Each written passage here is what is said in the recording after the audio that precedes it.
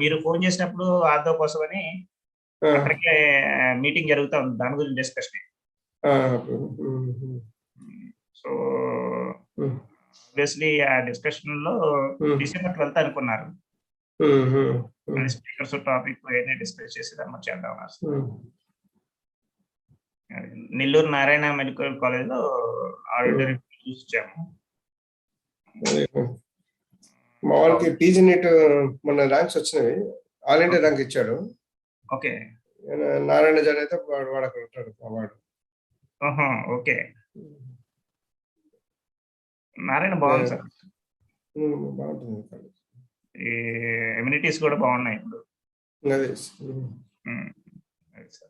Radiology వస్తే మన lucky వాడు అక్కడ. ఇప్పుడున్న కండిషన్ టాప్ లో ఉన్నట్టుంది.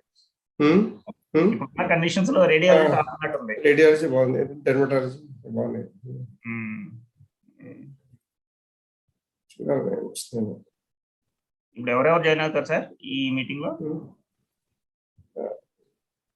వీళ్ళు డాక్టర్ శ్రీలక్ష్మి మేడం అని ఇక్కడ గాంధీలో హెచ్ఓడి. అవును, ఆ మేడం జాయిన్ అవుతారు. Okay okay.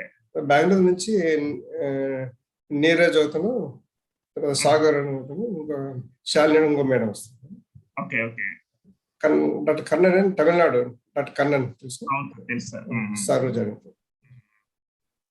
సో అయితే ఇప్పుడు బెంగళూరులో ఏమన్నా రిక్వైర్మెంట్ చెప్పండి, నేను బెంగళూరులోనే ఉన్నాను. సాటర్డే మళ్ళీ బయలుదేరుతాను ఇటు నుండి. అదే సార్. ఎప్పుడు వస్తున్నావు Hyderabad? Hyderabad Saturday night sir. మా జానిమే గారు బాగున్నా? జానిమే గారు బాగున్నారు? బాగానే ఉన్నా సార్. చాలా మాట్లాడలేదు, జస్ట్ హలో చెప్తాను, అది మాట్లాడలేదు చాలా. అదే వాళ్ళ పిల్లలు వాళ్ళ ఇద్దరు అబ్బాయిలు చూస్తుంటున్నారు కదా మెయిన్. అవును సార్, ఇప్పుడు జాయిన్ అంటే సార్ ఉంటారు, బట్ వాళ్ళకి యాడ్ ఆన్ అన్నమాట. ఇప్పుడు ముందు ముందు రావాలి కాబట్టి జావేద్ గారు అయితే ఆల్మోస్ట్ 3 years నుండి చూసుకుంటున్నారు. వాళ్ళ సెకండ్ సన్ కూడా లాస్ట్ 2 months నుండి జాయిన్ అయ్యారు. అబ్బాయి పేరు చిన్న రెండో అబ్బాయి పేరు జునైద్. సార్ ఆయన కూడా సిడ్నీలో చేసినట్టున్నాడు. ఎంబీఏ కదా? MBA sir. అంటే ఏంటి అనేది నేను డీప్గా వెళ్ళలేదు, ఇంట్రాక్ట్ అవ్వలేదు ఇంకా. సో నా ఆపరేషన్స్ వేరున్నాయి కదా అని జస్ట్ జావేద్ గారితో కోఆర్డినేట్ చేస్తా ఉంటాం ప్రస్తుతానికి.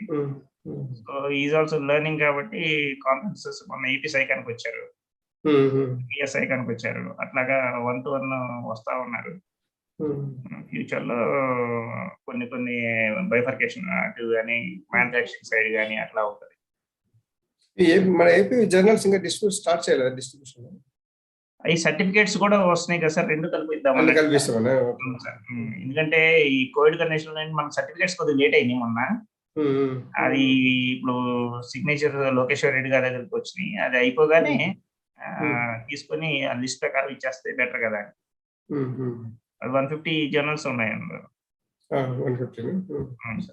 అయిపోతుంది సార్, అది జస్ట్ ఒకసారి ఒక వితిన్ 3-4 days లో కంప్లీట్ అయిపోతుంది, డిస్ట్రిబ్యూట్ అయిపోతుంది. ఐ మీన్ ప్రిపరేషన్ చేస్తే. ఓన్లీ థింగ్ ఏంటంటే గ్యాప్ ఉండకూడదు, ఒకసారి వెళ్తే బెటర్ కదా అని. అంతే సార్. ఏపీ శాఖ మెమెంటోస్ ఇంకా మీరు చూసే మెమెంటోస్? ఏపీ సైకిల్ మాది కాదు సార్, యాక్చువల్ గా అది సన్ వాళ్ళు. యాక్చువల్ మొత్తం మాదే అన్నాము, బట్ మధ్యలో గ్యాప్ ఎందుకో వచ్చింది. సో వాళ్ళు కొంత మేము కొంత అన్నారు, తర్వాత 10 కంపెనీలు దాకా వచ్చింది. సో లాస్ట్ మూమెంట్ లో యాడెడ్ అన్నారు సార్. ఇప్పుడు మళ్ళీ నెక్స్ట్ గుంటూరు అనుకుంటు కదా సార్. నెక్స్ట్ గుంటూరు చిన్నకాకని ఎన్ఆర్ఐ వస్తుందండి. Okay okay okay. NRI only mid terms ఏమి ఏపీ శాఖ తిరుపతి అనుకుంటా. తిరుపతి నాగేశ్వరరావు వాళ్ళు చేస్తారు. Okay okay okay okay. Tirupati వస్తుందా? తిరుపతి అనుకుంటా నెక్స్ట్. ఇప్పుడు వైజాగ్ నుండి తిరుపతి అవుతుందండి అది అనుకుంటాను.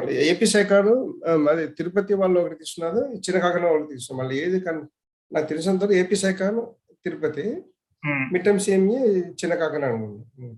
ఓకే, మిడ్ టర్మ్స్ కన్ఫర్మ్ చేసుకోవాలి అది. అదేనండి, ఎందుకంటే సంజయ్ గారు కదా ఇప్పుడు ప్రెసిడెంట్. అంటే వీళ్ళు సంజయ్ వాళ్ళు కాదు చేసేది, డాక్టర్ పనిభూషణ్ సార్ చేస్తారు. పనిభూషణ్ అయితే ఎన్ఆర్ఐ అవుతుంది సార్. ఎన్ఆర్ఐ అది వాళ్ళు ఎన్ఆర్ఐ అంటే చిన్నకాగడ ఎంత ఒకటే కదా, ఎన్ఆర్ఐ చిన్నకాగడ ఎన్ఆర్ఐ అదే. వాళ్ళు మిడ్ టర్మ్ సీఎం ఉంటాడు, మిడ్ టర్మ్ సీఎం తీసుకున్నారు ఉంటాడు. ఓకే, అయితే తిరుపతి నాగేశ్వరరావు గారు దాన్ని. Nageswararao. Okay okay okay. Tirupati చేయలేదు, లాంగ్ బ్యాక్ ఎప్పుడో చేశారు తిరుపతిలో. ఏపీ శాఖ ఎప్పుడు జరగలేదు మధ్య తిరుపతిలో. సంవత్సరం జరిగింది, 2 years సంవత్సరం 5 years అయిపోయాయి. 5 years అయిపోయింది. 2 years బ్యాక్ అంటే దీంట్లో 3 years అవుతుంది సార్. 3 years 4 years అయింది. తర్వాత తిరుపతి తర్వాత కూర్గ్ జరిగింది. కూర్గ్ తర్వాత మన దీని అంటారు హైదరాబాద్ రాజ్ డెక్కన్ లో జరిగింది. కూర్గ్ కంటే ముందు తమిళనాడు జరిగింది. ఎక్కడ హిల్ వయనాడు తర్వాత కేరళ సార్. అది దానికన్నా ముందు కదా సార్ అది. తిరుపతి తర్వాత అట్లా వయనాడు తర్వాత తిరుపతినా, ఆ తిరుపతి తర్వాత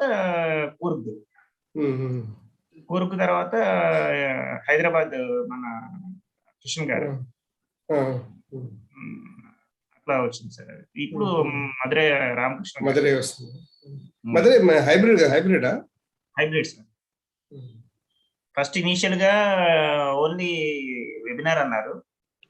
మొన్న టిఎస్ ఐకాన్ బాగా సక్సెస్ అయ్యేసరికి అరౌండ్ 200 డెలిగేట్స్ దాకా జాయిన్ అయ్యారు. సో అది మధురై పోయే వాళ్ళం, కానీ మా వాళ్ళకి పీజీ నెట్ ఉంటాయి. పీజీ అప్పుడే వెబ్ కౌన్సిల్ స్టార్ట్ అవుతుంది. వెబ్ కౌన్సిల్ అంతా స్టార్ట్ అవుతుంది. మళ్ళీ నెక్స్ట్ మంత్ మళ్ళీ ఎయిమ్స్ ఎగ్జామ్ వాళ్ళకి. ఓకే సార్ ఫోన్ చేశారు, చెప్పారు సార్ రామకృష్ణ సార్. రామకృష్ణ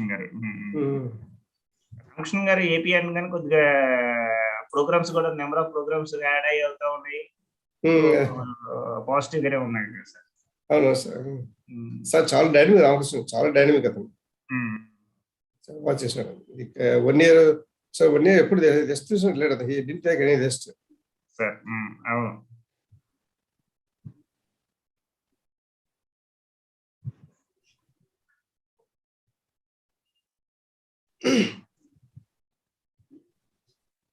శాలిని గారు జాయిన్ అయ్యారండి. Hello Sagar. Hello, good evening Shalini గారు. Good evening sir. This is ఇది కరెక్ట్ లింక్ ఏనా సార్? ఇది ఈ link yes same link. Okay. Sagar రాలేదు ఇంకా. సాగర్ నాకు టెక్స్ట్ వాట్సాప్ చేస్తున్నాడు గ్రూప్ లో. ఐ జస్ట్ కన్ఫర్మ్ సార్ ఒకసారి. మేడం ఇప్పుడు జాయిన్ అయితే విత్ ఇన్ 2 minutes జాయిన్ అవుతామని చెప్పారు. శ్రీలక్ష్మి గారండి. ఓకే.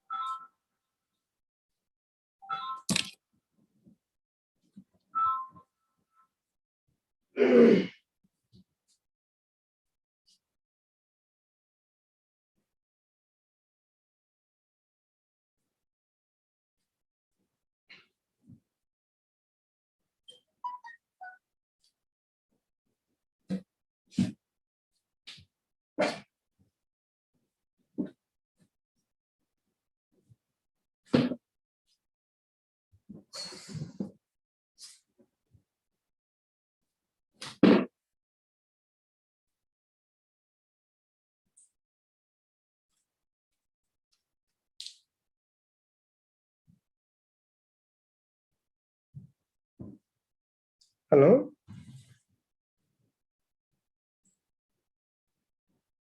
శాలిని గారు. సార్ చెప్పండి సార్. ఈరోజు ఎలా కంప్లీట్ చేసేయాలని నేను ఇంకా మధ్య మధ్య ఇంటరప్షన్ వస్తే ఒక 40 minutes అట్లా తీసుకుంటాం మనము. మధ్య మధ్య ఇంటరప్షన్ వస్తుంది ఊరికి, అందుకని ఇంకా వీళ్ళ పేషెంట్ వాళ్ళు అడిగాను ఇమ్మని. మళ్ళీ టైం లేదు. మీరు ఎక్కువ మనం చేసేంత టెక్నికల్ ప్రాబ్లమ్స్ ఎక్కువ వస్తున్నాయి, అవన్నీ వీళ్ళు చూస్తుంటారు. మనం చేసినట్టు టెక్నికల్ ప్రాబ్లమ్స్ వస్తాయి, టెక్నికల్ ప్రాబ్లమ్స్ వస్తున్నాయి కదా. అవును సార్, వీళ్ళకి చెప్తే I mean, it's a good thought, sir. 3 hours అనేది it is a good time discuss చేయడానికి అన్ని ఇంటరప్షన్ లేకుండా. అయితే ఈరోజు 11:30 అయినా కావచ్చు, ఈజీగా మనం 11:30 అవుతుంది. ఫండింగ్ పార్ట్ అది బాగా టైం పడుతుంది చేయడానికి, లాస్ట్ లో funding part. Sir ICMR the Neeraj forward చేస్తున్నాను, మీరు చూసారా? చూస్తా, ఎన్ని పేజెస్ చదవాలి కదా. లాస్ట్ ఒక్కటి సరిపోద్ది అనుకుంటాను సార్, ఒక టేబుల్ లాగా ఉంది కదా లాస్ట్ లోనా? ఓకే, లాస్ట్ లో అది సరిపోద్ది అనుకుంటాను. అంత డీటెయిల్డ్ గా అవసరం లేదు. బడ్జెట్ అవుట్లైన్ అని ఐసీఎంఆర్ సెలెక్ట్ అయితే అప్పుడు చదవాల్సి వస్తుంది అండి. ఇంకా ఐసీఎంఆర్ సెలెక్ట్ అయితే చూసుకోండి. ఐసీఎంఆర్ చాలా ప్రాబ్లమ్స్ ఉండేదంటే, ఇది వెరీ లెంతీ ప్రాసెస్. మనం సెలెక్ట్ అయిన తర్వాత కూడా చాలా లెంతీ ప్రాసెస్ అప్లై చేయడానికి. సో మెనీ థింగ్స్ అండి. ఓకే, ఎథికల్ ఇష్యూస్ చూసుకోండి. ఒకవేళ సెలెక్ట్ అయితే మనము ఈ టెస్ట్లు ఇక్కడ హుబ్లీలో చేద్దాం. గాంధీలో ఉందన్నారు మేడం, గాంధీలో. అవును సార్, ఇక్కడ చేయాలి మన టెస్ట్ లో ఉంది. మనం అక్కడ జెనెటిక్ సెంటర్ అక్కడ ఉంది అని చెప్పారు సార్. సో హుబ్లీలో మోస్ట్ ప్రాబబ్లీ హుబ్లీ కాదు, గాంధీలోనే. హుబ్లీ ఉంది కదా, హుబ్లీ సాగర్ ఉండే హాస్పిటల్లో సార్. బట్ అన్ని పాలిమార్ఫిజమ్స్ అవి చేస్తున్నారు. మన సౌజన్య కాన్ఫరెన్స్ లో చూపించారు, మొత్తం చూపించారు వాళ్ళు. పాలిమార్ఫిజం టాపిక్ ఉండింది. Okay, they demonstrate everything. They have shown the whole of their center మొత్తం చూపించారు అంతే. Okay, good evening doctor Srilakshmi గారు. Good evening sir. అదే ఈ రోజు ఇంకా మనం ఎలాగైనా కంప్లీట్ చేయాలి. మనం ఈ రోజు రేపు కొద్దిగా స్లైడ్స్ ప్రిపేర్ చేసుకునే టైం ఉంటుంది మనకు. సాగర్ వస్తే స్టార్ట్ చేసి నీరజ్ వస్తారు. నీరజ్ కూడా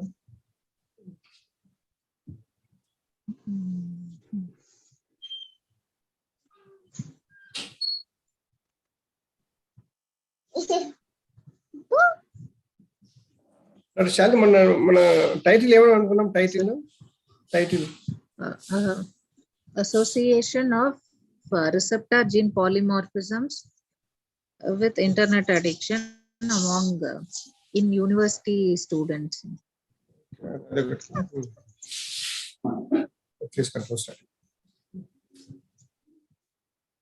ఆబ్జెక్టివ్స్ ఆబ్జెక్టివ్స్ ఆ రోజు స్లైడ్ ఆబ్జెక్టివ్స్ అయ్యింది sir. Research question and objectives complete చేసాం అనుకుంటాను ఆ రోజు.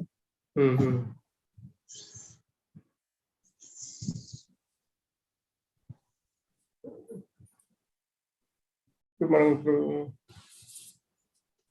ఏమేమి డిస్కస్ చేయాలి ఈ రోజు? మెథడాలజీ, స్లైడ్ అన్ని డిస్కస్ చేయాలి సార్.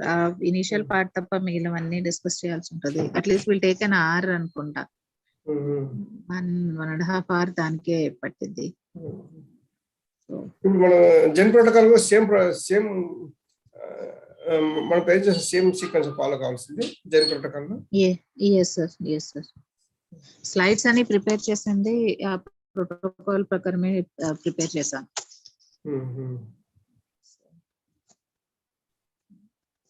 నేను ఒకసారి సాగర్ కాల్ చేస్తాను సార్.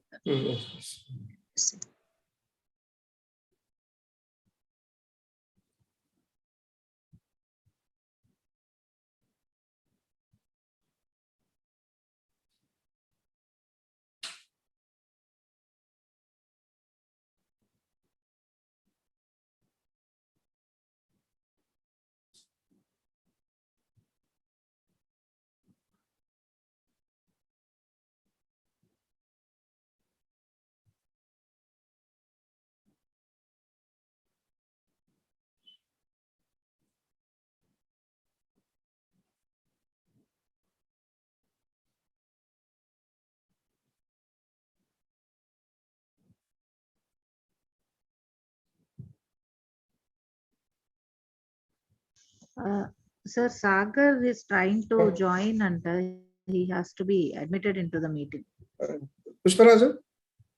పుష్పరాజు సార్ దాన్ని అడ్మిట్ ఏం చేసే అవసరం లేదు సార్, డైరెక్ట్ గా జాయిన్ అయిపోతే అయిపోతారు అంతే. అదే వాళ్ళు అంతే జాయిన్ కావచ్చు వాళ్ళు. జస్ట్ పాస్వర్డ్ కొట్టేయాలి అంతే. I was able to join with That's what it's so simple. When you can join, you can also be able to join. That's what I'll just check with him. Okay. Yeah.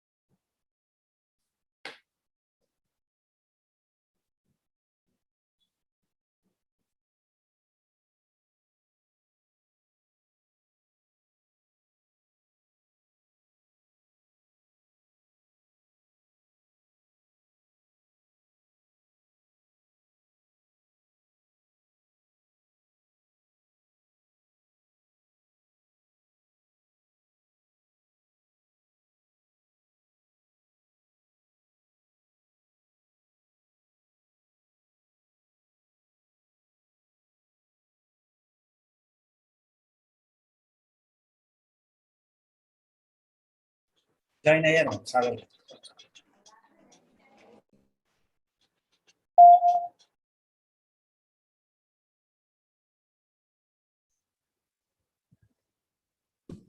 Sagar, hello.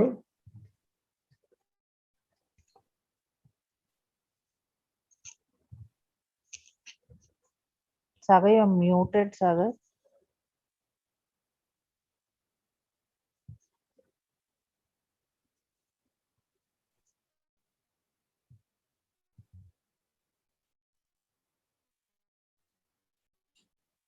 Neeraj 10 minutes join అవుతా అన్నాడు Neeraj. Hello. Hello. Okay, Sagar. Yes, sir. Good evening. Good evening. Good evening. Yeah. And Neeraj says that he will join within 10 minutes. Can we start? Yes, sir. Yes, sir. Can we start the meeting? Sagar will just run through the slides that we have modified, Sagar. Oh, yes, ma'am. I'll share them, ma'am. But meantime, we need to be well versed with the ethics involved in this genetic studies, ma'am. So I had posted that ICMR. I was going through that, Sagar, the document. I saw that it was very helpful. Yes, ma'am. So we need to put that somewhere in our slides. Yes, in that ethical issues only. Dr. Shalini, Dr. Kannan also said that he will join. Dr. Kannan. Sir?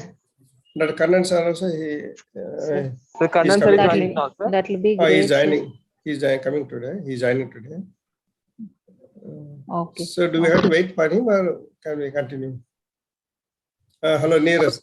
We can make the modifications. We can make the modifications. Once sir comes, we can take his inputs and proceed. Okay. So good evening, everybody. Good evening. Sagar, you can share that PPT. Yes, sir. Yes, sir. 1 second.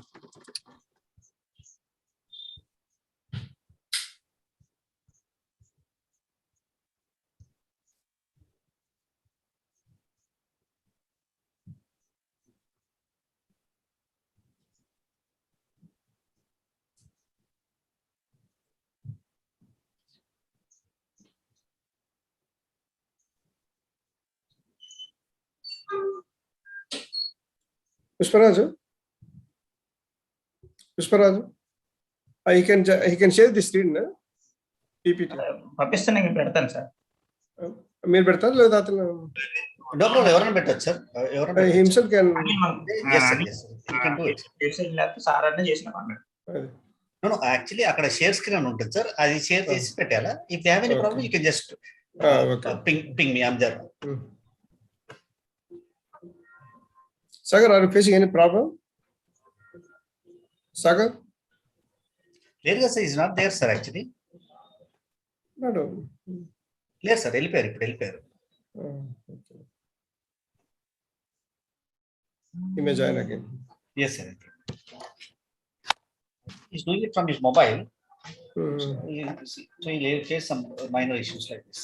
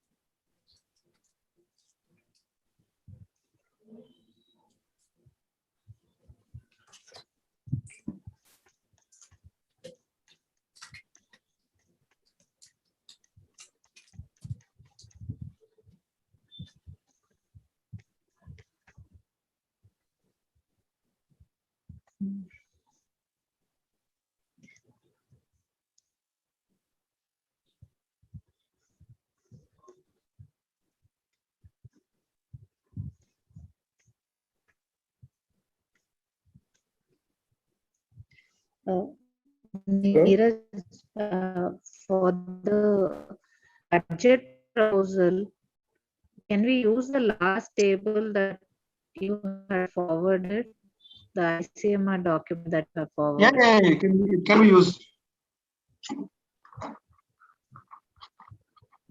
Your voice is breaking. I'm not able. Which table, Shalini? Which table you are saying? The last page, huh? In which page? The last one, sir. In the last. Sir, I had sent that ICMR PDF, no, sir. In that one. So that will be enough, no? Yeah, I think so. That is the model followed by ICMR. Okay. No, Dr. Dennis also suggested the same thing. Oh, okay.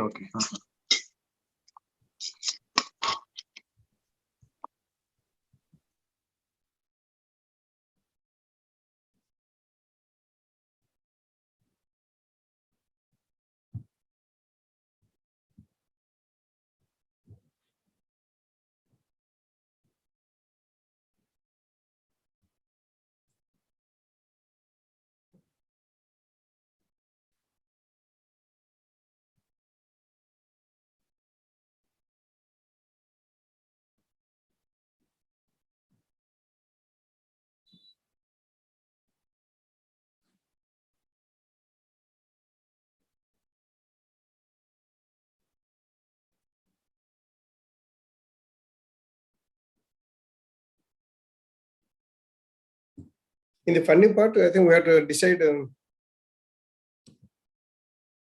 the funding part, I think we have to decide how many clinical psychologists we have to appoint, how much we have to pay for them.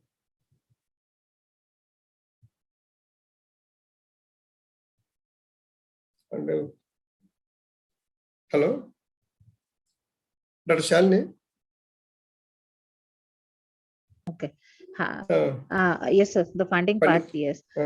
And we need to decide on the duration of the study first. Initially, we have just put it at 6 months. Maybe we tabs might also. have Provide to tabs extend also the for time them. period. We have to provide tabs also for all. Yes, sir, all of for them. the day. Data entry and all. Yes.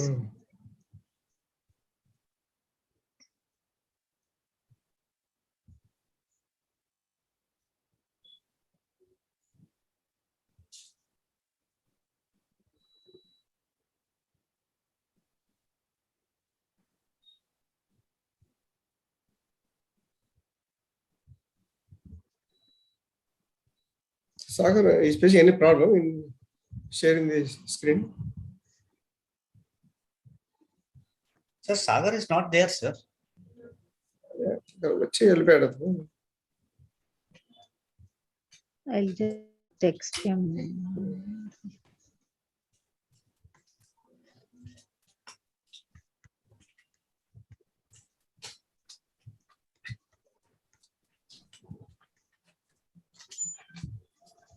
Anil గారు ఇందాక నీరజ్ రాజ్ గారు login ఉంది కదా, ఉన్నాడు, అతను ఉన్నాడు, line ఉన్నాడు, లేదా లైన్ లో ఉన్నాడు. Yeah, I'm there. I'm just having food, so that's a video I have switched off. Yeah, okay.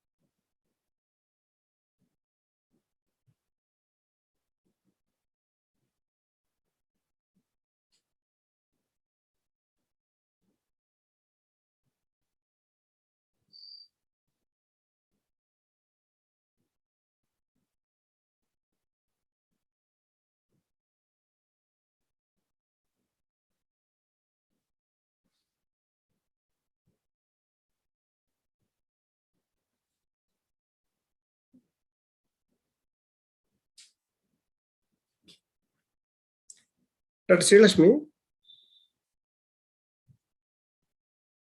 గారు,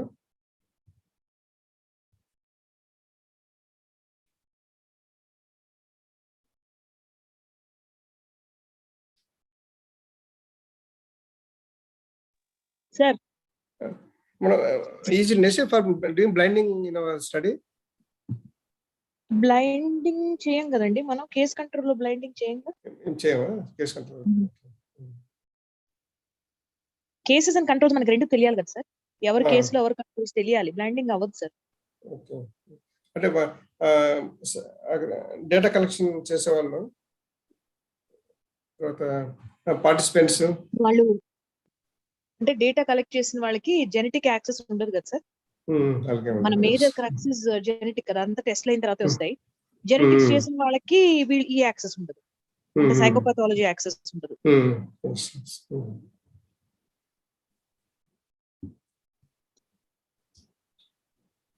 సో టెస్ట్ మళ్ళీ గాంధీలో చేయడానికి గాంధీలో అవుతుంది సార్, గాంధీలో అవుతున్నాయి అన్ని జెనెటిక్ టెస్ట్. ప్రాబ్లం ఏంటంటే నాకు ఈ నెల లోపు ప్రమోషన్ రావచ్చు, they will send me out of Gandhi. అది నేను అది టెన్షన్ పడుతున్నాను. మనం ఒక ప్రోటోకాల్ అయినా పెట్టి ఉంచిస్తే కో ఇన్వెస్టిగేటివ్ తీసుకొని వాళ్ళైనా స్టడీ కంటిన్యూ చేయొచ్చు. సో ఎక్కడ ట్రాన్స్ఫర్ అవ్వచ్చు మీకు వస్తే? ఏమో సార్, అవన్నీ కొత్త కాలేజెస్ తీసారు కదా, అక్కడెక్కడో పెట్టారు. వనపర్తి, నగర్ కర్నూలు, మన సంగారెడ్డి.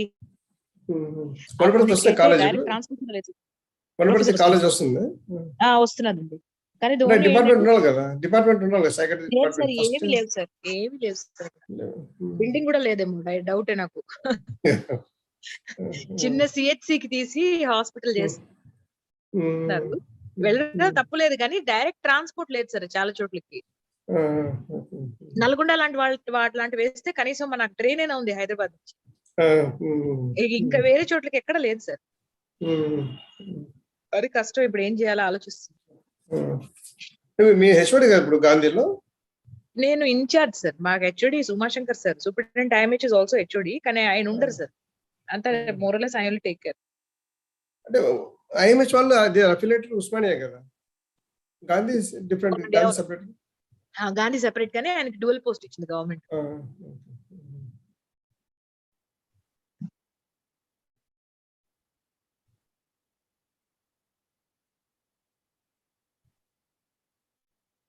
పేమెంట్ అడిగాను మీరు ఫర్ ఈ sample how much they will charge? ఏదండి అది? కిట్సా జెనెటిక్ టెస్ట్ కోసం RT-PCR చేస్తారు. 100 శాంపుల్ ఒక పాలిమార్ఫిజం అప్పుడు అడిగాను సార్. అప్పుడు వాళ్ళు 2 to 3 lakhs అన్నారు. అంటే నాకు ఇంకొంచెం క్లారిటీ వస్తే వెళ్ళి అడుగుదామని. నంబర్ అన్ని ఉన్నాయి, తీసుకున్నాను concern person the.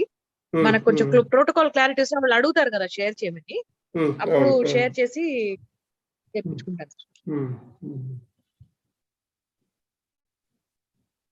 Sagar is very good. Heavy rains here, ma'am. There was power cut. I had gone to put on the generator and close the windows. Suddenly it started pouring.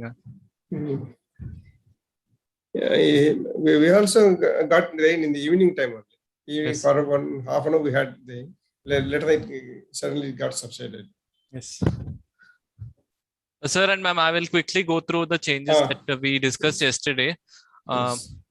So one is regarding the title. Title is Association of Receptor Gene Polymorphism. This is just word gene, that's all. Sir, can you put it full screen, sir? Okay.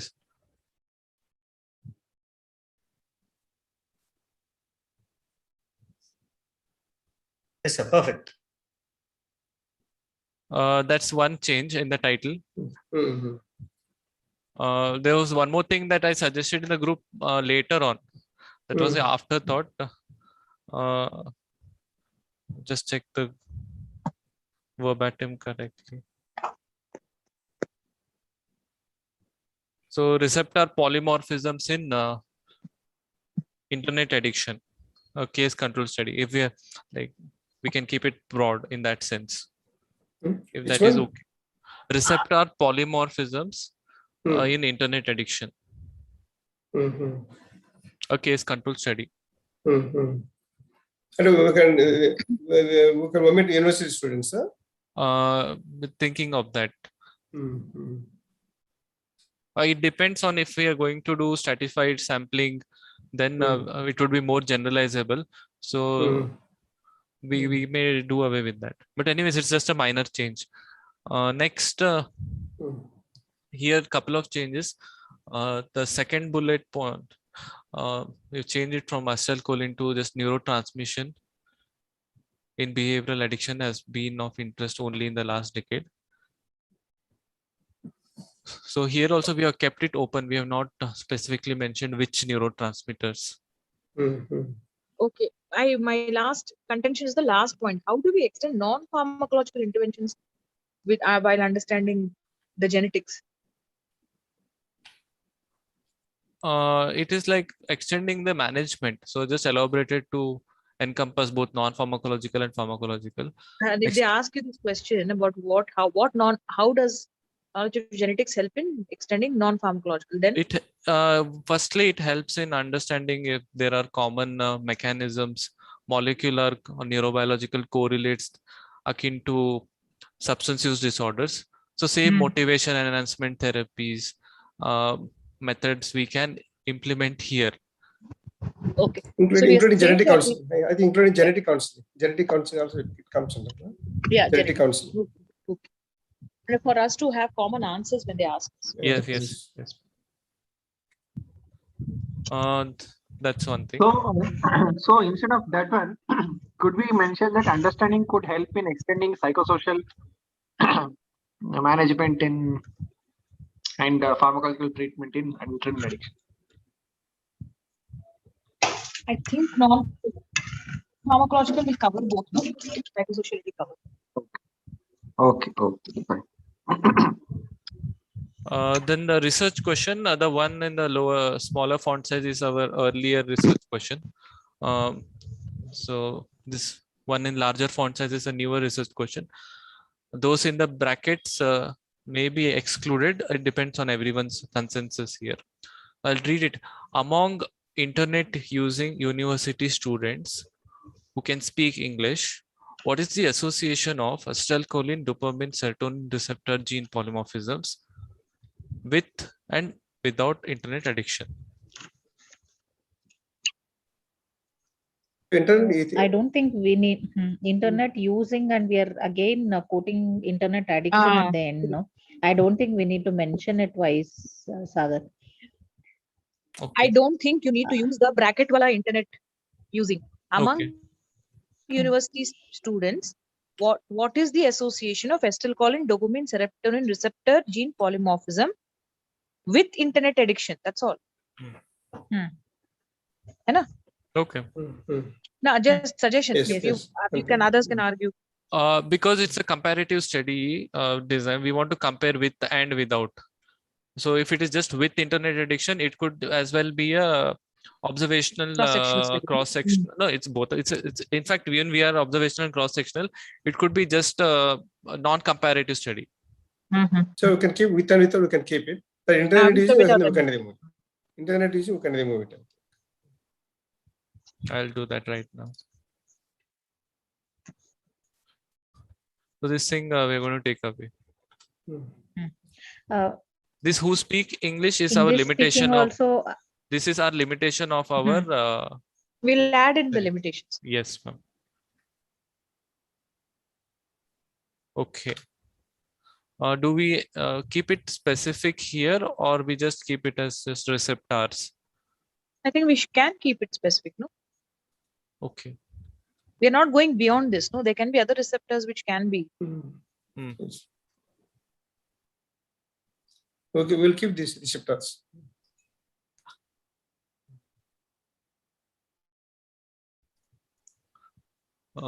Just a note here, along with dopamine, the COMT enzyme polymorphisms are commonly looked together. So if we have someone well versed with genetic studies, like one of the judges or so, that question could come. Like it's not just the receptor, even the way it is metabolized, the variants of the enzyme that destroy these neurotransmitters and terminate the action. So we'll answer it there, right? Yes, I mean that we need to be aware that we are going to include a COMT receptor polymorphisms as well, or not, because dopamine and COMT are done together. Together in a sense, they're studied together. So it is understood. Yeah. So when asked, we'll elaborate there. But the research question, do we need to be so specific? Okay. No, I don't think so, ma'am. It can still be much more open. I'm okay with not adding these receptors here. Specific receptors. So you think that we need not mention these receptors, Saga? I think we can. Research question can be a little broad. I mean, we can include all these details, Saga. Nowhere else we'll have these things other than the genetic. We'll have it in the objectives. Oh, it's okay. Otherwise, it'll be the same as the title, no? The research question. If you take off that. But that shouldn't be a concern. In research question, in title, we are going to include study design. Okay. But if you're writing anything in because if the principles of writing title and principles of writing a research question are both in Picot format, so it's going to be similar, like by design. That should not be a concern. Okay. So we have to mention the population involved, what we are studying, the population, the type of thing that we are studying, and the study design. They both come either ways. But here in research question, we don't mention the study design. We want to say we want to compare it here. And to answer this question, we are going to use a comparative study design. Okay. Dr. Sagar, one more thing. This format that is going on, no, that is Zen protocol. I missed all the Zen protocols, sir. I'm not the right person to respond to this. I think the slides order is nothing the Zen protocol. Okay, okay. I think Because Shalini ma'am can tell about it. Because otherwise we always used to Yeah. directly rational have the study, like which is the need for the study, intro, then directly go to objectives and. Yeah, my attendance is same as you, the- Neeraj, sir. I missed the same session yeah. that you have missed. In the main group, they This kept is Gen what, protocol. In the was main group WhatsApp, they kept in Gen protocol how we can present it. Main group. Or is it like a hypothesis? The hypothesis is that there is a significant association and acetylcholine and all those things, and we are proving it right or wrong. Yes, ma'am, Shalini ma'am. no, this was what was suggested by Dr. Dennis. Like these were the slides he had in So this order. it does that mean all groups will be presenting in these slide order, Yes. or is it just Yes. a suggestion only to our group? No, everyone. Okay. Everyone. This was not specifically suggested to us. Okay. The earlier presentation that Dr. Dennis had included all this in his presentation.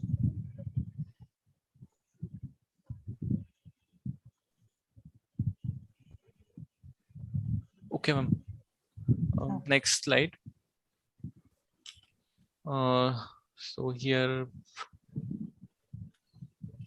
this is a slide that has a lot of changes. So we have included secondary objectives here. I think primary objectives is it remains the same. Along with acetylcholine, we added 2 more receptors. That's all. In the secondary objectives, this is where everyone should come up with their opinions. I need the notes below the. So do we include these 3 receptor polymorphisms as co-primary or together as a primary objective? What would be the difference in terms of our study? No, it wouldn't make any difference in terms of the study, as far as I understand. But in some outcome studies and some studies that Dennis sir has himself published, so he had co-primary outcomes. So I don't know if this sentence actually conveys could someone misunderstand that we are comparing the strength of association between acetylcholine, and dopamine as pairwise, acetylcholine and serotonin, dopamine and serotonin? Does it? If we try to misunderstand it, can anyone make a case? I think this is we don't have any problem with this sentence. To determine the strength of association of acetylcholine, dopamine, and serotonin receptor polymorphism with internal addiction among medical students. We are doing now all students, medical. University students, Sagar, all who want to university. This is university. Yes. Yeah. So if we want to say, if supposing it would have been understood as you're comparing each, wouldn't the sentence then would have been to compare the strength of association of acetylcholine, dopamine, and serotonin with internet addiction, isn't it? So determine, I think, conveys what we want to say. Yes, that's it. In conclusion, in discussion part, results and discussion will explain in detail our results and everything. So now we need not change anything in this primary objective, I think so. Yeah. Okay. So what I am saying could come like it would be like point 1A, 1B, 1C. So 1A is acetylcholine and internet addiction. Dopamine 2A is 1B would be dopamine and internet addiction. 1C would be serotonin and internet addiction. Okay, you can write in that aspect. Like example. Yeah.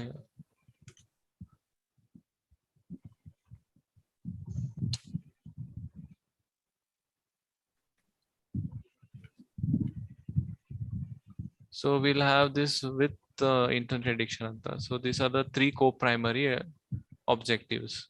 Yes. Okay. The objectives it's not going to make any difference in the way study is going to be done. So it's just stating it as co-primary, or would it be miscommunicating? I don't think I mean, Sagar, I don't think there will be any confusion if they ask, we can tell them. This will raise a lot of questions is what I'm asking, because we are not co-primary objectives. Where do you use, in which studies do you use, why do you use it? So it will draw more attention is what I feel. Okay, ma'am. So if they ask us whether you're comparing between, you're saying whether you're comparing acetylcholine and dopamine, like that, no? Yes, ma'am. So if they ask, we'll tell them. I think using the terms, if we are not familiar with that and if we don't know the background, then we'll be in trouble is what I feel. Okay, ma'am. Sagar, as you said, in the objective part, we are mentioning all these receptors. So in research question, we can say only receptor polymorphisms. We need not mention all these three because it becomes a repetitive, repetition. So in research question, we will say only receptor polymorphisms. Okay, sir.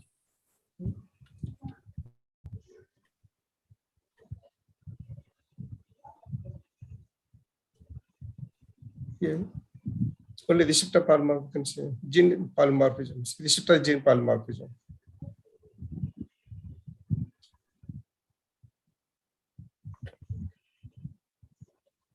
Neurotransmitter receptor gene molecule. Yes.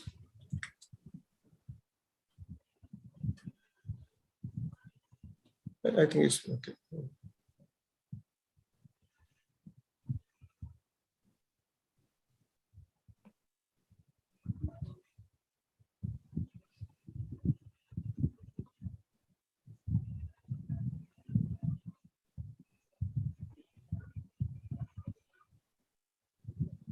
Shall we move on, sir?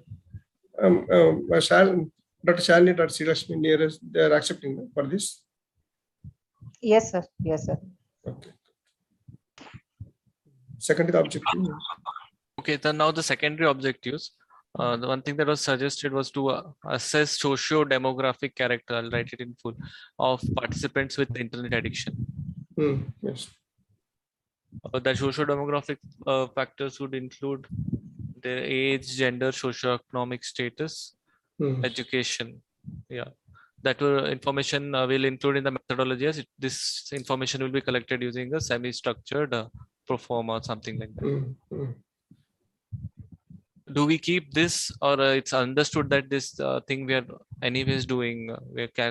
We need the characteristics of the participants. And that is well understood. We can keep up. We can remove it also. I think so. Okay, we'll keep it. I would go for keeping it. Yes. Then the next objective is the psychosocial profile. So to determine the psychiatric morbidity among participants with and without internet addiction. Other behavioral addictions as well. Ma'am, we couldn't hear you, ma'am. See, it should include other behavioral addictions, drug addictions and all, right? Yes, ma'am. Other psychiatric comorbidity would be any substance disorders, other behavioral addictions, as well as severe mental disorders. Like we'll use a mini for assessing this.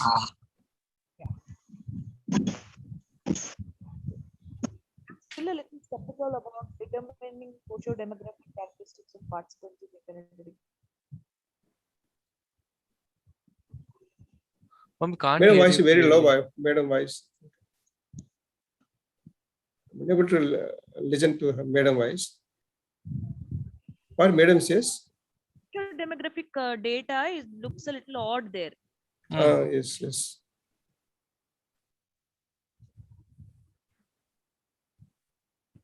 The other words could be psychosocial profile. Psychosocial variables. We can say psychosocial variables.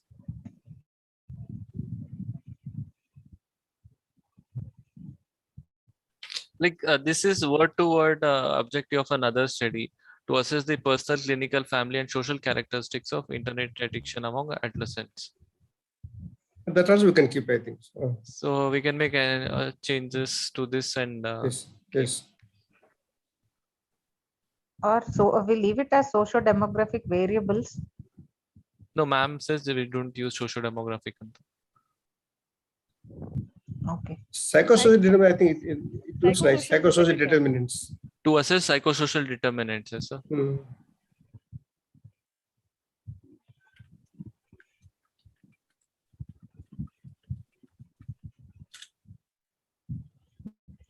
So when you say psychosocial determinants, what are the psychological determinants we are looking at? We need to be a little clear on that. No, it does not always need to break it up into its component words and go into depth. If they ask us what, no, if they ask us, we should have an answer on that. In the previous study, there are 3 or 4 traits they mentioned. I don't remember exactly. One is so if, passive avoidant personality. One avoidant personality. And 2 or 3 they mentioned. No, sir. Why I'm asking is we need to in our method for the data collection. What are we using to capture this kind of data? Yes. See, I shared an article today on WhatsApp. There are 2 scales they have used. Like apart from internet addiction test scale, they have used Duke's health profile. That is physical and physical health and the psychological health, no? It's a functional health status. So it is appropriate for both patient and non-patient adult population.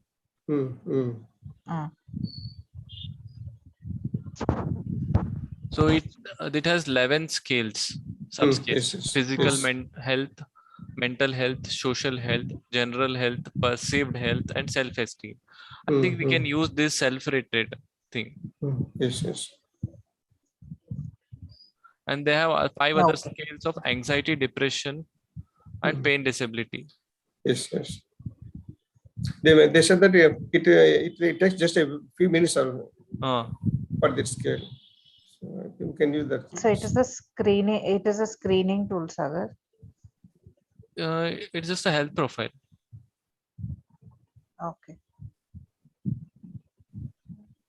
No, I have not had much time to look into the depth of the scale and all, but it has been used in Indian context. It's called Duke health profile. Okay, I'll just check. You continue. I'll just check it.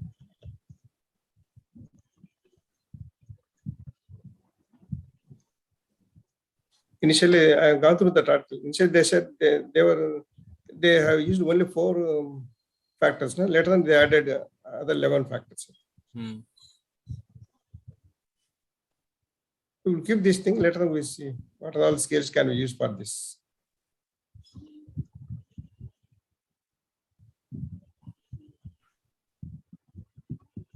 Similar to general health questionnaire? No, sir.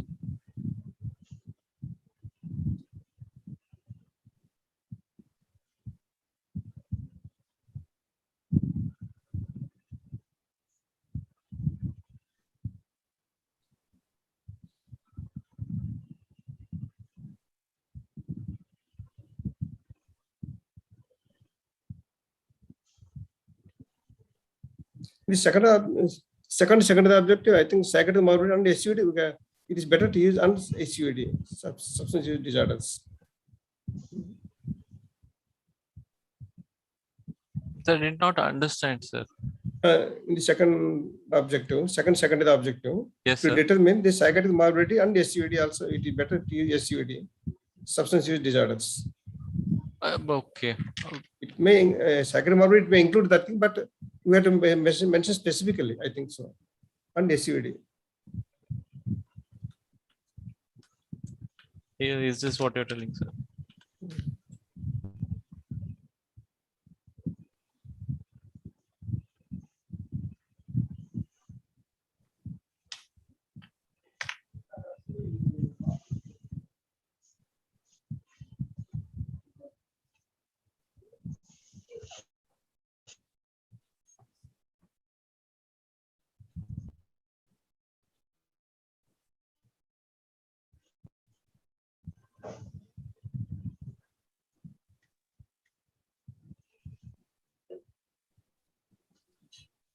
Do we need to change the secondary objective here?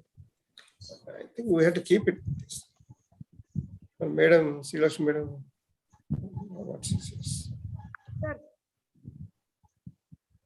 Hello substance use దీంట్లోకి వస్తుందండి, psychiatric మార్బిడిటీకి వస్తుంది కదా. ఏమన్నారు? Substance use comes generally in psychiatric morbidity కదా. వస్తుందిగా, but specific better అనిపిస్తుంది నాకు. Including substance use అని పెడదాం. ఇంక్లూడింగ్ పెట్టుకోవచ్చు, including SUD. Yes. We can use that. We can add that word, including.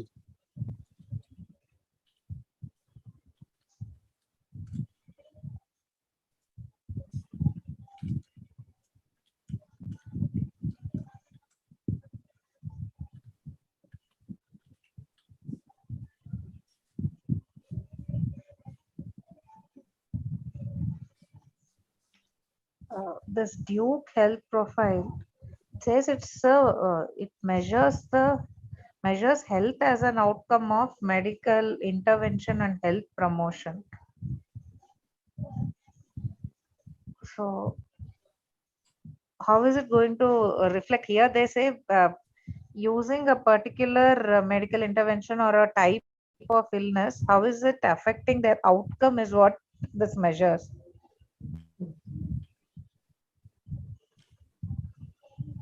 Did you just read the article that's been shared on the group?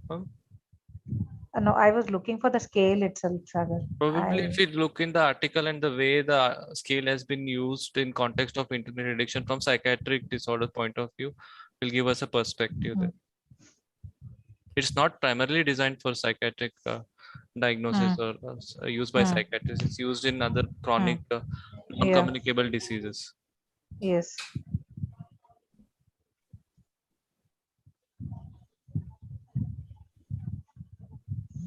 So what are we looking at? What are the psychological variables? Okay, I'll go through that because we have very limited time. No, we might not have time to go through all those things. No, at least those things that are shared in the group, maybe we can go through those things rather than doing literature review now. Documents and all, there are lengthy documents. Okay, fine. So, but we will hold on this. We will not use any scale as of now. If they will look into it, Sagar. I'm totally okay if you don't include any of the secondary objectives. It was primarily just a genetic study, a simple.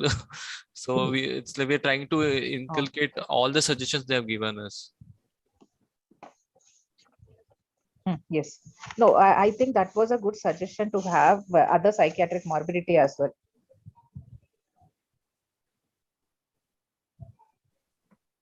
The socio-demographic, I think Dr. Khanna also may join.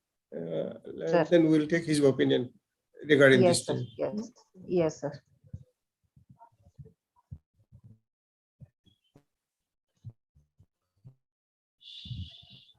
Demographic data details and all. Usually in the I've seen only in few studies that they will mention in secondary objectives. Otherwise, usually they would represent that in a table in the study and mention in the results. That's all. Yes, sir. It's understood. We are going to give the characteristics of the cases and controls. So it goes unsaid that we are going to. The relevance is only to.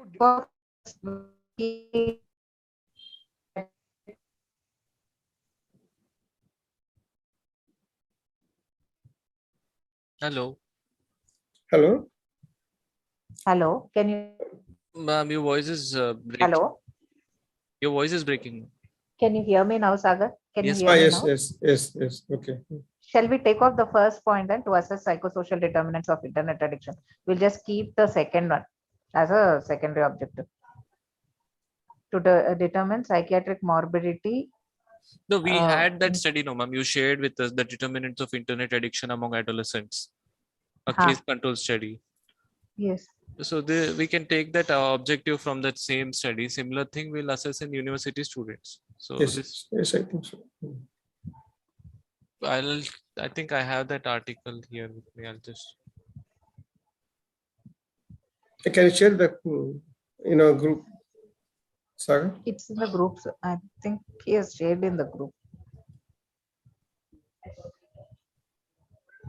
I'll share it here only, sir. Just a second. Okay.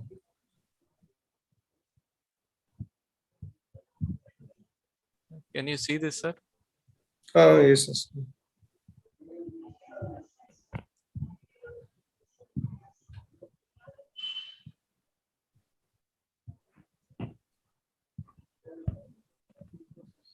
So I'll take you to the objectives here.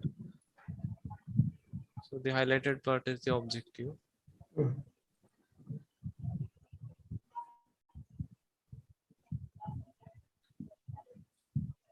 In this study, what scale they have taken in this study? Scale.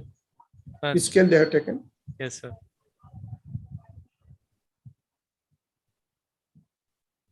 So they have used interviews by psychiatrists and clinical psychologists.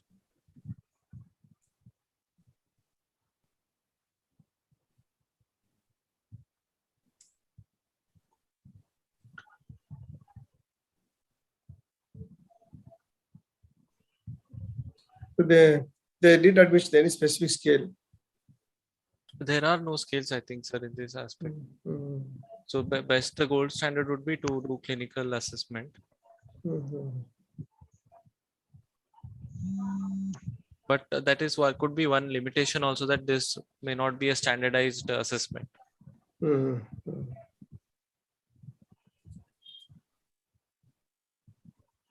are the results of this study? Results.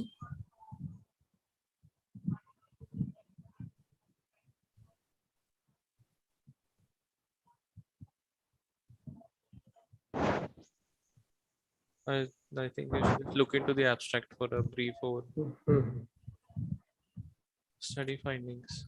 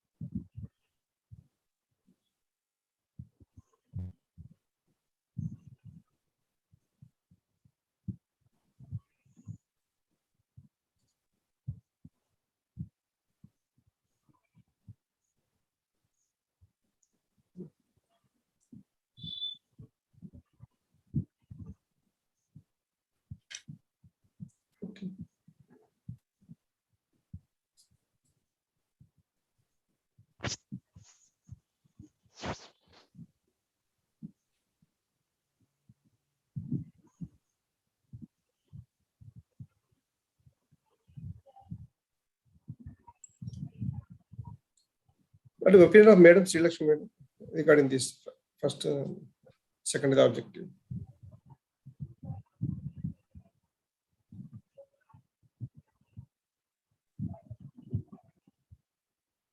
Hello.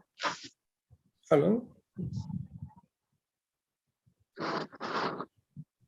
My question is, by scale of psychosocial correlates? Can't hear you, ma'am. Why do we need a scale for? I don't know what is wrong. Shall I leave and rejoin? I'll just leave and rejoin. Your volume is a little lower, ma'am. No, there is some disturbance. I also logged out and then logged in. I'll ask Pushparaja. Pushparaja. Pushparaja. Network connectivity అక్కడ week ఉంటే కొద్దిగా cracking వస్తుంది sir, voice cracking అక్కడ సరే లేదు కదా అక్కడ. Because climatic కూడా probably that might be the problem. అంటే మీకు నాకు క్లారిటీ ఉంది. ఇక్కడ బాగుంది. అక్కడ క్లైమేట్ బాగాలేదు, వెదర్ బాగాలేదు. Is my voice clear better now? Now it is clear. Yes, Oh, it's clear now. Amazing. Very clear. No, what I'm saying is, why do we need a scale at all for the psychosocial correlates? Normally, in all our thesis also, we simply say it's a semi-structured questionnaire and include whatever we want in that, no? Yes, ma'am. And anyway, we're doing a mini. We are doing a including most cases is going to become very difficult. Mini itself takes about 1.5 hours. Yes.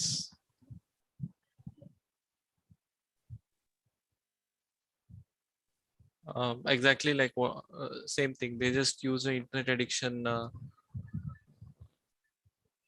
test. Other things they've collected as they wish, using a self-reported question. It's a sure.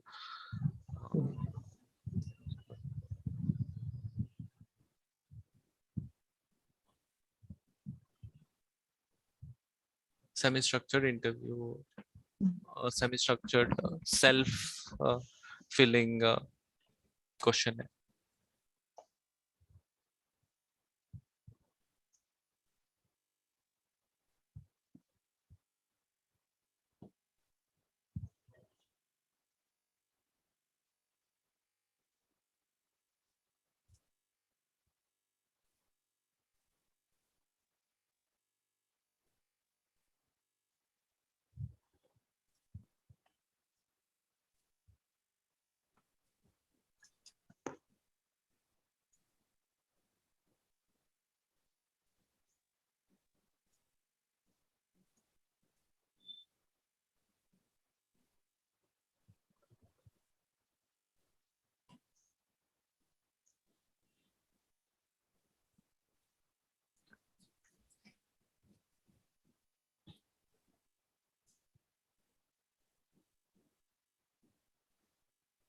Are we still connected? Hello? Yes. So we can go ahead. No?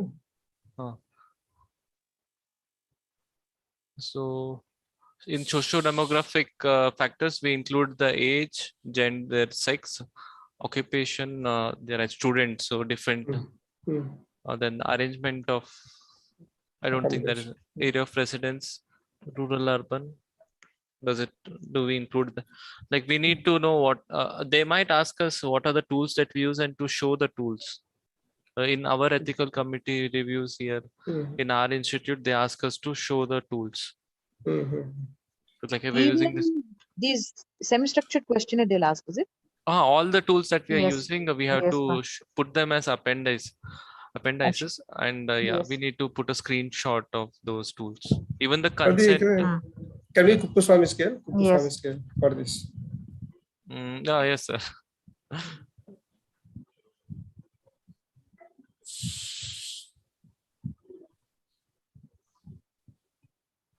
I think we might get question on these because there will be some people who are uninformed about the diagnosis. So the diagnosis would be based on the time spent or the frequency of use. So we should be able to answer those questions or the purpose. They may say if this IT professional, they may be using internet most of the time. So would that amount? So some common question. Yes.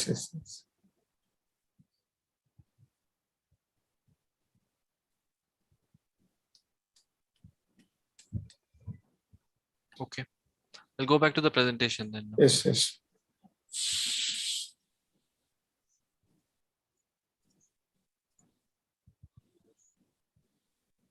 In ICD-11, I think they are including this term, right? ICD-11. What's ICD-11? ICD-11. Yes. They are including this internet addiction. This specific form of internet addiction, internet gaming disorder.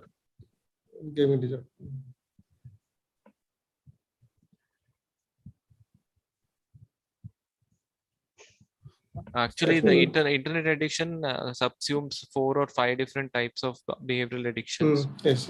Which depend on the access to internet.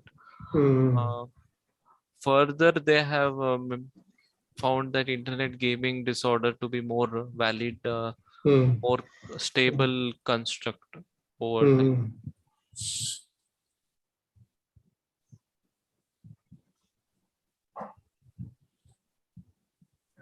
Can we go for next slide? Yes. So what do we do with this to assess psychosocial determinants? So we think we will keep it. We'll keep it. Okay, sir. Okay, next methods. What are the 5 medical colleges? I'm not a permanent employee in my institute, so it's unlikely that the funds will be given in my name. So one of the senior faculty here in our group probably is who are like permanent employees in their institute. No, the other question is, ICMR is going to fund. Yeah, they will fund those only permanent employees. The other thing is, do we take a co-investigator from each institute? Yeah. There will be. We need to include those scientists. We need to include those psychologists. Really, people who we are paying them for it. No, why will they be included as authors?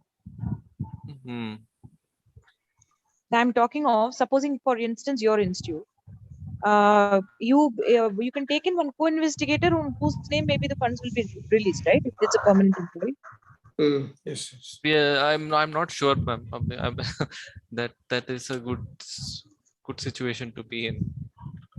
That is from my point of view. No, for tomorrow's presentation, is that mandatory? Like who is permanent employee now? For tomorrow, then it's not necessary now. Tomorrow presentation. We can say that I am permanent employee. They won't know, correct? Yes. So there are 5 medical colleges, one from each South Indian state. We are looking at university students, no? All the other colleges also. Yeah. No, but study setting as in, earlier it was simpler. Now, would it be representative of each state? Are we trying to convey that?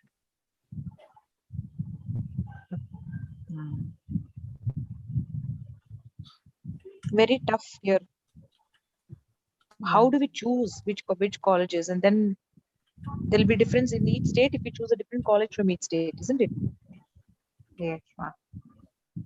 And probably it will differ from streams also. Computer science background. Yes. In each state, we can select one medical college, one non-medical college. I thought in that line. Oh, engineering versus medical, we can. Engineering versus medical college. No, here comes this sampling. Or we can identify these universities where there'll be allied arts and science groups will be there, engineering will be there. If you can identify 3 universities. Such universities very less. Such universities very less, I think.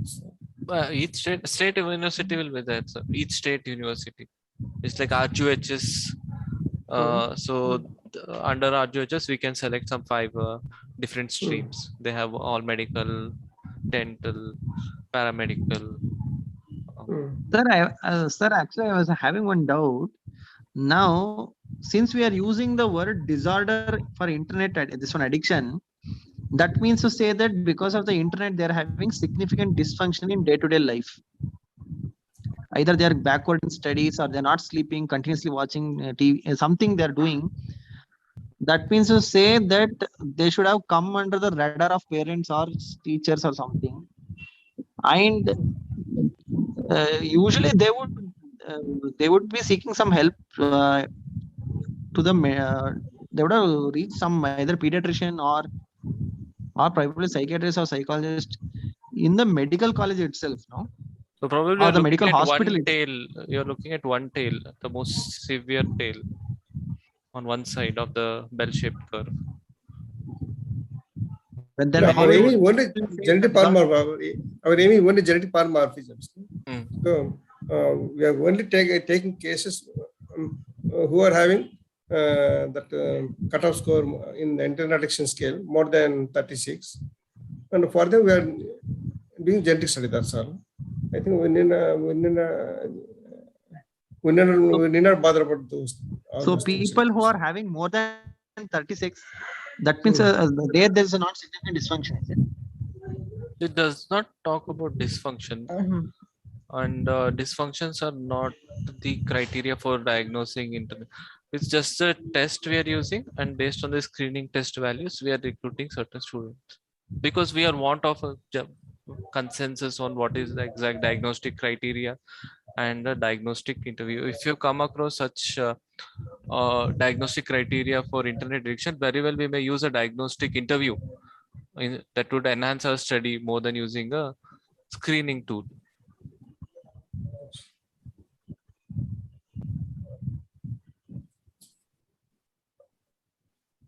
We are collecting sample from general population, not the hospital patients are not. That question may not rise, I think so. The question comes about the caseness. So how we define a case and how we going to diagnose the case. So unlike other disorders where there is a clear-cut diagnostic criteria and diagnostic interviews, so this is something novel and it is emerging. So Yes, right now we don't have a consensus there.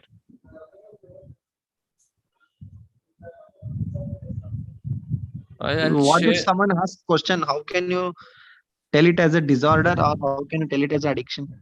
How to defend? That's not we are not answering that question by this study. So we are just seeing the internet usage pattern. No, we are seeing those items, 20 items in Young's internet addiction test. And if someone scores more than our predetermined cutoff, we are going to do a genetic test and we are going to see polymorphism in them and compare it with those who don't score that much on the same test. We are doing some comorbidities also. Do they have any comorbidities? So that all these things will have addiction. No, that Young internet addiction scale. Does he give anything on internet addiction?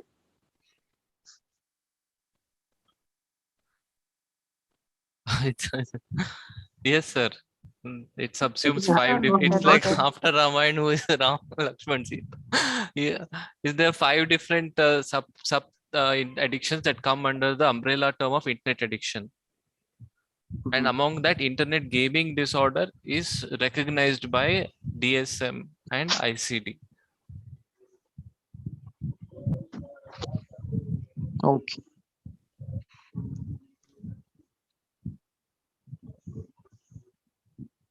There is a diagnostic interview for internet addiction.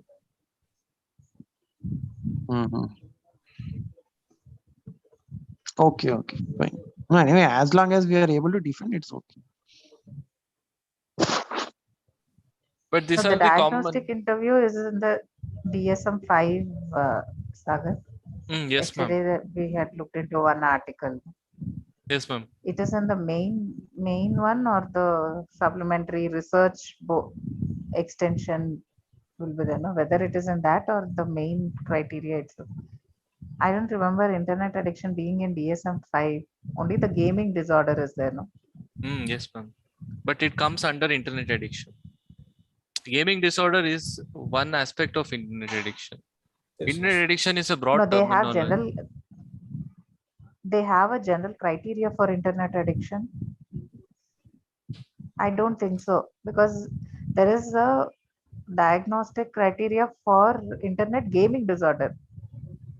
There is no general criteria for internet addiction, I guess, as far as I remember.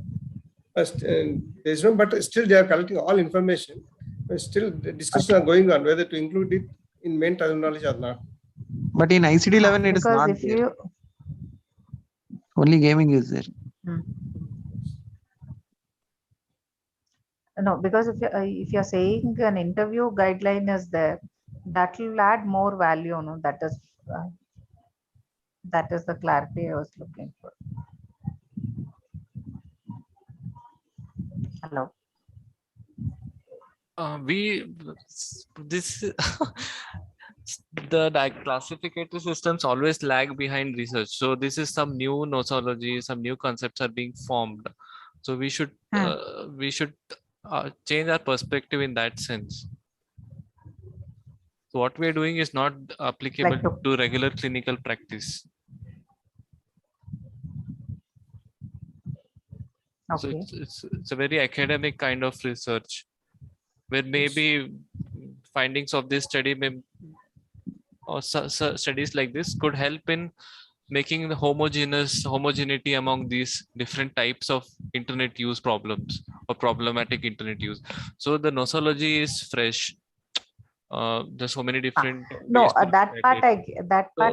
have to have some internal agreement on what we call and agree upon for purpose of this study. Outside this study, we may have our own opinion of what internet addiction, what is problematic internet use, or what a behavioral addiction is. But for the sake of this study, we all need to have some internal agreement on the concept of behavioral problem we are looking here. Yes. So we need to operationalize the definition. Is that mentioned in the slide? Definition of the case is yes. Okay, then okay. I don't think it is on this slide. It should have been on this slide only. So we define cases, we define controls.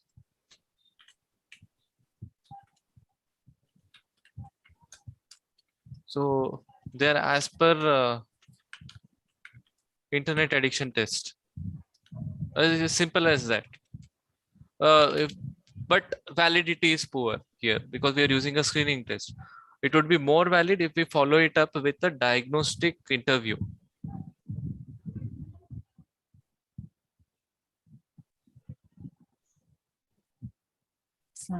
Which at this point is not available. There is one. I'll just share it. I'll just share it here once.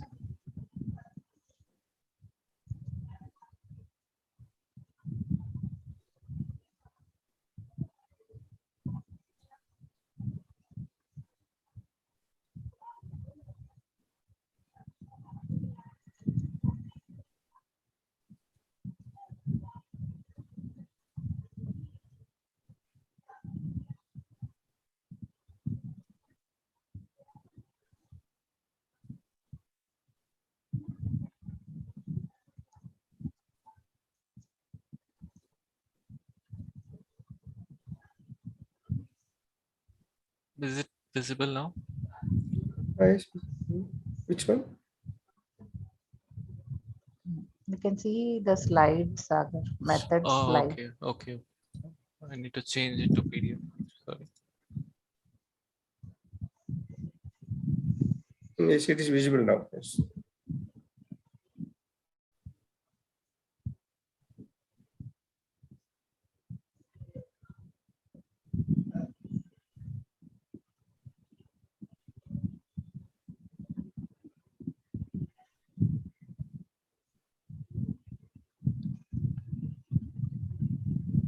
So this is based on the section 3 in DSM-5.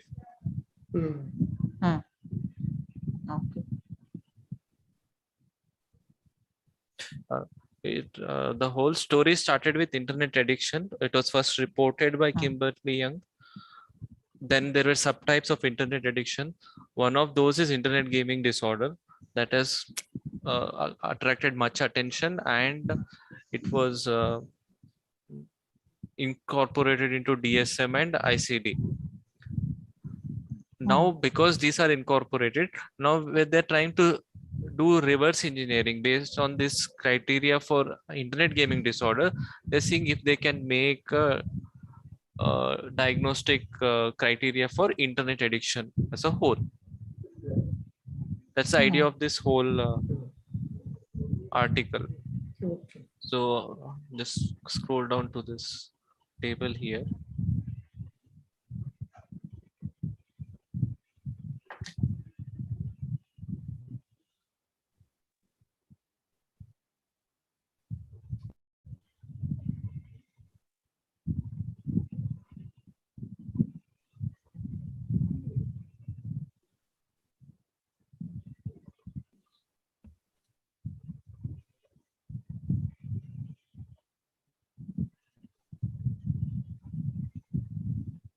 think I was referring to you earlier. Okay.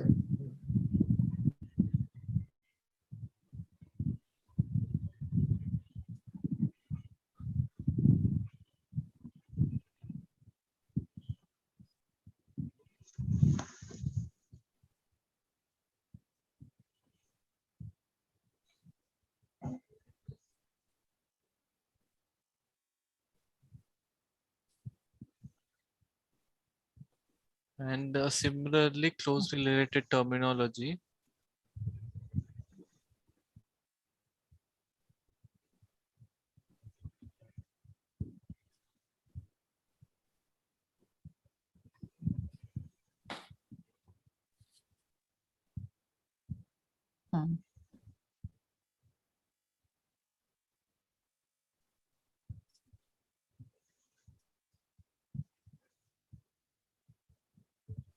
Earlier we had this.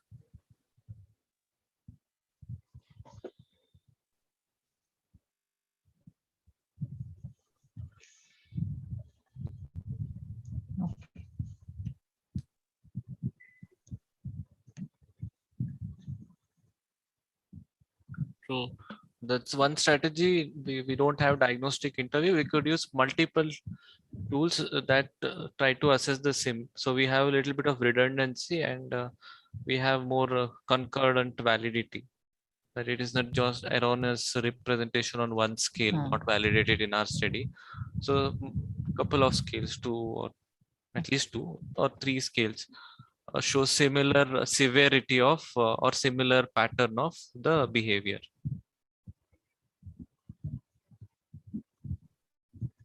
That way we could triangulate the behavior with a couple of scales, increase the validity of our caseness.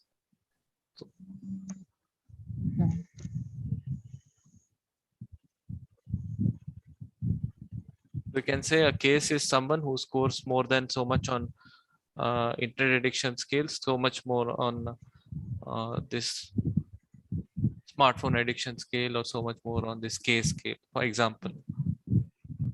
Those are all self-rated scales, is it? Yes, all are self-rated scales. Okay.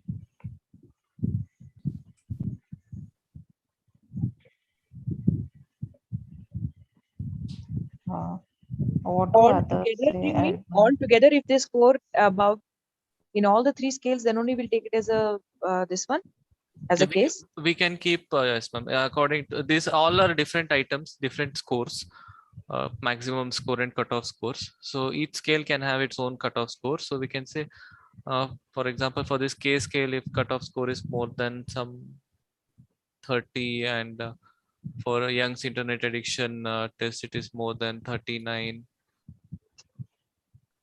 Then we can that will be included as case for our study. So each scale they should have be above the said cutoff. Yes, ma'am. In all 3 scales above the said cutoff will be called as a case. Yes, but and we are using this. Yes, ma'am. Isn't it assessing different aspects of the internet addiction? For example, Young's internet is an umbrella thing for everything else. Yes, here it is specific addictions, it is scoring. Supposing somebody actually scores for a smartphone addiction and but doesn't score on the other one. Yes, then what do we do with them? We don't include them as cases. It's an interesting situation, but as a case definition, they don't fulfill the criteria. Then are we not supposed we not lose certain cases which should actually be in the cases, and then automatically take them into our controls? Yeah, as a backup plan, if we don't meet our sample size, we can say we relaxed our case definition to include those who scored on these as well, because each scale has its own limitation, we can say. Because I'm practically it's difficult to get 240. The earlier calculated sample size, 240 cases is difficult. Okay. Then let's go ahead with that, because they were very particular about how are you defining your case. Nobody was happy about the way we defined it the last time. That was a major concern. So maybe we could just go ahead with this. Yeah, the other option could be we could we could somehow try to make this work using this diagnostic interview for internet addiction. We'll say psychologist or psychiatrist, someone under as a research fellow will be trained and they will apply this. Because because the first protocol what was written was totally like with minimal effort, that everything would be self-rated. So now that we have resources, we can hire a psychologist who can do this diagnostic interview. Yeah. So we first screen, and all those who scored on the ma'am. screen will then be subjected to this diagnostic. That would be the ideal situation. Yes, ma'am. Yeah, we'll do that. We'll say that. Yes, ma'am. Thing is, it is again English speaking populations, so no validated studies in our population for our language. But if you're taking, so we will say that all English medium. So when you got in our methodology, we will say we have approached all university students where the medium of instruction is English. Yes, ma'am. The best part of this diagnostic interview is it is not structured. So that will be our strength. We can say psychologist translated it or made it more communicable and understandable to the participant, because it is semi-structured, that it allows for it. Yes, yes, true. It's a semi-structured tool. This diagnostic interview test.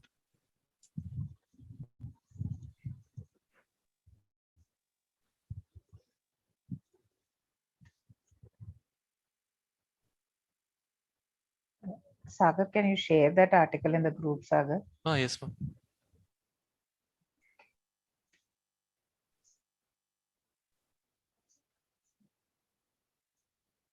Like right now?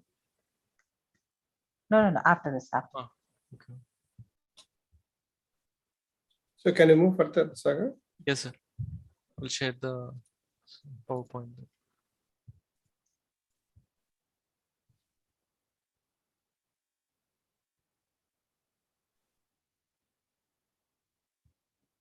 There's something's missing in this methodology.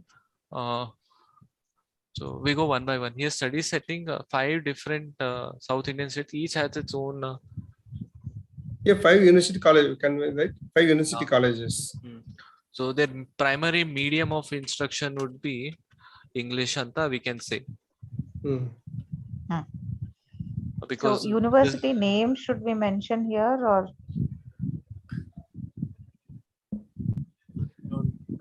Think so. I don't know. Well, university colleges, university colleges. No, that's what, sir. When you're submitting a proposal, they usually ask the colleges names and all. So I don't know whether we have to mention it here. We'll say whoever gives permission to interact with their. Okay. So that we need ethical clearance, and we show them and discuss, and if they are okay, then can say that. Okay. We can say that your permission is prerequisite to decide which university. Do we keep the number 5? We say one university from each South Indian state. Yes.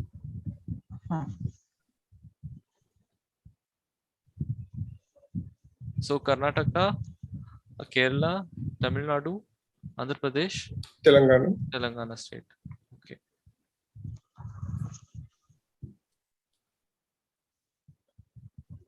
Study population, only students.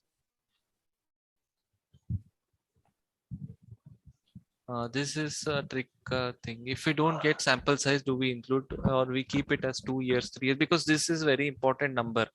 It's going to multiply the budget. Yes.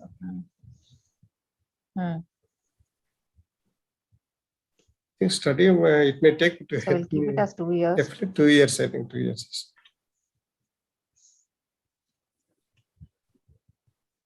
This needs to be redone, but if we don't reach, we'll extend that.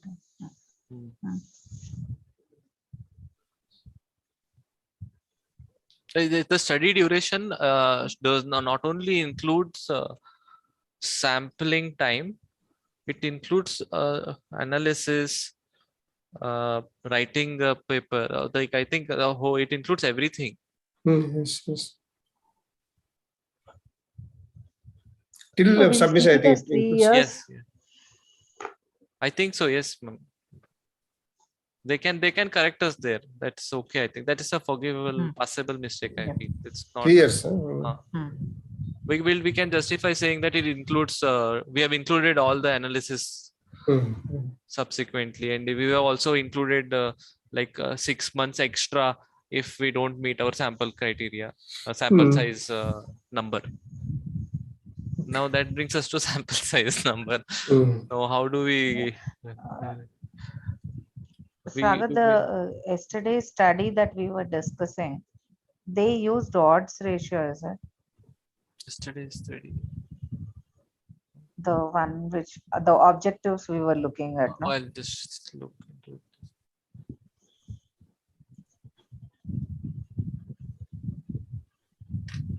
This study, no? No. I think it's this study that you're sample size. Is it this study, ma'am? Yes. This is the study. So they have one table for socio-demographic characteristics.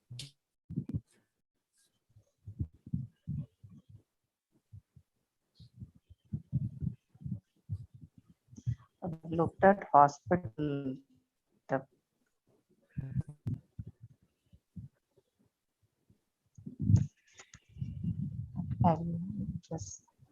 Do you have that format? Dr. Dennis said format for to write a sample size. No, sample size. How to word it?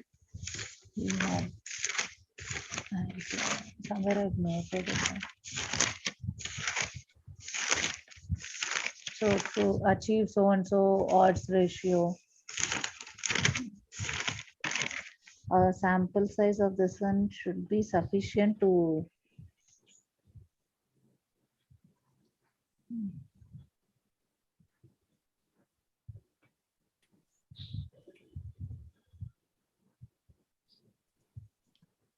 see for hypothesis testing. Does anyone did anyone note it down? No, ma'am, I'm not recollecting. Like on 13th of August. Yeah, on 13th of August there was a class on sample size. 13th August. No? In which class it is? On 13th of August, sir. One is sample size, huh? Sample heading, size, like how to word it.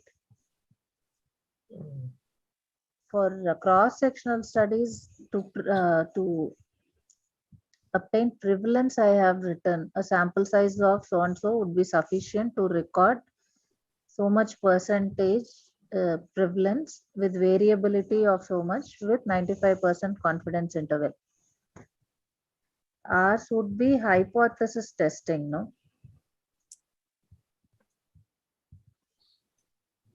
Second, then we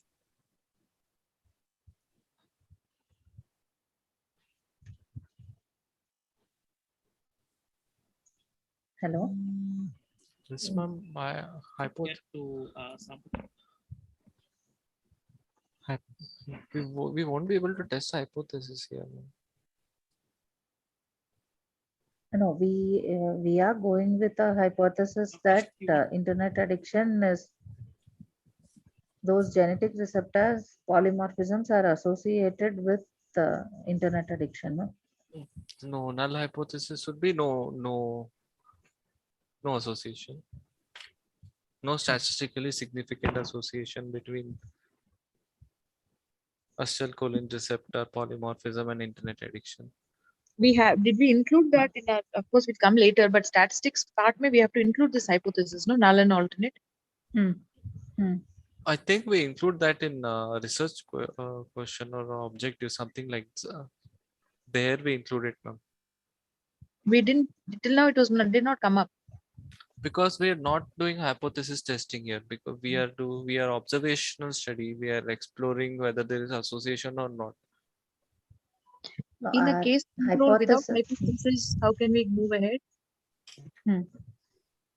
That then hypothesis is there is a strong association. That is, we are going with that hypothesis. No, that cannot be. A null hypothesis should be of no significance. There was no association.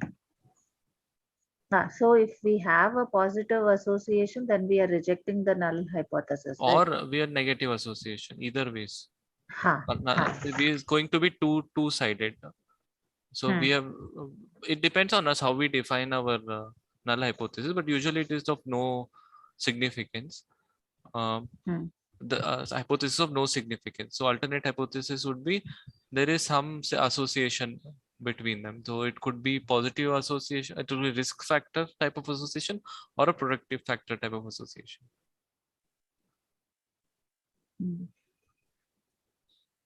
So we have to word it. I found one example here, which is looking at association between HCV infection and oral lichen planus. This is a study that they've done. The example that they've quoted.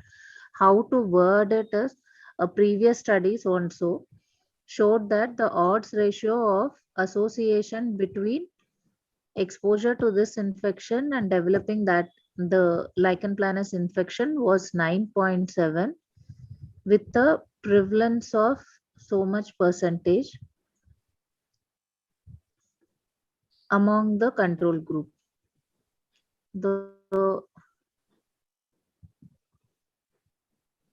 Shall I share that link in the group? Sagar, shall I share it with you?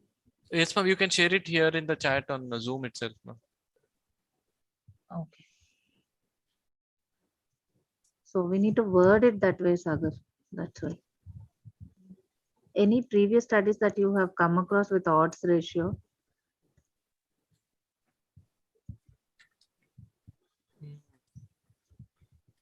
Yeah, but they don't mention like it's usually they don't mention the hypothesis. Ila, in that study, what is the strength of association if they have an odds ratio in the results? We can use that.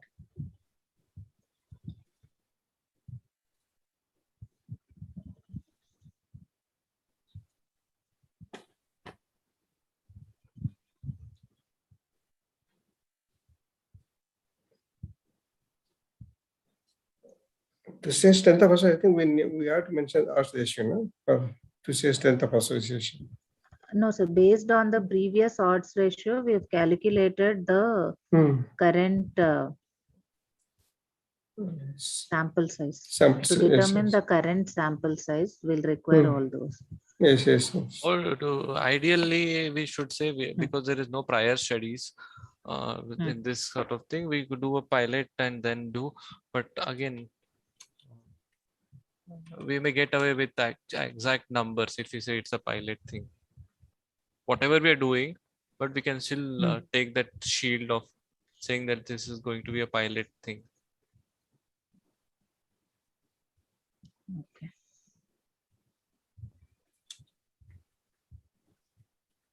In the references, we are saying quoted some studies in the references.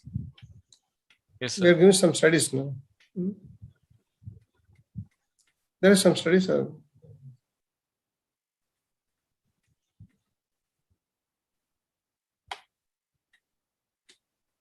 Okay. Maybe we'll before we. I'll just go through the studies that we have shortlisted, Sagar. I'll just see if there is any odds ratio that has been referred to. So I found the screenshots of the Dennis's presentation. So he says there are two approaches for sample size estimation. One is estimation of prevalence in a cross-sectional study, then testing hypothesis as in cohort, case control, and clinical trials.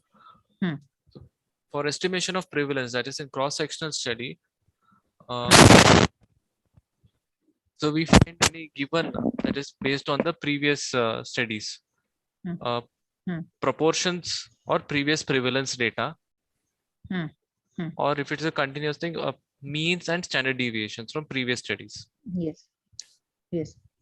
Okay, but if we are doing hypothesis testing, as we do in cohort case control or clinical trial, there are two approaches here also. One is if there are two proportions or incidence rates from previous studies, or in these two groups, we need to have means and standard deviations.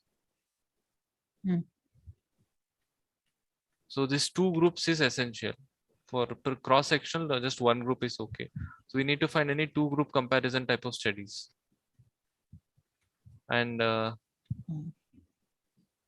he has examples also, like for estimating prevalence. That's not applicable to us. I'll not go into that. Yes. For hypothesis testing, I'm going through the screenshots.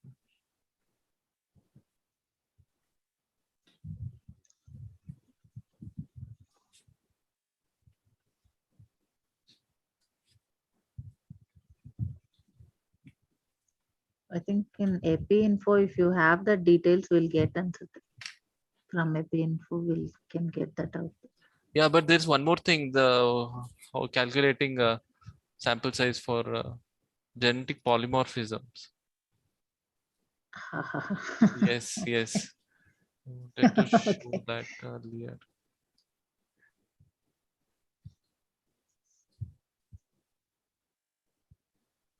Oh, yeah, I'll just.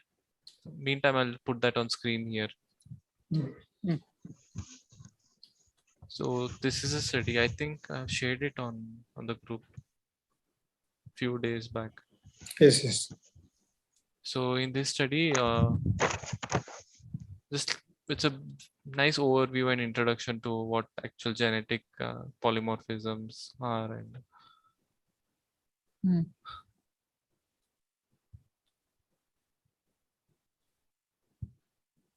and what technologies we use and how to calculate sample size.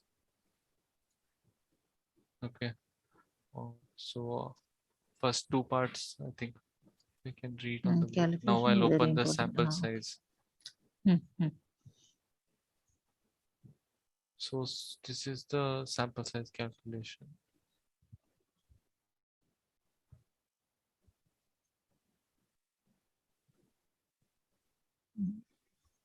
Slide is not moving.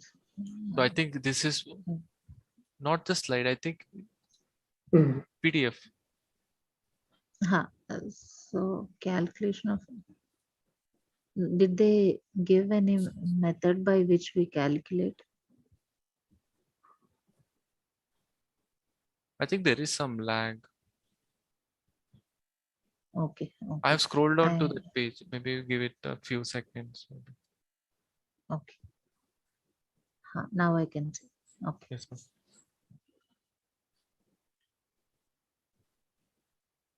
AP info. Okay. We chose the ratio between the. I think this is what you're telling. Yes, yes. The odds ratio among yeah. controls to be this much. Under 90. We can word it this way. We recalculate manually using the following equations. So we need odds ratio. And we need the percentage of exposure among controls. Those two details we need. Is there any difference from the regular case control study and genetic testing? Here it looks the same, no? Yeah, here it looks the same. Yes, we need to what do you call, account for usual variance that happens. But for now, I think that should be enough. This should be enough. Entangled. I'll just go through the articles that you had forwarded and see if there is any odds ratio mentioned. Odds ratio and prevalence among. So we can word it like this: based on the earlier study, this the same wording, Sagar, as you showed here, no? Can you just copy that into our slide? Sure, ma'am.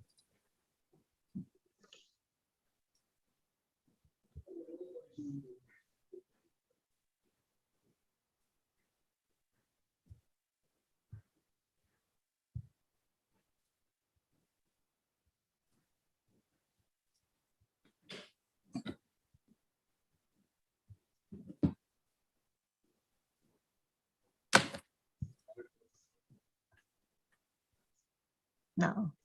Actually, I am not able to understand that sample size calculation. Which one, Neeraj? The sample size calculation, like that. What is that sentence? What is the meaning of that actually? We choose the ratio between. For each case, we have one control and 1:1. Some studies have 1:2 also. So with that is not important with the odds ratio, because the sample size calculation only we have to in that formula that they're given, no? So that will require odds ratio, the prevalence, and confidence intervals, and what else? Only that, no? Yeah.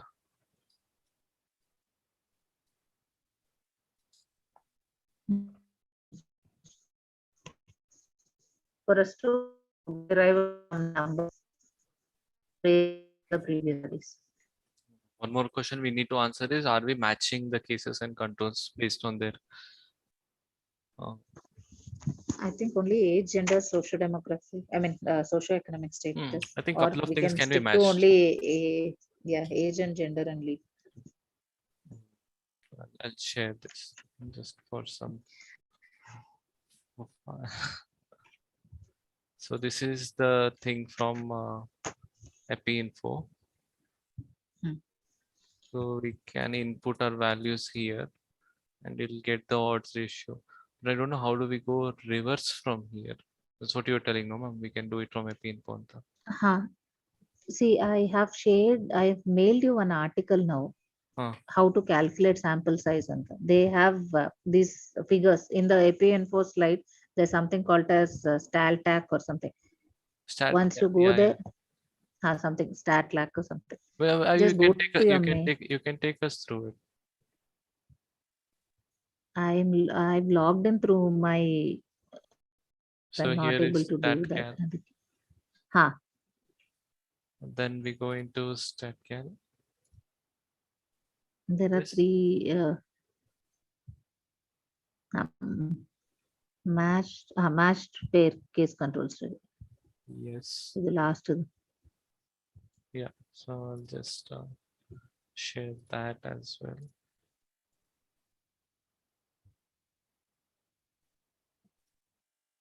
It's too small for a big screen.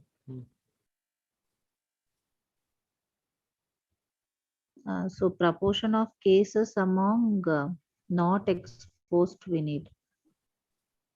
Cases are these, no? So if we say 20 in the non-exposed, how much do we get? We need to fill all the four. No, if it is 20, that will be 80, no?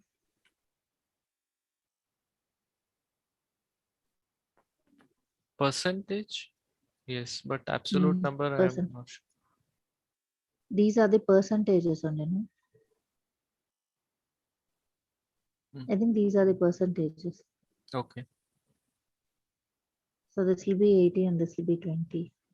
So likewise, this should be like this, you mean to say?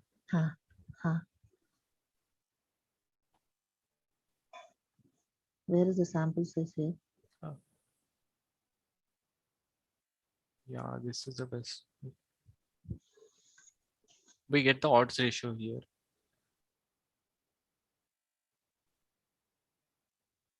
Odds ratio here and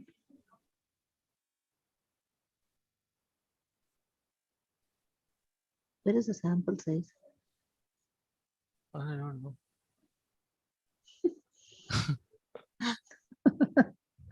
Okay, I'll just see in that article. Yes, ma'am. First is this. The second option, it says 1 second, Sagar, I'll just open. Unmatched case control study is the second one they took. Okay. And the third figure ali Yeah, okay. unmatched. Two-sided confidence interval is 95. What is your power?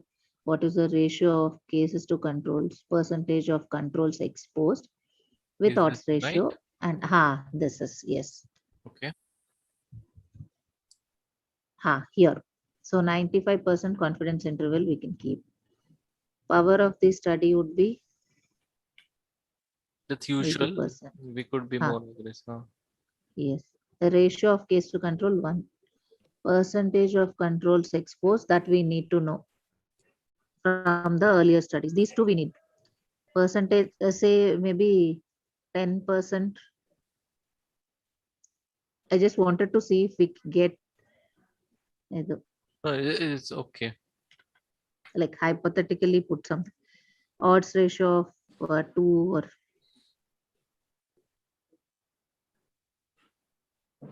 so the total that we got. 568. What is this last column?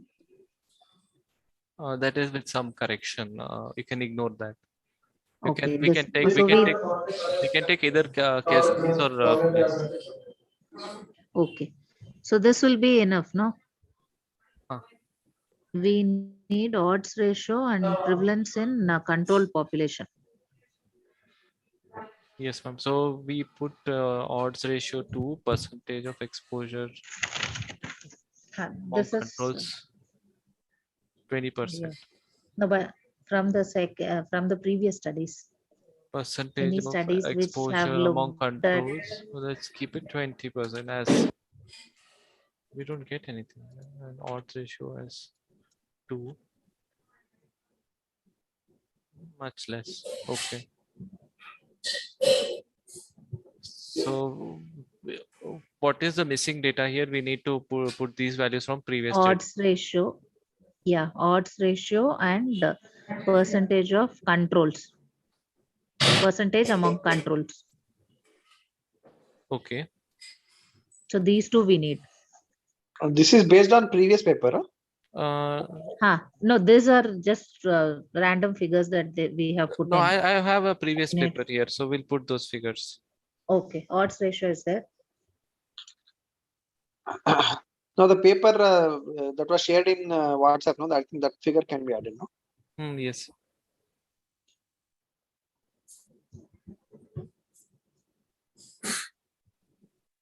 So power we are keeping at 80 only.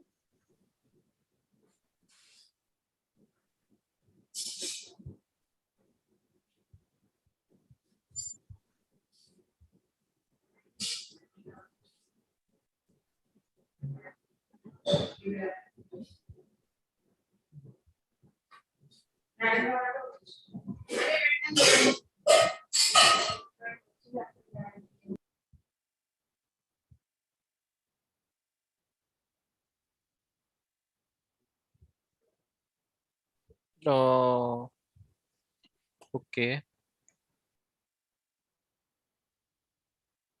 I'll just share that article here again because it's an important. We need to look for and genetic studies. We also need to mention that like we have taken this article for sample size based on this. Yes, yes. Based on this study. Yes.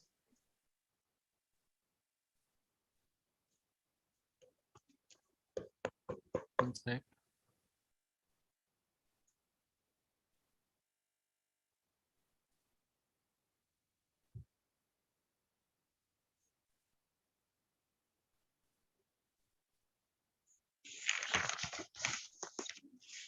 Can you guys see this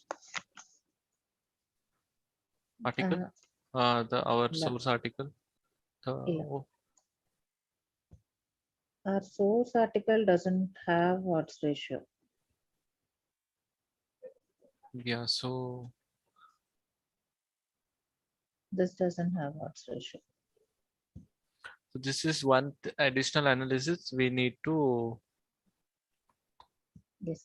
Yeah. I'll do one thing. You keep scrolling through the slides. I mean, you go ahead with the slides. I'll just check from the previous. There are multiple articles that we have posted in the group.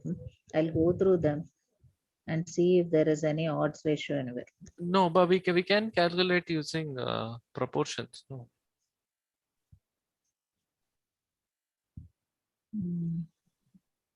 Early proportions. I don't know. How will you fill the odds ratio, Idu?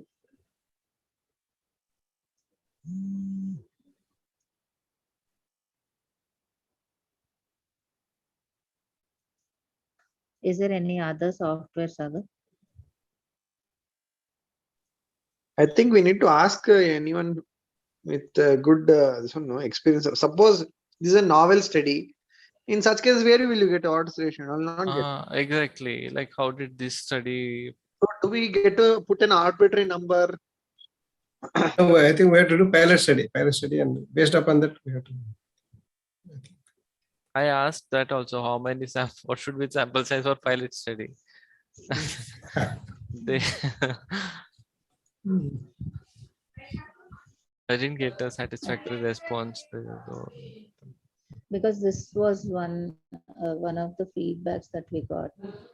Like, use odds ratio when you're doing a case control study for calculating. Ma'am, I think we'll ask condenser, no?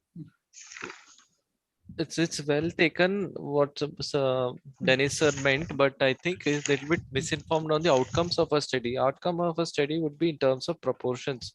So much percentage people will have a polymorphism, so much percent will not have. But you're saying that we are wanting to determine the strength of association. That is blindly we accepted his suggestion.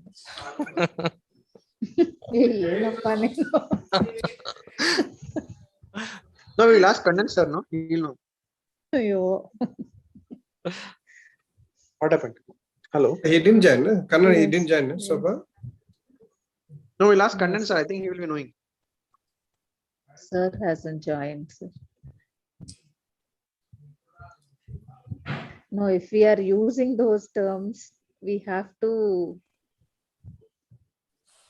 substantiate those, no, Sagar. We can't again go back and change those. Because strength of association comes when there is odds ratio. So yes. Odds ratio of 5 is more than odds ratio of 2. So, but if there is chi-square significant, we can say in terms of p-value only.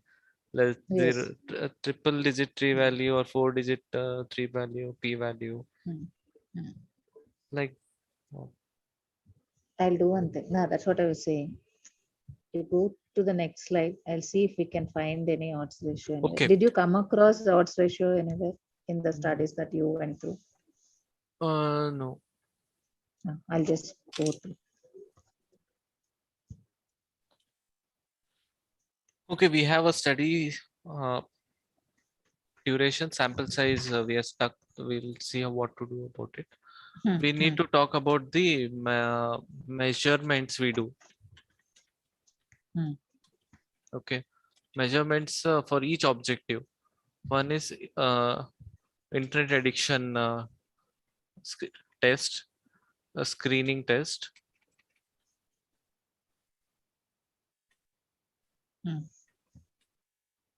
Then followed by that, we do one diagnostic test. Okay. Diagnostic interview. Okay. But again, what do we mean by that? If someone scores more than 39, let's say 50,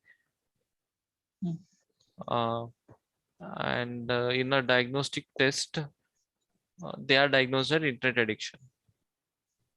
Only then we take them up for genetic assessment. So the diagnostic interview that we are talking, no, should they qualify for all the criteria that they've given, or we are picking like substance. Though only 3 criteria we require, no, among the 6, if we go by ICD.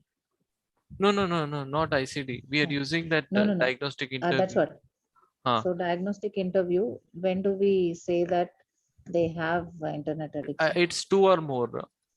2 or more. It's 2 or more. It's a uniform across the. It has 10 items. So any 2 or more items. Okay. Fine.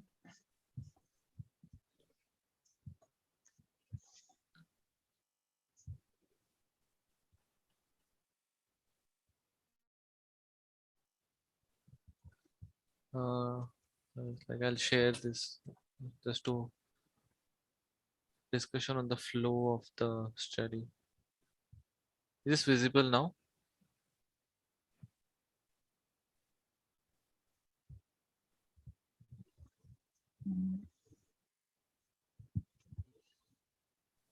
Yes, Sabir. So I think we can include something like this. Yeah, we should include. So we screen them.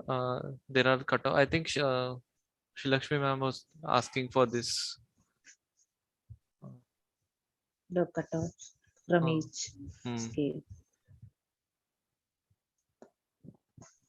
So after these, we can have a couple of them. Then after that, we can say we used. They were enrolled. Then that internet addiction diagnostic interview was applied by a psychologist or someone like that, a psychiatrist. Then that categorize them into these. So these are the values of the 10 items. So scoring on 2 items, scoring on 3 to 4 items, and 5 or more items. Okay. So they were subgrouped using this diagnostic interview or semi-structured interview for internet addiction as mild, moderate, and addicted group.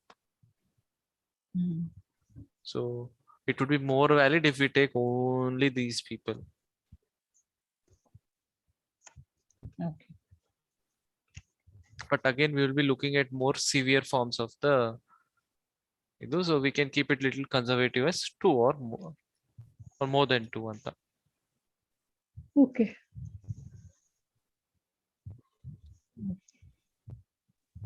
So we're screening with Young's internet and coming to the diagnostic interview. Have I understood you correctly? Yes, ma'am. Regarding other scales, it's up to us. But if you are using a diagnostic interview, I think one screening should. One screen suffice. should be enough. Yes, ma'am. Maybe if we could include this short version of smartphone addiction scale, just to have some offshoot or. See, considering we are saying internet addiction is an umbrella term for smartphone addiction and gaming disorders and all that. Again, separately using one doesn't make sense, no? Each separate domain have their own validity. All those things come under internet addiction, but each of those sub behavioral addictions have stability issues. They're recognized, but they're not sure if it is stable over time. Okay. So the diagnostic stability is not there. They're just there as they just put it all under internet addiction. That is true. But these separate things. Only internet gaming addiction has stood that stability test for that longitudinal stability. Okay. So maybe we can just stick with one screening test and one diagnostic test for internet addiction, and then we are applying mini. I think 7.02 for DSM-5. Yes. So this will be our measurement tools, and in addition, going back to the slides now. we'll be using a semi-structured socio-demographic pro forma for the socio-demographic pro forma. We need to know what are we going to include in them. Is it going to be I think gender, age, socioeconomic status as per Kupuswamy classification we can keep. Apart from this, do we include their marital status? That I think education and stream of education should be included. Yes, education, stream of education. Maybe family history of addictions we should use, no? Yes, ma'am. We can. I think rather than Kupuswamy, standard of living index would be nice, I think.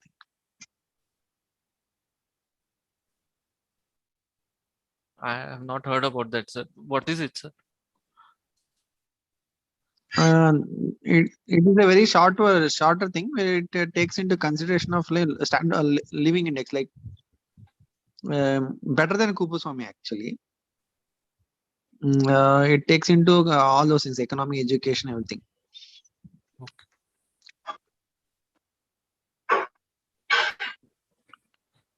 Anyway, if everyone are comfortable with Kupuswamy, yeah. We won't be mentioning Kupuswamy, I think, no? Socio-demographic data, when we write in our protocol, are we mentioning again Kupuswamy and all that? We just say social. Maybe someone may ask, how you're measuring. That time we can say. Maybe not. So I think we have to mention Kupuswamy. We have to mention Kupuswamy. So somewhere we have to also ask for whether they've been treated in the past for psychiatric disorders, past history of psychiatric disorders, currently taking medication or being treated for psychiatric disorders, family history of psychiatric disorders. All this has to come here only, no? It will come in that semi-structured interview. Yeah, semi-structured.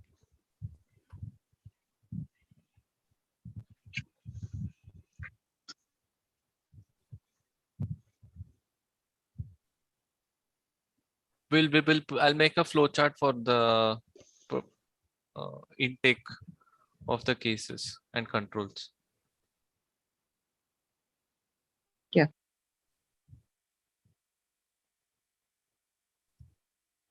Okay. Then clarity on the genetic assessment or the tests that we do and the polymorphism that we, because we are quite familiar with, I think so, we're quite familiar with this internet addiction with the acetylcholine receptor. So many times we have discussed it. So similarly for other receptors, there are a couple of other studies. I'll post them in the group.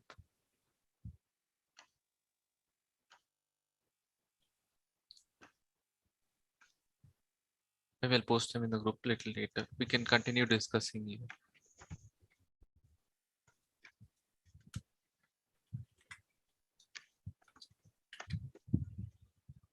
This screening instrument is going to be applied in their own colleges, self-rated. So we're going to their college, take permission, and if they allow us, we'll give them printouts of the tests that include socio-demographic proforma and INC's internet addiction test attached. And we'll be collecting their contact information. Consent form also attached, no? Yeah, yes, ma'am. Along with consent, we'll have their consent not only for the study or to be contacted at a later point. So that after then socio-demographic proforma, then internet addiction test. If they qualify that predetermined cutoff of more than 39, we'll tell them that we're going to contact you again for another assessment in person. This first internet, this is going to happen at their university. Do we do the Danish interview in the university itself or in at what's the clinical in the clinical context or at the context of non-clinical like in their through video call or through visiting their schools? Didn't understand your question, Sagar. Repeat this once again. What is like the premise of conducting these tests? So these are the tests we'll be doing. So internet addiction test will be administered in their university premises. I think probably in their classrooms. That would be one option. Or we could make some online data collection tool. Depending upon COVID situation. Again, that will come with its inherent limitations of an online tool. No? When we're doing so much labor, let us do it in person only. Yes, ma'am. And we have the budget to get people to do that. Yes, ma'am. It may depend upon the COVID situation also. COVID situation. No COVID, sir. Only dengue these days. Hospital is full of dengue cases.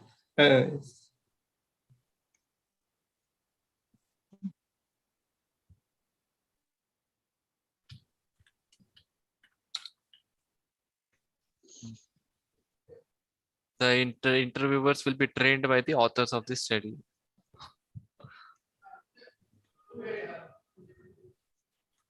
So this they'll be contacting them to come and visit us in our clinics or at our hospitals, or we are going to them in their premise.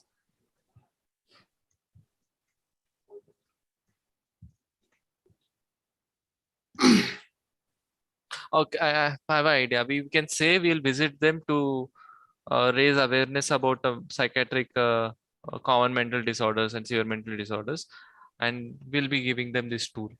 Maybe we sensitize them, and then at the end of that 15-20 minutes talk or interaction, we'll ask them to fill this up. It's a good idea. It's good.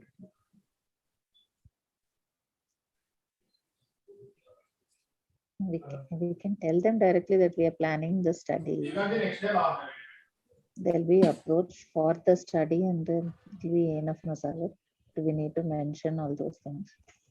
But there should be some benefit happening to them, immediate, something like that. The ethical committee people like like those things. No, should we put that in methodology or? Yeah, the reason I brought it up here is, are we sensitizing them ahead of time? Like there are some problems that can happen, so we are interested to know if that anyways you'll say no, and you'll give them subject information sheet also. So you say we are going to sensitize them. All those, yeah, ma'am. So now we are calling them for the interviews, or we are going to visit them for the interviews? That question remains unanswered. Will come for interviews. I think we should only approach the research fellows that we employ. Will be either what they suggested is they will be trained in psychiatry, whether psychologist or psychiatrist. So they will be qualified enough. There is no additional training. You can directly recruit those people only. No, for purpose of this study, they need to be. Anyways, yes, ma'am. So we are going to call them up and ask them to visit our hospitals, or we are going to visit their homes or their university again? Those who score more than the cutoff. For the genetics? No, for the diagnostic interview. Diagnostic interview. Same, we go back to the college where we didn't continue the thing, no? The interview would take about 15-20 minutes, I assume, because again, we also have to apply a mini on them. So these two things, in what premises, in what clinical context it's going to be administered. No, do we need to do in two separate settings? Suppose we do a screening of 100 students and we find that only say about 20 got above, we'll ask them to wait on and continue with the interview then and there, finished of that day, no?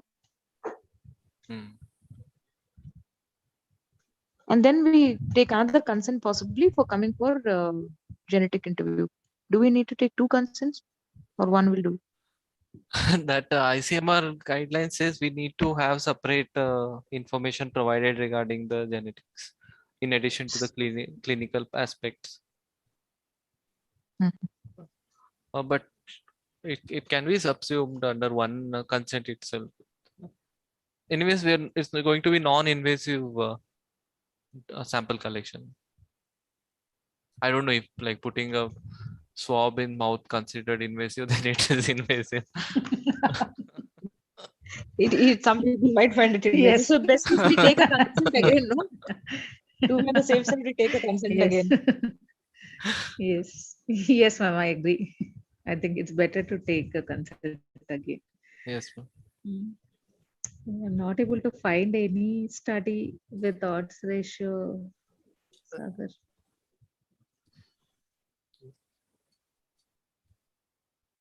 We'll meet statistician again too. Or can we? One day before. Maybe we can keep some values and say this is a pilot. And if they provide us that funds, then we'll hire a statistician. A study, the whole study will come back. No, we are doing exactly what was not told, what was told not to do. We have all the proposal. Tell me the samples. Okay. Okay, so this many and diagnostic interviews will be done there and then. So cases will be identified. Now controls will be those negative. How many controls will be choosing from that institute? Because like you said, ma'am, like 80-20. So we need only 20 more controls. So they'll be randomly selected. From the same college only. How many ever we get a control from that college? So because to minimize the confounders, no, it is better to take the controls also from the same sample.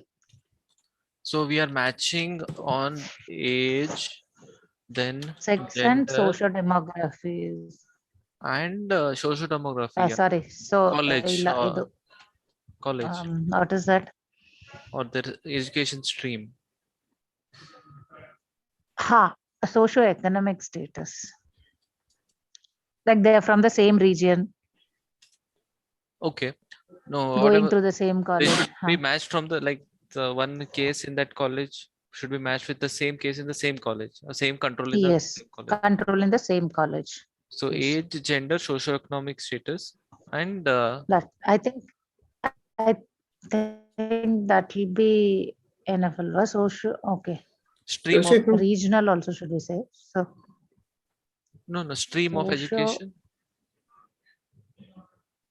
Stream of education, it can be here also. No, if you are studying in Karnataka and one person, the case is in Andhra, and you can we don't want to recruit it from socio-cultural factors. Will say no. What do we say? If we want to age, gender, from and the same college. Age, gender, and stream of education. Region also, if you want to capture. We could say region first.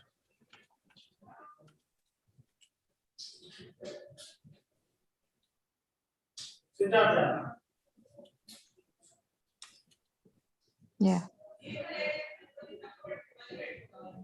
The stream of education, or I think it's stream of education. That's a good stream of education. Yes. So we are having measurements, internet addiction, diagnostic internet addiction test, DI.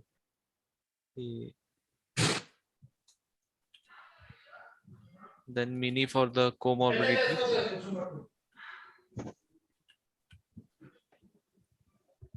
Then we are having that structured, semi-structured. No, why are we looking at stream of education? In the same college, they're going to be matched, just to say that. No, that stream can be there in other universities also, no? So same stream like you were telling, no, Andhra medical and Karnataka medical. And no, how will that convey the message as to region Andhra? So among same region in same stream. We can argue saying that an art student will require possibly a less internet access than a science student would, something like that. I have not thought that through.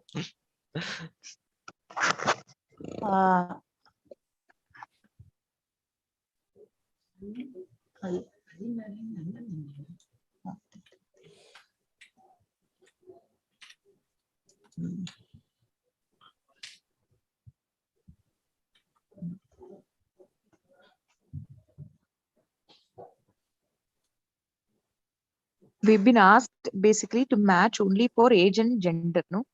Let us leave it at that. Usually. Age and socioeconomic status. These three. Socioeconomic status we can add. No? So we have the luxury of choosing from other regions if we don't get adequate from that same college.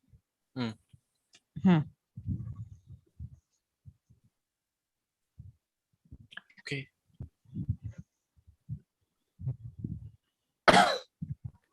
Socioeconomic status we're keeping, right? Oh, we have to keep it, I think. Okay. So age, gender, socioeconomic status, stream of education, family history of just addictions or substance use disorders, right? Is that all? We going to ask family history of psychiatric disorders as well. The psychiatric, we can keep broad term psychiatric disorders. Family history, past or current history of any psychiatric illness.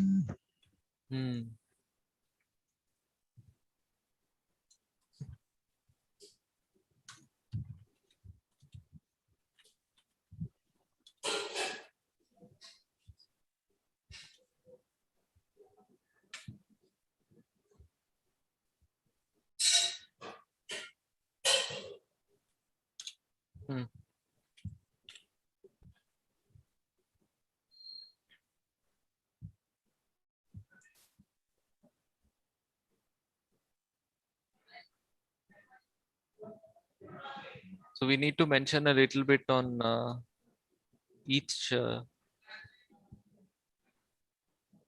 we have to give them a printout or mail them something?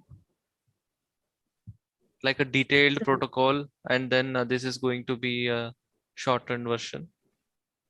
For whom? Like in the other people who are going to bash us. We want to give them ammunition beforehand. Please don't do such things. That's usually what happens here. We have to give them I know detailed. That. You're not asked. Don't know. We were not asked to do any such thing, I hope. Okay. No, like otherwise we'll have to give them clear. So this score, we have decided on score of cutoff 39.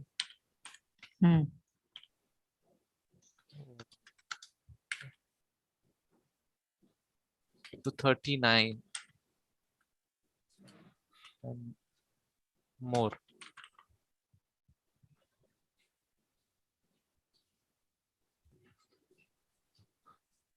Semi-structured performer can include personality traits. We can include on personality 16 PF something like that. That will become complicated, but sir, we will keep it very simple. But that will add for the strength of. Yes, yeah, sir, we could include internal that cloning as temperament assessment is there, internalizing and externalizing things. 16 PF for big 5.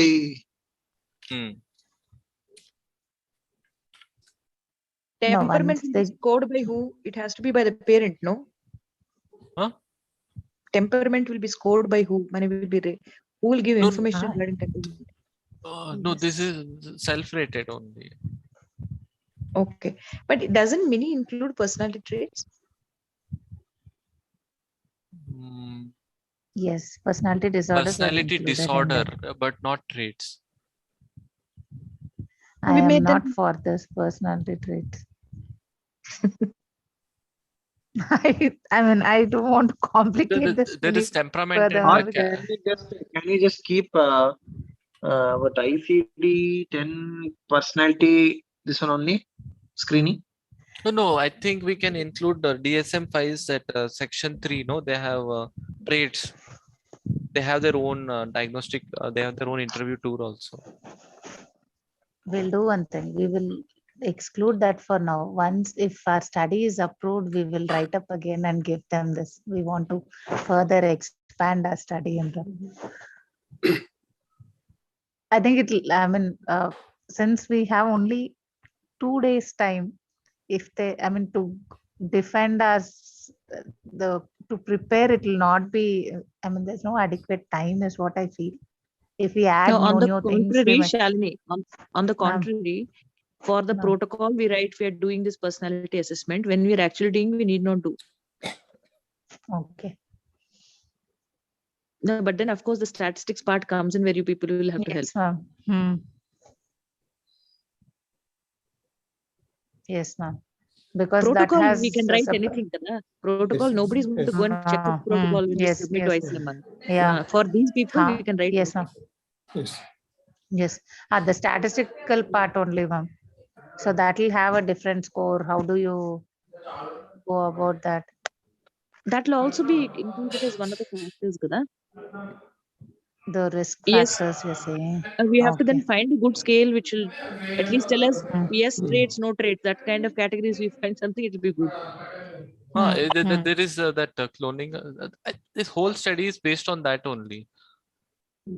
Actually, because in this substance use disorder and internet addiction, the high risk taking behavior is one which will add for our study. High risk taking behavior. We will add that personality traits.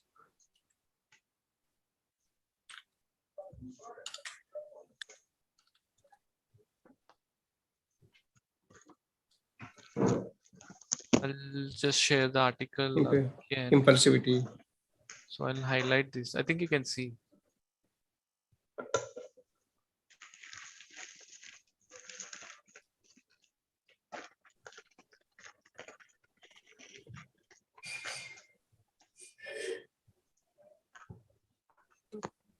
Is the PDF visible? It's visible. So these two studies, they look into dopamine and serotonin polymorphisms. Yes. So this is.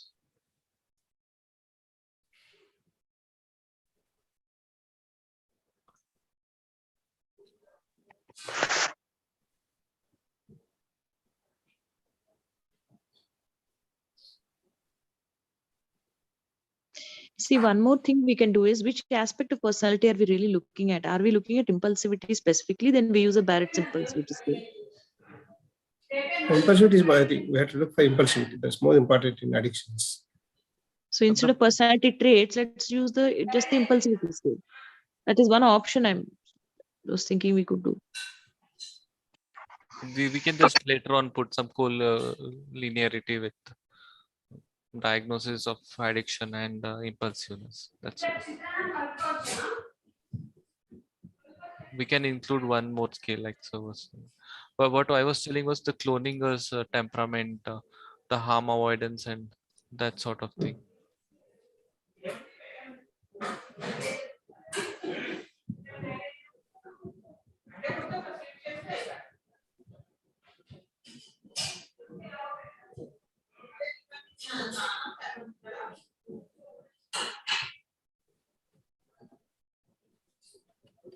If Cloninger is being self-rated by the participant about their childhood, it is worth including. But is it like that? I've never used it.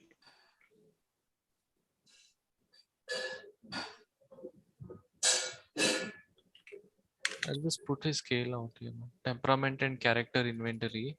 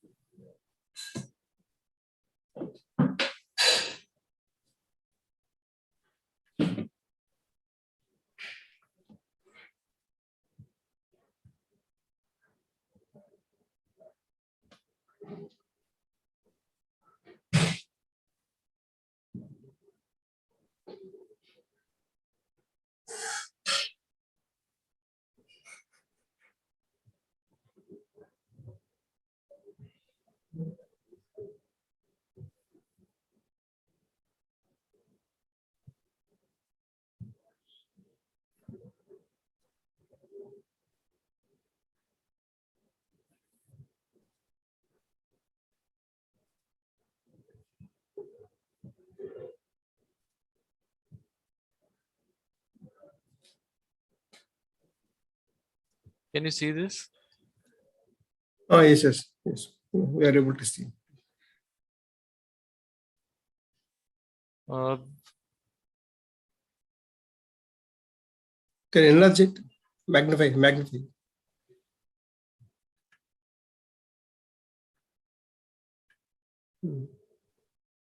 The ad is getting magnified.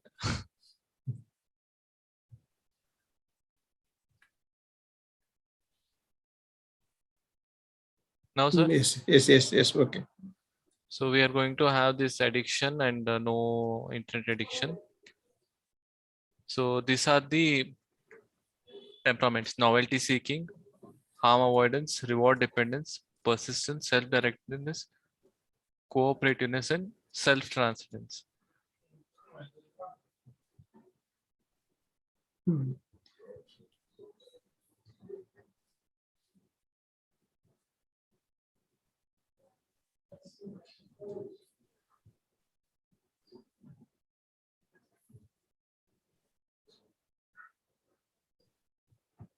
Regarding the scale,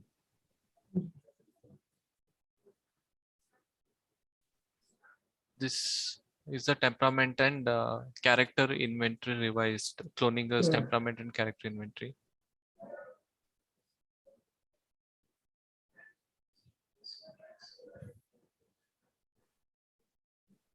Looks to be self-rated from what they've written here. Oh, it is self-rated.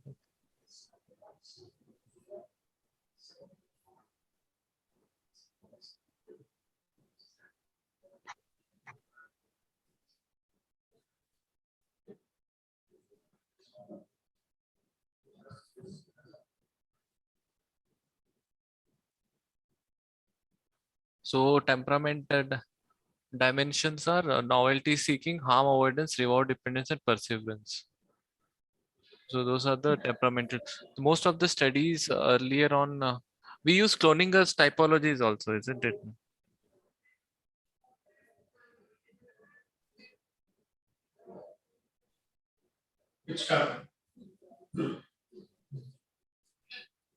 So those who are, this is the type of personality called addiction personality. They have high novelty seeking and high reward dependence.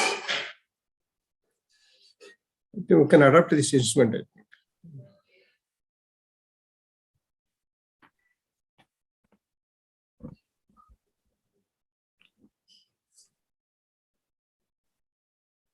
We'll go back to our presentation.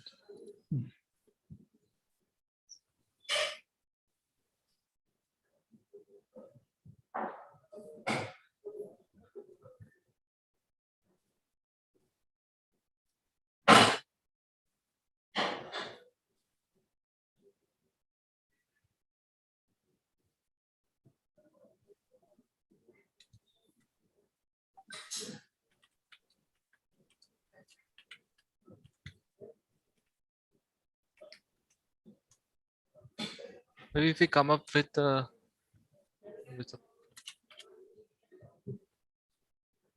more clarity on the scales or the construct that we are going to assess. If it is just a personality traits or temperamental traits, then I think older studies have used this.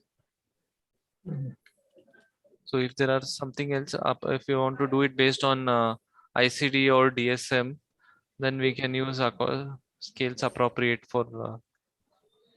Dr. Sagar, this one, will they be keeping? Will they give points for feasibility of the study? I don't think so that there will be something like that. That they're going to accept the study or not. I think feasibility of the study. Because they, I don't know, like some in this, what is it?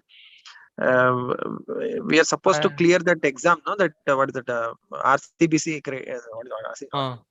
that brief biomedical course. Yes, there, yes. I suddenly remember that person used to say that there's some finer criteria, no? That feasibility, it should be feasible, intellectual, novel, accessible, something like that. So the earlier study was like that only. They have asked us to include more. So we need to see that if we are given infinite amount of budget, what would be the ideal study for a given study design. So for a given study That is design clear. of case Have they told like that? Is it like you're given like do the idealist study like that? They have told. No. What they told Neeraj was in that class when we presented only one receptor polymorphism and one college per state.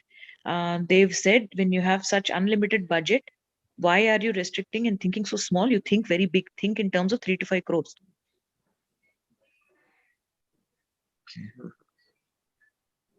That is when we made our study more unfeasible at that time. It was very much feasible before. Now it's become how which university will give us permission to do all this? This is that mini or what you have mentioned. That is mini or just mini plus. No, this is mini 7.0.2. Okay. That itself will take half an hour time, no? Yes, more than that maybe. So that will take half an hour time. I don't know, addiction, self-read, everything, that's 15 minutes. Then diagnostic is another 15 minutes. We'll be paying people to take all that headache. No, we won't do it ourselves. But participants, they have to cooperate. Oh, if this I don't think all the investigators, I mean the authors will be doing the what do you call interviews themselves. I think we'll be training research fellow, recruiting, training, and they will be doing it. Even for other batches also they are told like that, is it? Like you have unlimited resource, you do whatever you want. Okay, no, because some group I remember they were doing some really very easy type of cases, no, like side prospective quad study of following up escitalopram versus some side effects or something. Yes. Metabolic side. It's group C. Group C. Quite easy topic. Metabolic syndrome. But a lot of it has its own problems, sir. Yes. I think each study design has its own problems. So because the current study what we are doing now, if it is done now, I think we'll get all the awards of the psychiatric. Single go if it is done properly in every college. That is their objective of this course. What is genetic assessment? Yes, sir. So we'll move on. Maybe if we get more clarity on these personality traits by tomorrow, we can. I think for the time being, please include the Cloninger there because it includes the dimensional aspects. No, so it is good to have it. Yes, ma'am. That is a scale, Dr. Sagar, Cloninger temperament and character inventory. Free? I didn't get you, sir. No, I don't know about that inventory. That is. Sir, can't hear you. Hello. Yes. Yes. That cloningal temperament, that inventory is it free? Even if it is free, doesn't matter, sir, because we are getting funding. We have to pay for everything. I keep forgetting that. And Dr. Kannan spoke to me. He's joining us within 5 or 6 minutes. Then we can get all these things clarified from him. What is genetic assessment? Sir, just finally, this is the whole thing that everything leads up to. So the genetic assays we need to do. We are going to have a. We need to have a. Biological. I think before that we need to collect samples. Swab everything. So collect samples. So for that we need collection kits. Okay, then we need a storage medium. Storage and transport. Storage medium, yes, sir. Then we need to transport. Storage medium is different from this cold storage. Then we need a primer.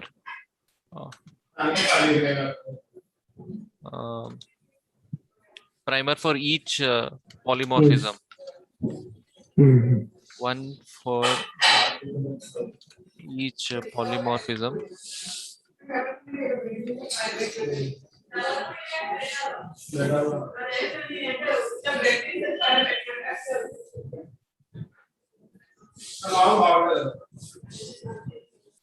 I think they will do Sanger sequencing because sample size for each polymorphism is going to be like 100 to 150.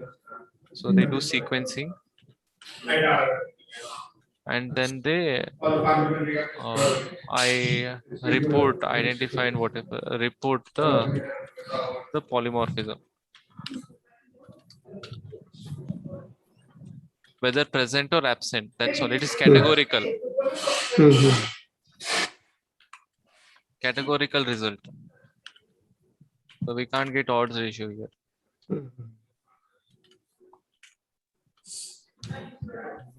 So in each group cases, this is going to be done in lab. So here we are going to have our scientists, junior fellows, junior scientists, or senior scientists, whatever, and some lab technicians. So I'm including this so that we can use the same abbreviations or terminologies for writing the budget later on. Sample collection is done by the lab technician only. One of them, that is the question to be answered. We are going to again call them to collect the sample. We'll call them to our lab or our premise or at some convenient place of connection. Or if we collect it at site, then how are we going to maintain that chain, cold storage chain or something like that? The transport medium system. The transport medium. This is transport of the sample to the testing site. Question also is, if supposing we're calling them to our testing place, are we going to pay them for the transport? Will we be paying them for the transport? We have to, I think, give them compensation for their time and any other expenses that they bear. That has to be included in the budget. Please remember when we're writing. Yes, but if we call them, yes. If you're going there, then for sample, I think buccal swabs we can collect. But given this pandemic situation, it is a little tricky, the buccal swabs. Correct. So they'll be always safer at our center where we can take precautions. No, we cannot ensure that in their place. So this screening and diagnosis and these interviews are going to happen in university premises. Yes, screening and interviews will happen in university premises. All those who are tested positive as cases will be, whatever cases and controls will be invited to the university for further this one after taking consent. Okay. So there are two consents, one at the university, one for the genetic study. I think we need to find out whether they need a separate consent for genetic analysis. Do we? Probably it could be another page in the same consent we are taking upfront. But however we mentioned that they can withdraw themselves at any point. That's it. Yeah. So one consent, like one signature for inclusion in the study for this interviews and those things. Another thing for genetic testing. Probably it will suffice for now. I think we'll keep it in one.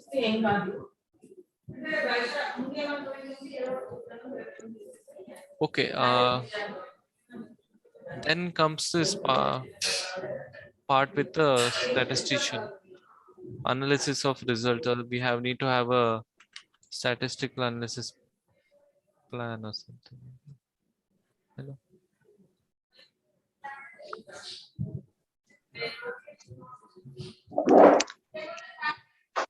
I think before that,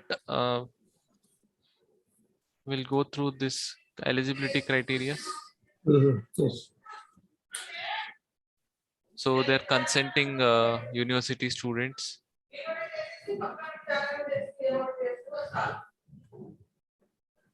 So if they ask us, we are taking just students, we're just taking students, not faculty in that university and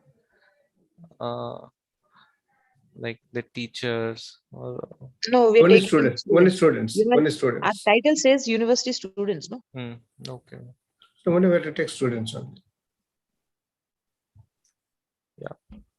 Then this thing is redundant, or that thing that we had written was access to internet. Yeah.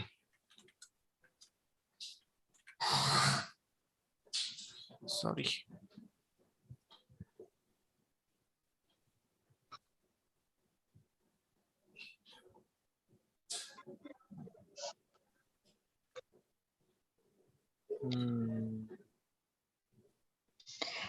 Everything we remove, no? I think so. Exclusion will be unwilling to give informed consent. That's all. What else? But there was one question, if I remember, Shalini member raised earlier regarding they asked us to give a list of look into all the confounders. Yes. So no need to exclude anyone is what they said. But how do we address? Do we have actual confounders here?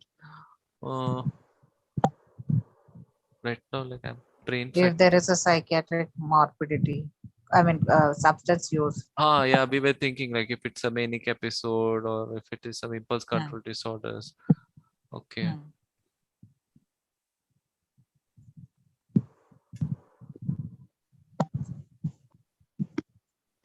So if they have a diagnosis like comorbidities, if they have a diagnosed comorbidity, I think I don't think that stays here. If they're currently having the active psychiatric diagnosis, like or they're acutely symptomatic, then we can please put it in better words. How acutely symptomatic or whatever.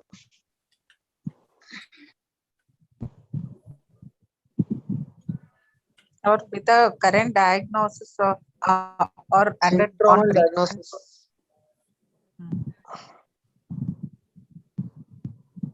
There were two voices I couldn't hear. I think Neeraj sir spoke in the back.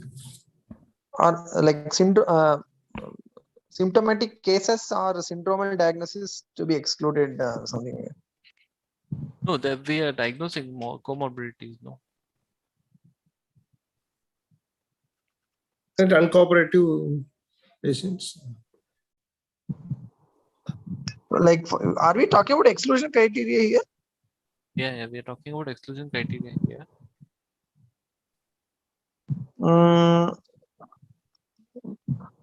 People who don't have motor hand-eye coordination or motor incoordination or something.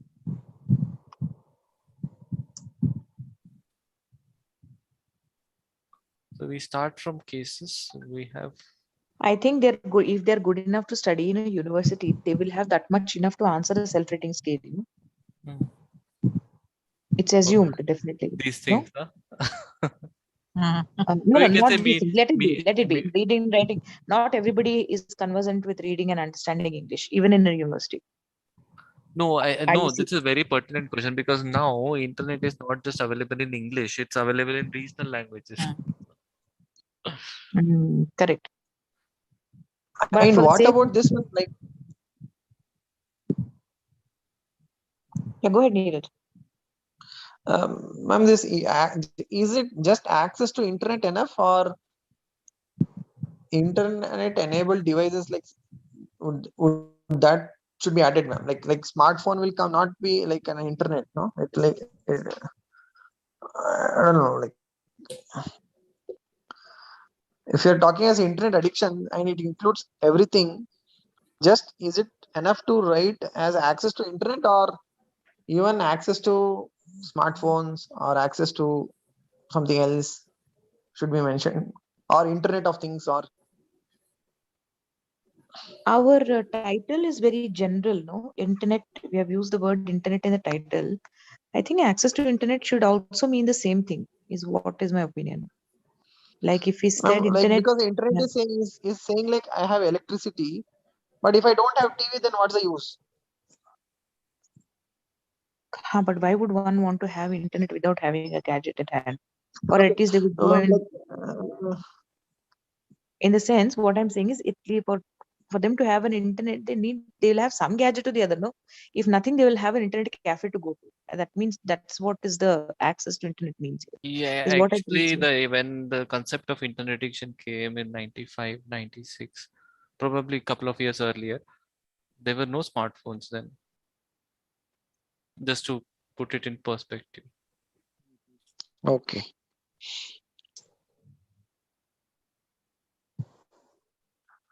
But I'm a little bit more concerned about this read and write English now that we are doing regional study with so many different regional languages. Are we excluding a lot of people if they don't know English? Because we are using. But nothing will happen. No? Let's include, they will keep something for limitations also. Otherwise, it will become a very idealistic study. Maybe because we have these trained people who are still will keep that as limitation. I feel so. Or else you may have to recruit translators or some individual regional language speaking fellows, something like that, and all you have to mention there, I guess. So we can retain this thing. We can read and write English. Then our budget thing will become a very big one. Very big. Okay, I want to again like go into detail in this aspect. The idea this English thing was there because we had only one definition for caseness. That was a self-rated tool in English for internet addiction test. But now that we have another diagnostic interview for internet addiction being done by a trained professional, it goes across. Language is not a barrier anymore. It is only barrier for the screening test. We are using the screening tool first, no, Sagar. For that they need to know, right? Possibly also the corners you're using or any other, which is also going to be self-rated. And most importantly, if you need uniformity among the 5 states, you need a common language also, no? Otherwise, many things may be lost in interpretation. True. So we'll return the thing. Probably, I think this thing is going to come up. Hunch. Okay, regarding the exclusion criteria. You can write that thing. Acute and uncooperative psychiatric patients. Acute and uncooperative psychiatric patients.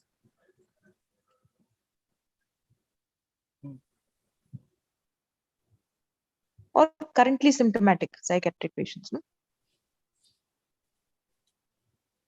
Person with mental illness. Persons acutely symptom. If supposing, look at the word acute.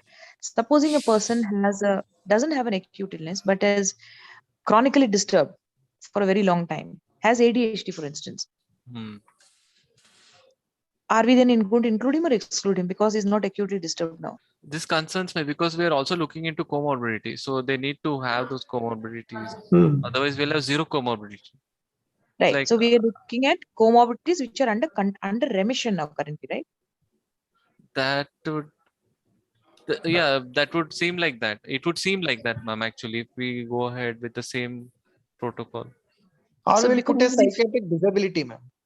No, because the question there in that when we put the Zen protocol was, how will you exclude a case where the addiction is because of, say, an underlying depression or a manic episode or ADHD? Then what are you going to do?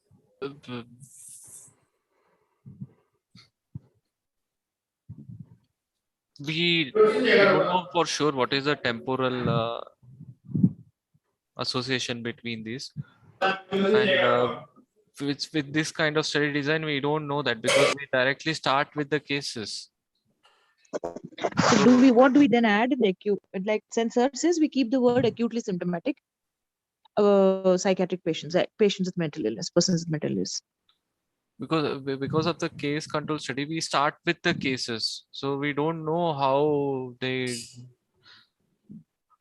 like in our diagnostic interview, if we have exclusion criteria that there should be no comorbid at the time of diagnosis of internet addiction, that's one way to look at it.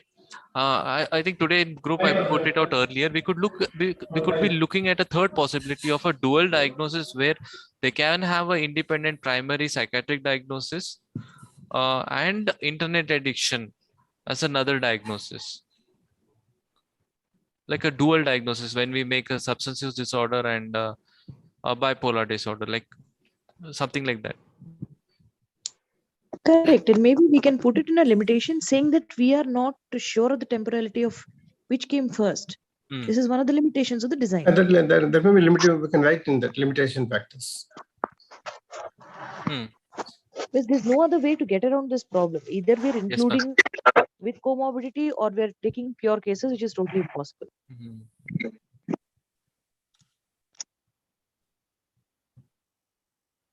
Those with okay, those who are. Why did we include frontal lobe epilepsy in the first place specifically? This was the nicotinic receptors, no ma'am, the acetylcholine receptors. So they have shown to be strongly associated with epilepsy also, especially frontal lobe. Now, since we are looking at other polymorphisms, we can take it out.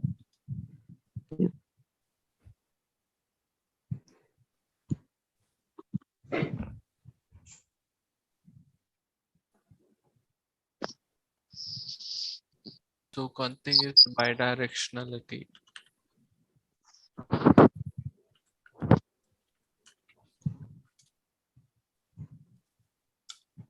Other confounding factor could be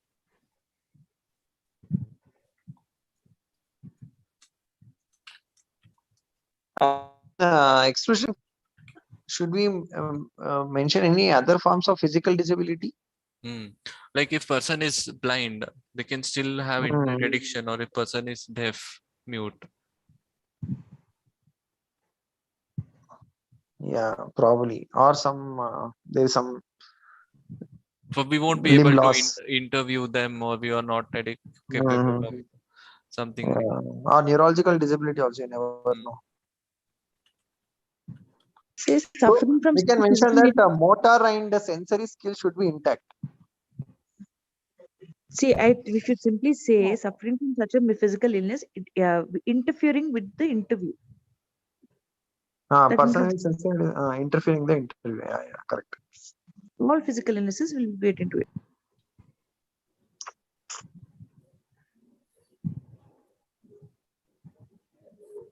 Wow. Okay. That they won't be able. Okay. They won't be able to give the consent itself.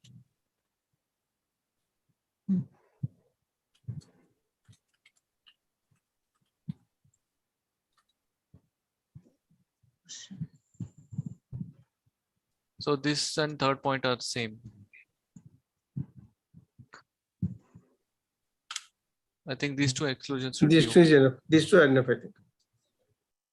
And or we can we club both things and say as person with disability interfering with the interview. That disability will include everything. Like it could be symptomatic mental illness, it could be neurological illness, it could be anything, no?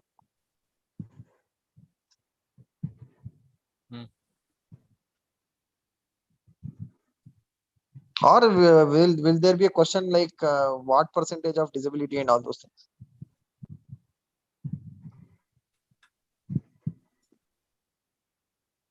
I think sensory motor disability only makes sense, I guess.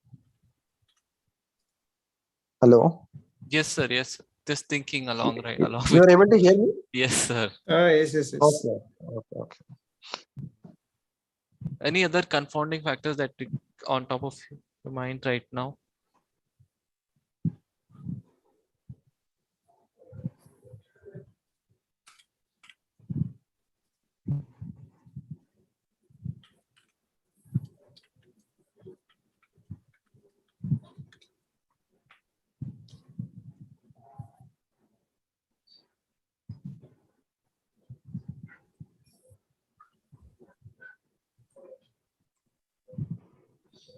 Stream of education.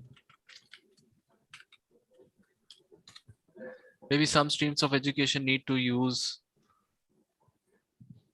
internet related services more, maybe for social communication, maybe for the research. I don't know.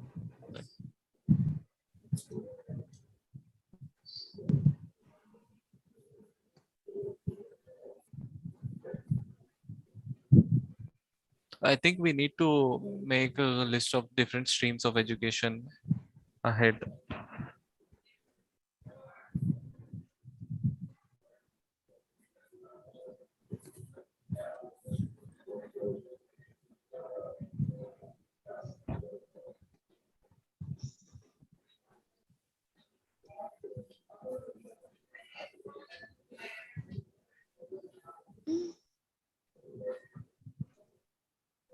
Shalini ma'am?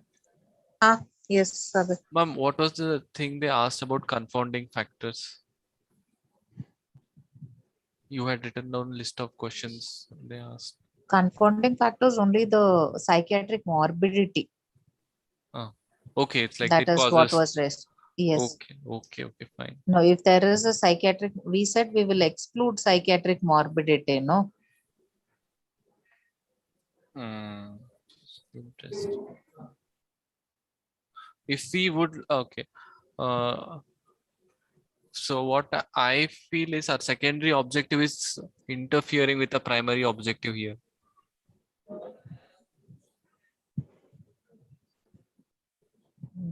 I didn't. In what way? In what way? Because presence of a psychiatric morbidity, it's a confounding factor. Probably they may be having the polymorphism because of the psychiatric morbidity. We need to have the cases in their truest sense, devoid of any contamination from other morbidities. Yes.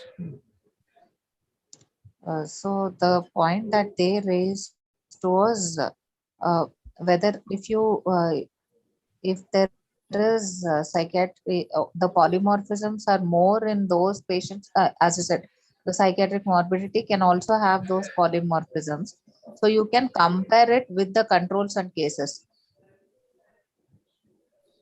If there is no psychiatric morbidity in those and they have the gene polymorphisms. So that can give better understanding is what they suggested.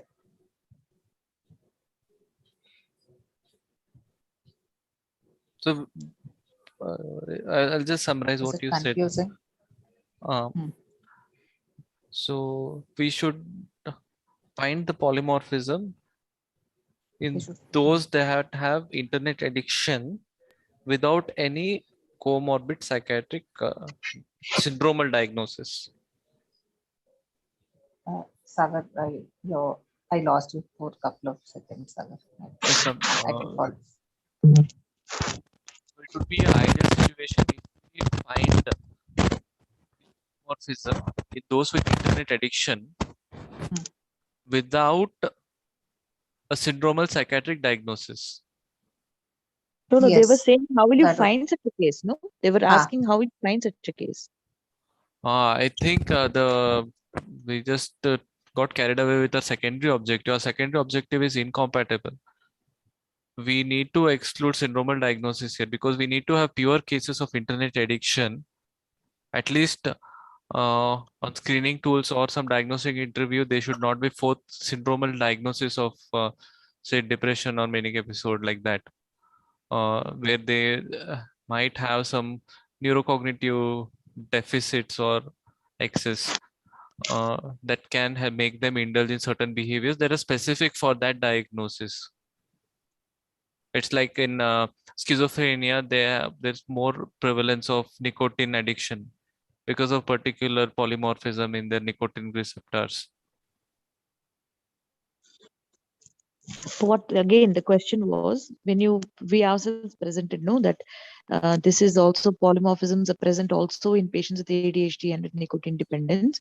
So they're saying if you exclude, then are you not losing some cases if there's a common underlying polymorphism for other conditions as well?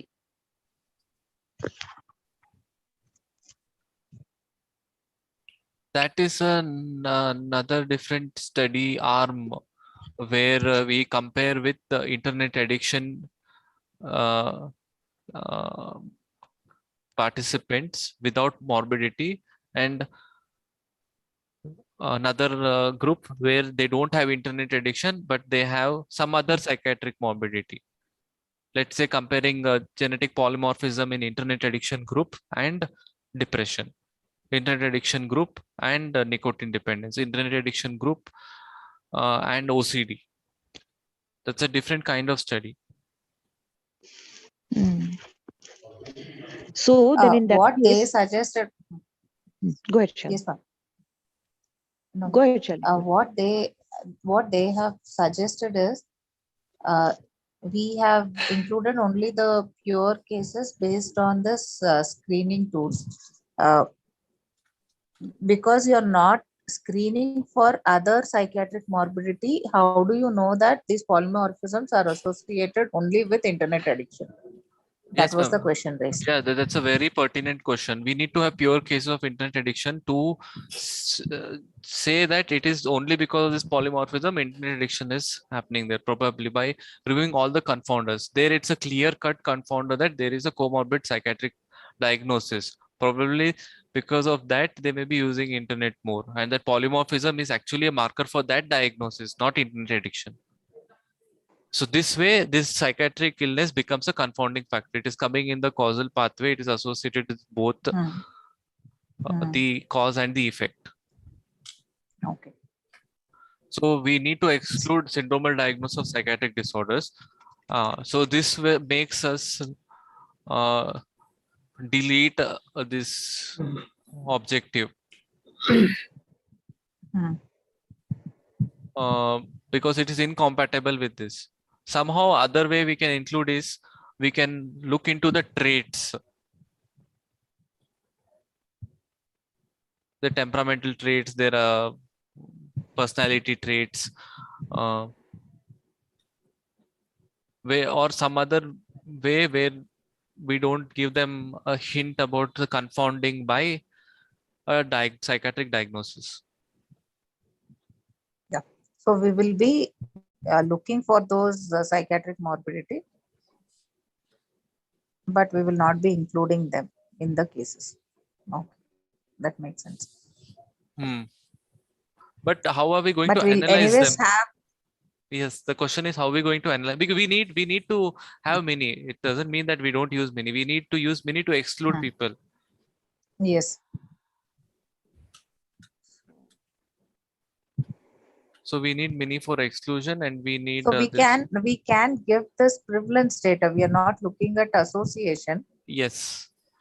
Comorbidity, the prevalence of comorbidities, we can give information on that. Yeah, instead to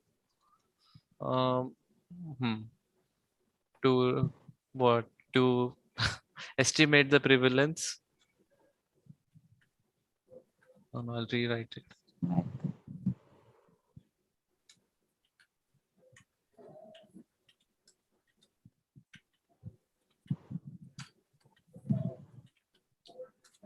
Okay, of psychiatric comorbidity with so we'll not know which internet.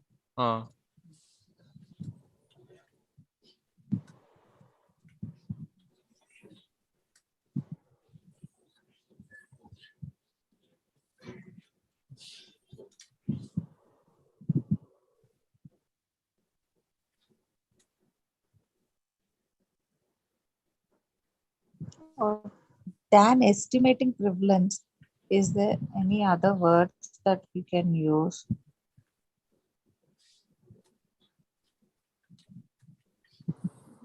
Those are two words that I learned from that course that Neeraj sir was mentioning, that SWAYAM course research thing.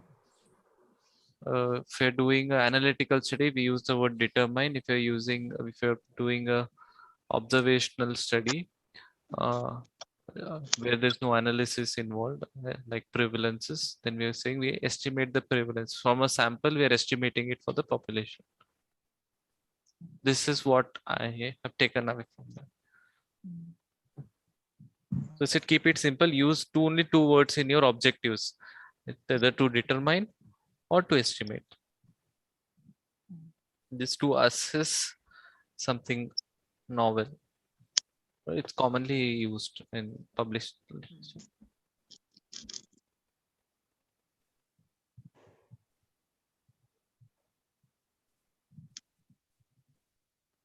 Yeah.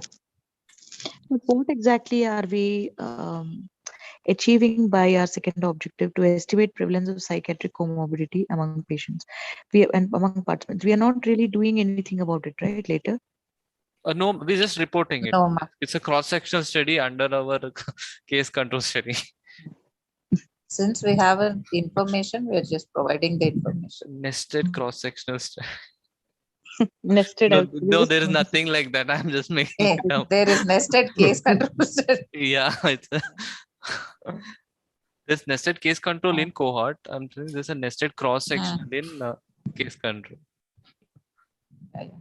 We're not going to do anything. We can report that. Just we're having information, we are reporting this. Yes, sir. So here we don't know what came first. Here we don't know which caused internet addiction caused depression or depression caused internet addiction. We don't know the temporal association. It's just that these two are present at the same point of time in so much % of people. Yes. But we are excluding those participants. We want only those without the syndromal diagnosis. Yes. Okay. So I think we should take away this mark thing. Okay. See the sorry to interrupt. For the sample size, if we have proportions, the percentages of cases and cases among the control group and in the case group.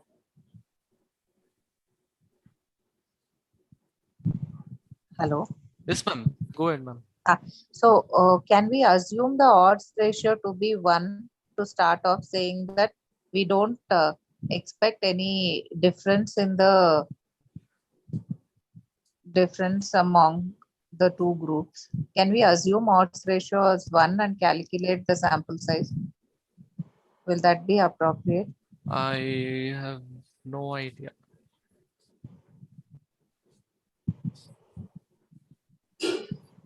Because I've been going through multiple articles. None of them has given odds ratio. Most of them are cross-sectional studies and they have chi-square. They can't give odds ratio because it's categorical data. What? Can they? Presence or absence only. No? Presence of that is. Yeah. Or incidence, presence. I think from their given tables, can we calculate? Again, we don't have much time to go into that. I think we can just consult a statistician tomorrow and just see what can be done about it. Because they said if it is not available, if none of the previous studies state odds ratio or no comparative studies have been done before, if only the proportions or the prevalence rates are available, with that you can assume an odds ratio for your current study and calculate sample size is what they've given. I'm going to share this article, a source article. So we have, yeah.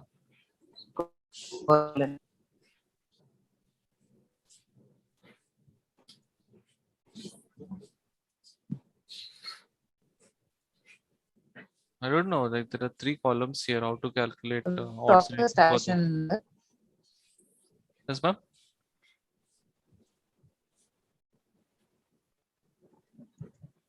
Hello?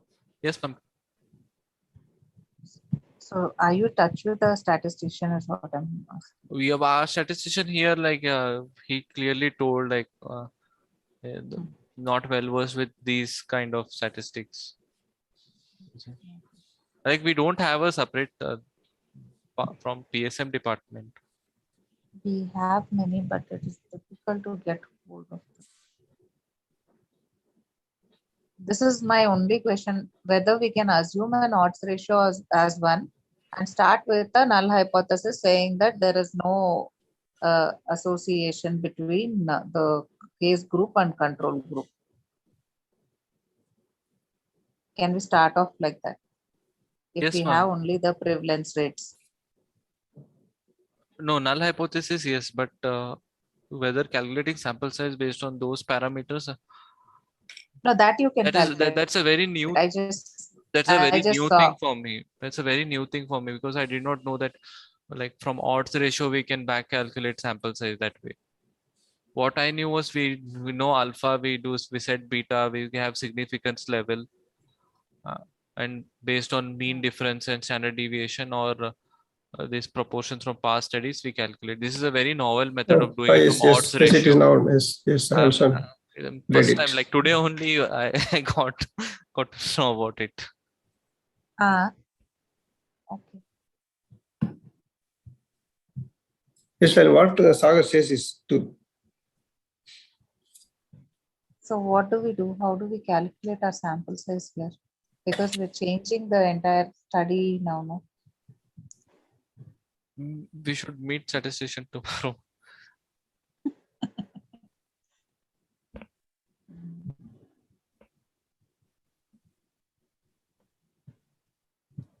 Anyways, we'll just move on with the recruitment. So, or shall we keep only the acetylcholine receptor? They're coming back. We could keep one or could more. So here, I think we'll get to know how they went about the sample size. I think there was something about sample size. No, here they've calculated based. This is very complex, Sagar. I couldn't follow this one.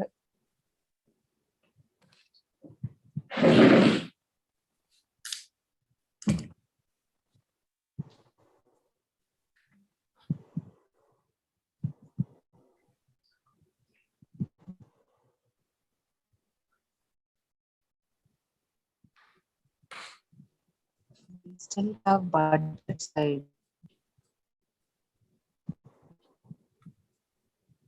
Okay, recruitment of participants. So they kept their cutoff of 39.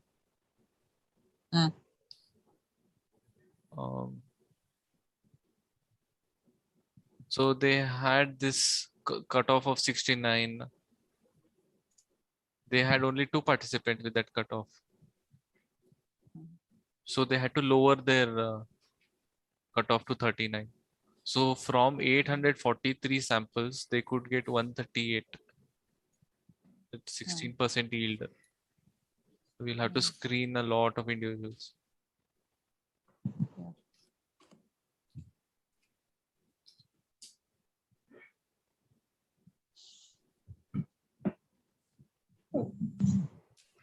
So we are going to use this pair-wise matched, or we're just saying age, gender match, and that socioeconomic We'll keep status. it as age, gender.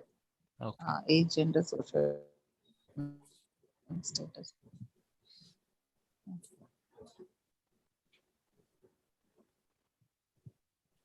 Then coming to the genotyping, this would be simple methods.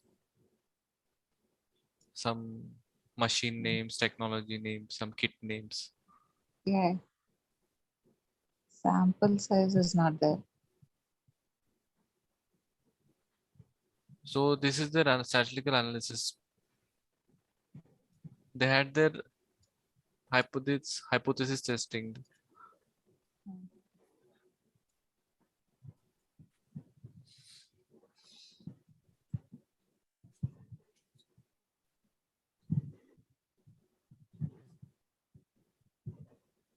This is read as T minus T plus. They've not given anything about how to go about calculating the sample. No?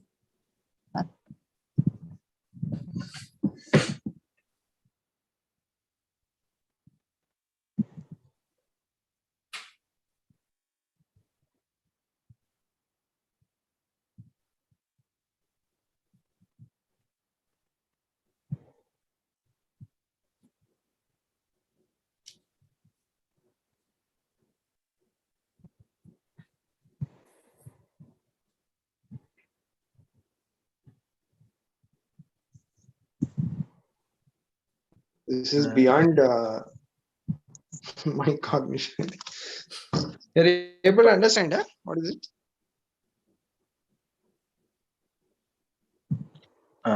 Shall I come in here? Good evening, everybody. Good evening, sir. Good evening, sir. Good evening. Just I have been just listening to your conversation since 10:50 p.m. But I thought of let it go. I have been continuously observing your conversation. The caseness had been well established because that was some discussion going on previously. Yes, sir. Okay, sir. Okay.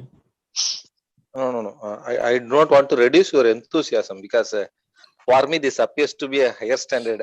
This particular study. Yes.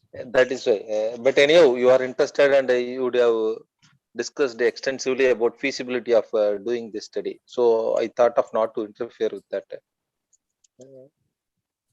So I would like to clarify on that part whether the caseness is that is when you say internet addiction, there should not be any difficulty in identifying that particular case.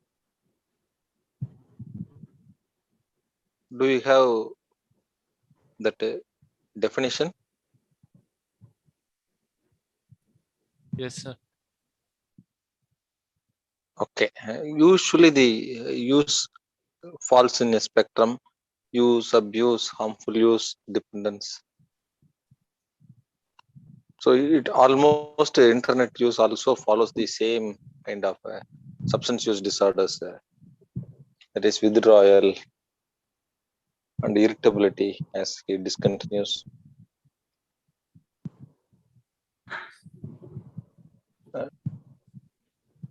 How are you going to explain that when somebody just this is for the sake of argument only? When somebody asks about why it is not considered in a classificatory system, how will you explain it?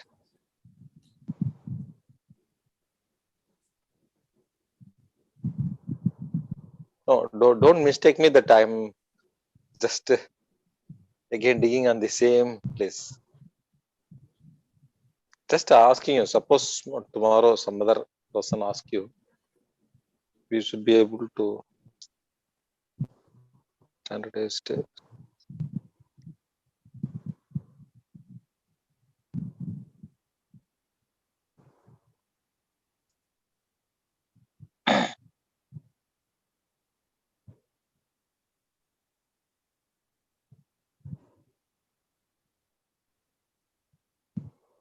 Okay, the same items we are going to use. Depending upon this diagnostic interview, we establish the diagnosis.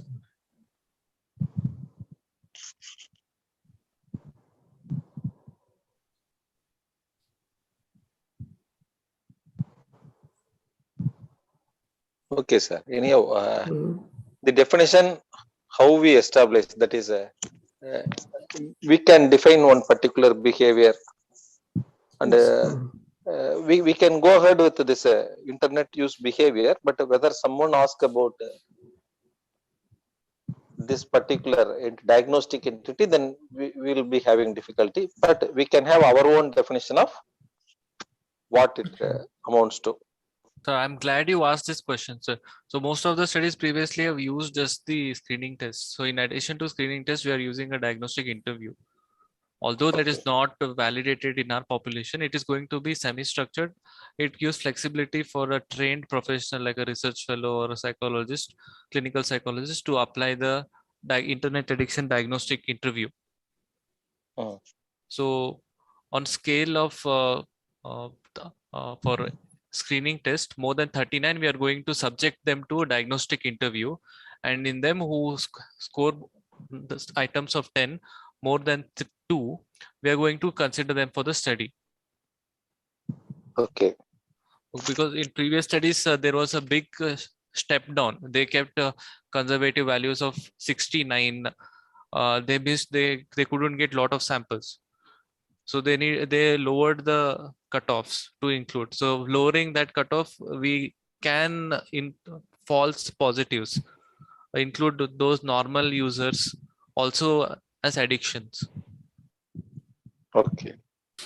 So in that sense, study is little better positioned because we have a diagnostic interview in addition to screening test, and we are defining the caseness those who have fulfill more than 2 or more of the criteria on this diagnostic interview. And those 10 items are these: cognitive salience, withdrawal, tolerance, to go on till 10. Okay. If you are very comfortable with this caseness, then okay. Then other variable, that is you said about the genomic variations, no? Yes, sir. CCCT. Yes, sir. That instrument, whether you had gone through that, whether it is available, yes, and whether how accurate it is, what is the assay used?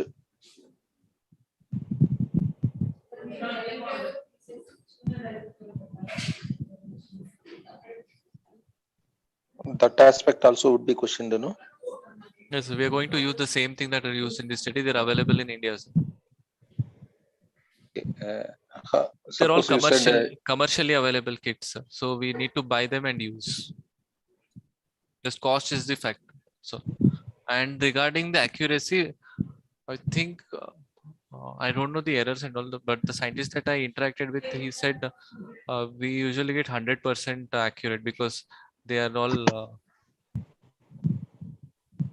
ELISA based. Then I don't know, some jargon of genetics. He said we will not have wrong results. It's like what sample we get, we identify exact polymorphisms either present or absent. Okay. People would be asking about sensitivity, specificity for that particular tool. No? We should be having those values when we are taking a tool for research work.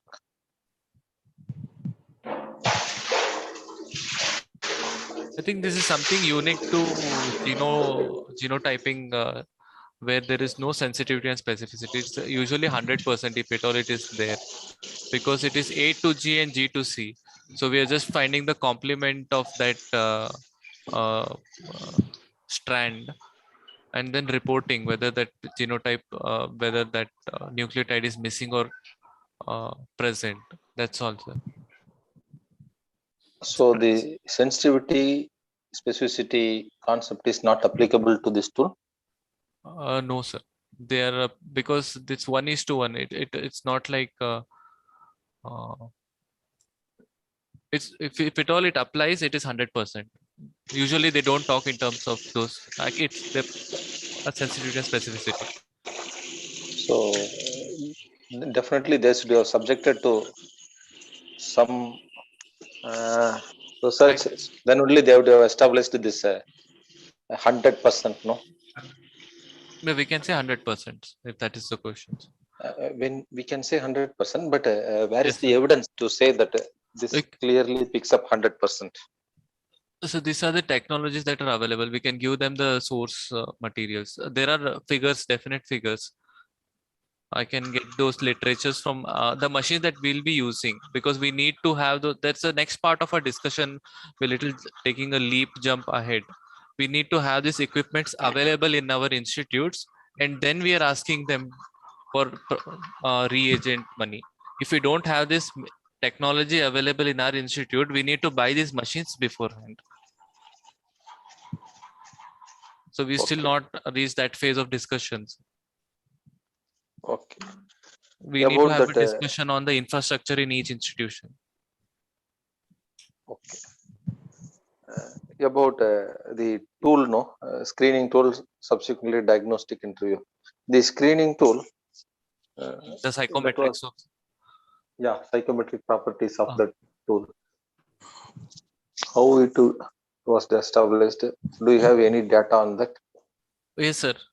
There's abundant data there on Young's internet addiction test and diagnosed, but they are not validated in Indian population, but they are used in Indian population, English speaking populations. So I can give a reference to those articles. When you're presenting, we'll put it in details. That was the question, that we have to put those things in detail regarding each tool in our presentation, or we are going to make a separate write-up of the protocol. Okay. If you had gone through this, then it's fine. When you Yes. are able to give explanation, okay. Okay, then you can go on. Now, statistical component, I think we need to get the support from statistician. The inclusion exclusion criteria, we need to be, that is methodology component only, we would be paying attention. Yes, sir. Being this analytical study, so how you are going to recruit the cases?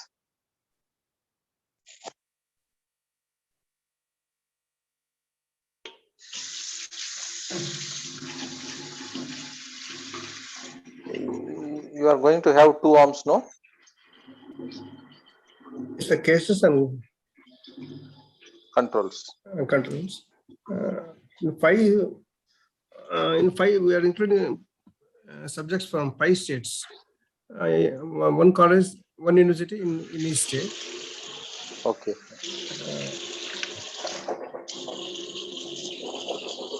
Depending upon the sample size and how this the sampling method they will be asking.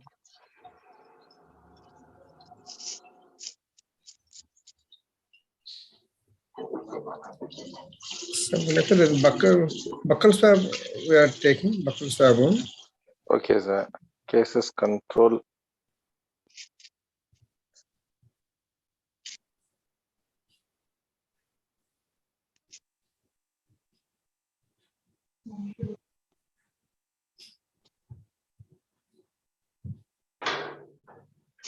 What is that IC and EC? So inclusion criteria, exclusion criteria. Okay.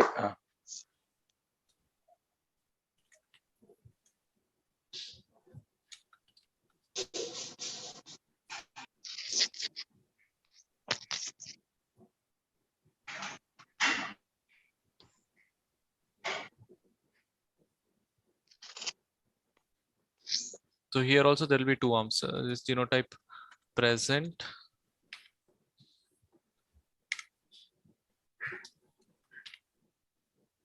Absent. Only we'll have another arm here, present and absent. So controls, you will be having only 1 arm. You will be having 2 arms.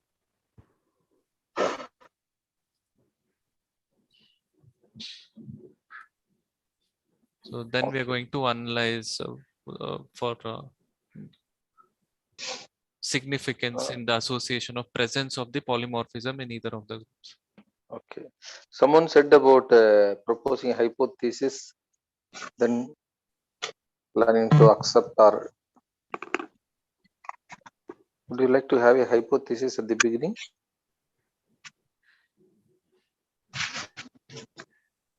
We are looking for your guidance, sir, in this matter, because that would lead us to calculating the sample size backwards from point of view of hypothesis testing.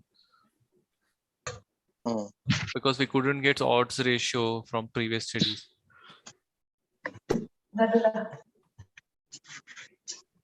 So, I think proposing hypothesis won't be issue, no? You will be saying whether the relationship exists or don't exist, right? Yes. Why do you need odds ratio for that? To calculate sample size. If you're doing hypothesis testing, sample size study should be adequately powered. So we need to know all those values like alpha, beta of our study. So sample size should be accurate, should be adequately powered to test the hypothesis. Otherwise, it's underpowered study testing the hypothesis. We'll be simply inviting unnecessary scrutiny there. Like earlier studies, they clearly state in their limitation that their sample size was too small. Though they recruited 800 plus in screening, like for example, the source study, 843 individuals here. but again in the limit they concede the limitation here. It's a small sample size.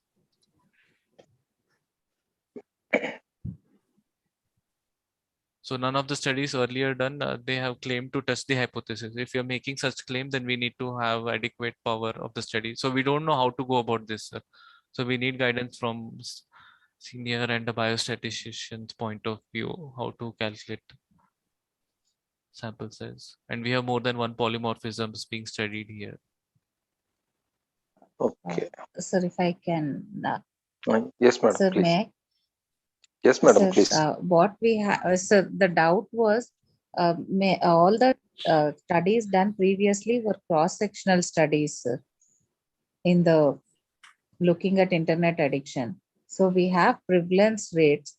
So for us to calculate the sample size for case control study, when we looked at the formulae, it included odds ratio as well to calculate the case control study. Since we don't have that information, I was asking whether if we can assume an odds ratio and then calculate the sample size.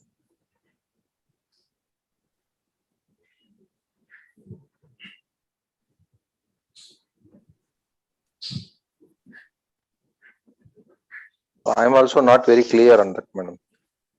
Sir.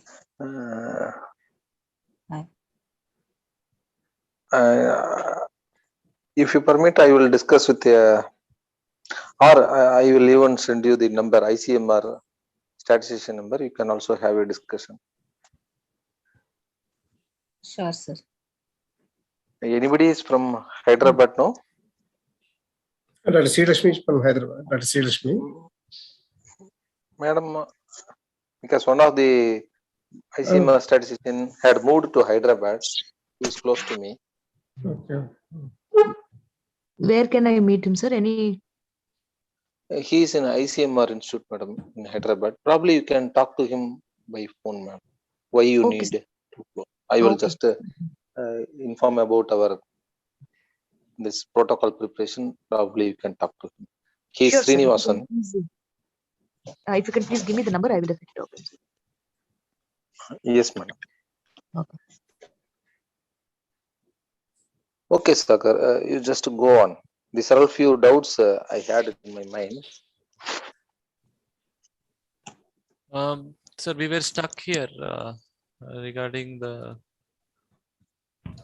looking into the confounding and how we go about it. What are the other possible confounders? Like one confounder is psychiatric illness. So any other confounders that we need to be aware of and disclose it beforehand. In literature review, what the other studies says, people usually rule out psychiatric comorbidities, physical comorbidities, who are not communicating. There is another type of confounding, like in literature, that they say because of some molecular interaction, something like that. It is here. Yes. So other confounding. So I couldn't make sense of this paragraph that I'm highlighted now, sir.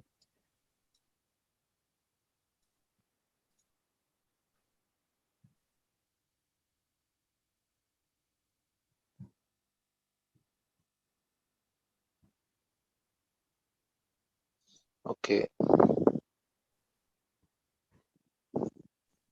This study is example for hypothesis. They had that hypothesis, tested that hypothesis.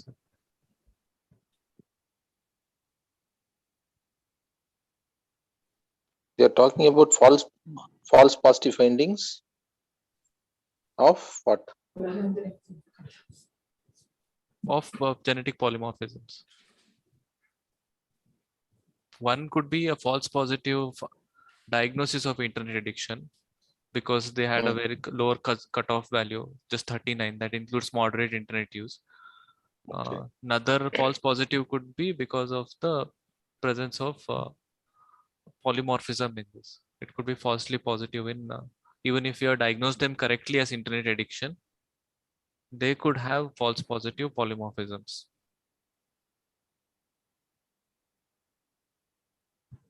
false positive polymorphism by the tool?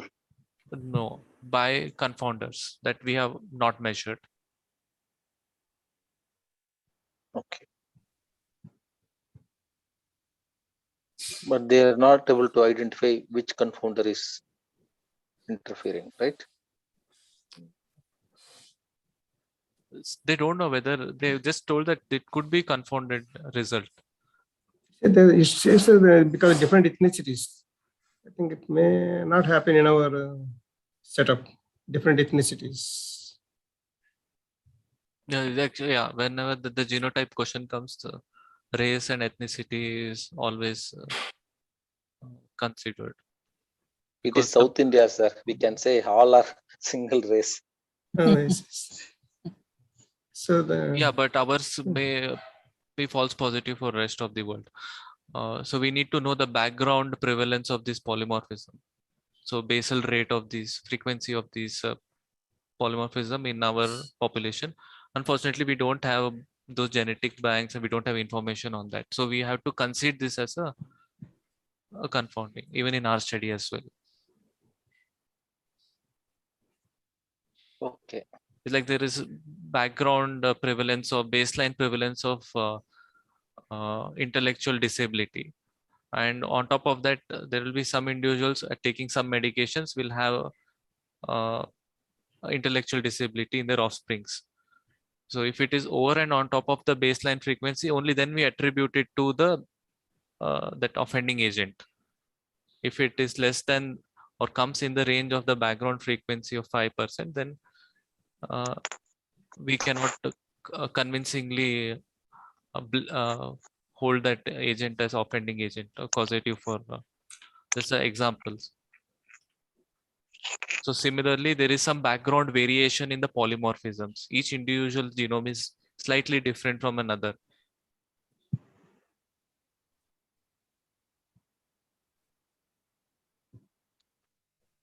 Okay, then let us also accept yes, sir. That there is a possibility of false positive finding.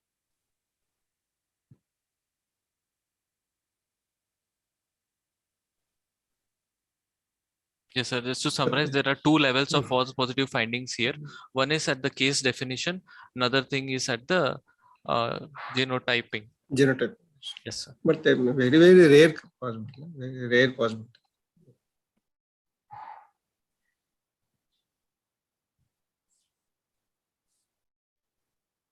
Okay, sir. Sagar, You move on. Yes, madam. Genotype, at the level of genotyping, what is the false positive that we are expecting? I didn't get that part. Ma'am, there could be polymorphism that exists even in those that don't have, because we do have a small sample size, our study is inadequately powered to find a significant difference between them. Oh, no, why is it false positive? I'm asking. In controls also that might be there, right? The concept is same. Like if we diagnose internet addiction in those who don't have addiction, it becomes a false positive. Similarly, yes, in the individuals that have polymorphism, we diagnose them to have polymorphism, and we are attributing this polymorphism to their internet addiction. That internet addiction may be true, but this polymorphism may be a false positive finding because of a small sample size, because there could be a background variation in the frequency of this polymorphism in our ethnic population. Unfortunately, because we don't have a bank of our own ethnicity, we cannot for sure say that this is happened by chance. Because of the sample size. It could, yeah. Ideally we should do all whole of our ethnicity. Yes. Okay. So we don't have a universal set to compare it with. So we have to disclose it as a one limitation. Okay. Understood.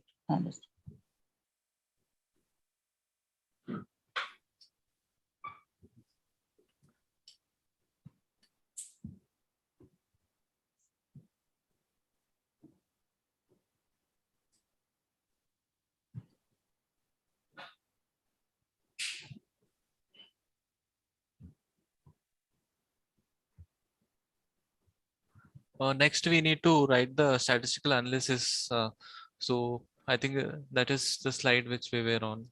Yes. So yeah, we need to have our analysis plan. I think the slide is missing.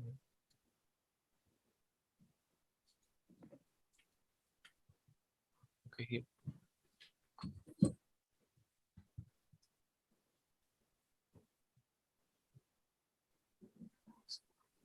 So if we are including more polymorphism, then this we need to write same thing for each one. So it is going to make our slides not only crowded, we'll have many slides. Many slides is okay, crowded slides is not. Because we got that comment that your slides are very crowded. Yes. We can increase the number of slides. It's very information dense.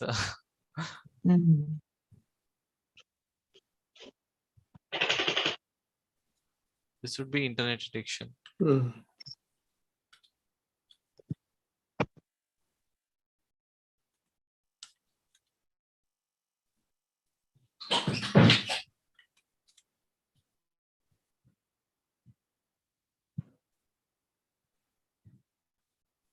This internet use related factors, that's one thing. In couple of other studies they have looked into the purpose of internet use, the duration of time spent in particular medium.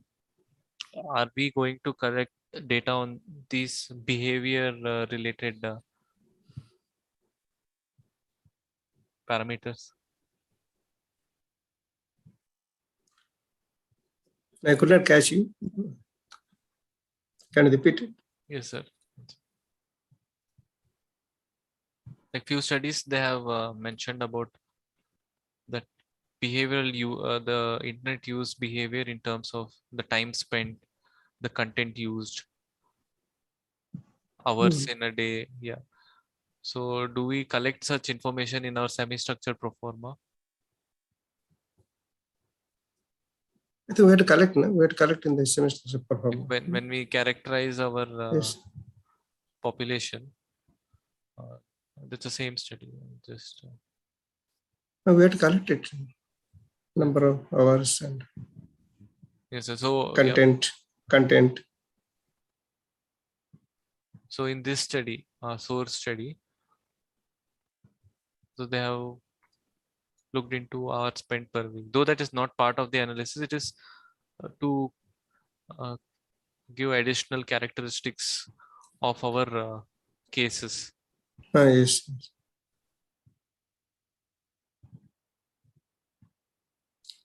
I think we can collect this information.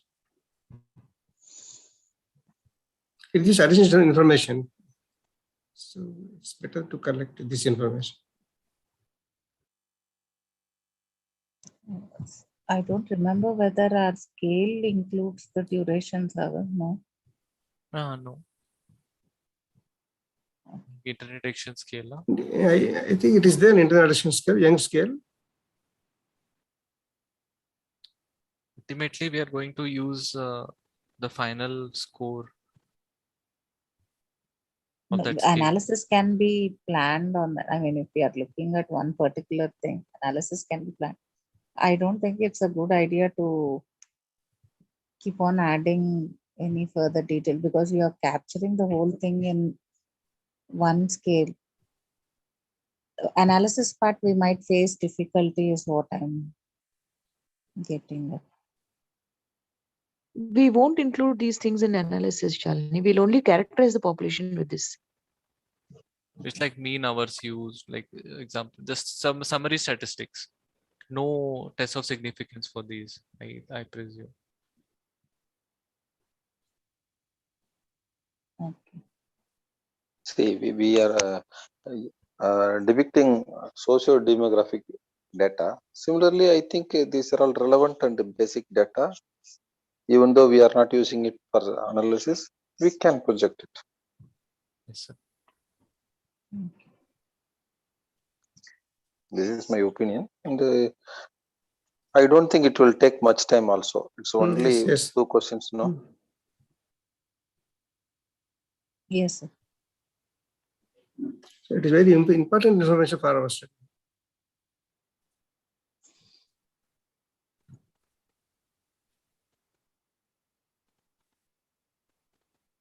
Yes, Sagar. You Yes, go on. I think we can include. Yes, sir.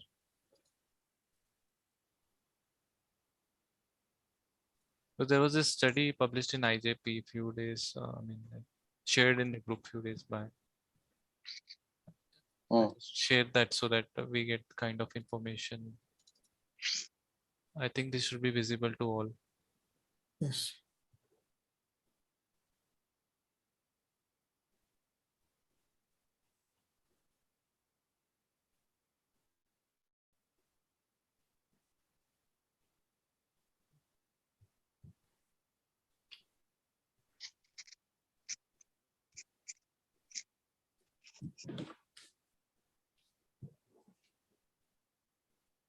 So in their semi-structured proforma, they had these details.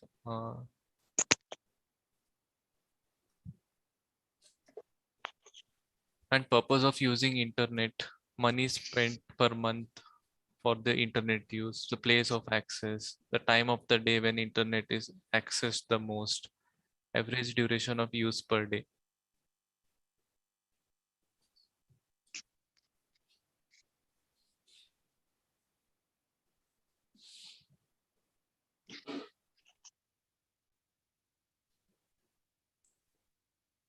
It doesn't really add much to our study. It doesn't add in any way to our primary objective. Yes. So if we collect this data, later we can use it as a kind of a secondary study from the primary one. But otherwise, it's just unnecessary additional information on second thoughts. But for future research, it may help, sir. help Yes, him. Correct. So that anyhow, we are sparing 3 years time. 3 years, we will take 3 years. So better to collect. Sagar, Yeah, what is the it prevalence? may add richness to our data. Sir? I think it may add richness to the data. Yes, yes.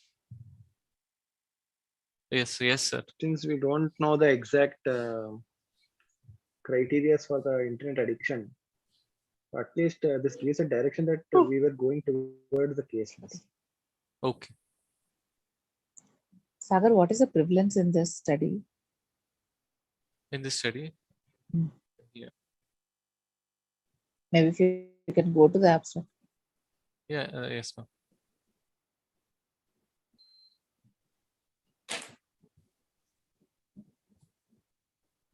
%.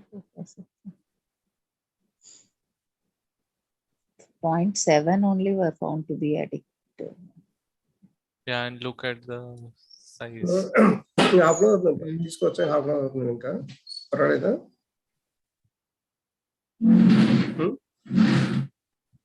Okay, thank you. It in absolute numbers 0.7 of 978. This is an Indian population.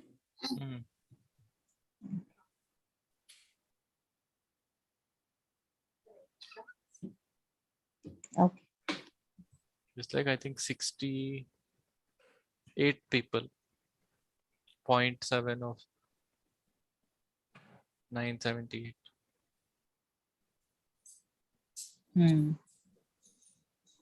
68.4. It will be like 68 or 69 participants were diagnosed as. Maybe there's no table for that here. So.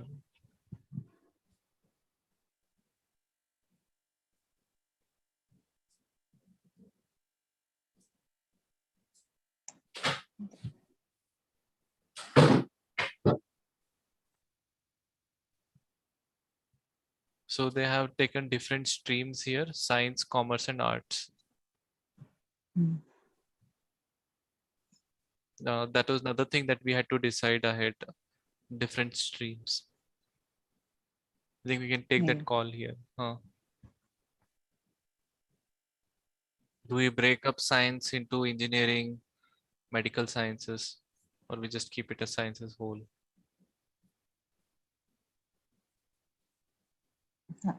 I think whichever, I mean, based on the information that we get, we need not decide prior to taking the information. The students will fill the form and give, and based on that only we can categorize. You're saying sample to take a control, you're saying? No, this will determine our sampling strategy. So whether we're going to do stratify after the. Yeah, we take first samples and then stratify, but then we may fall short. Or we could stratify first, and then from each stream we will recruit some 500. I just saying, for example. I think stratification would be better, no, before than after. So stratified random sampling. But how do you decide on cases? Is that called stratified random sampling before? I don't know whether stratification can be applied for case control studies. Before identifying the cases, I'm saying.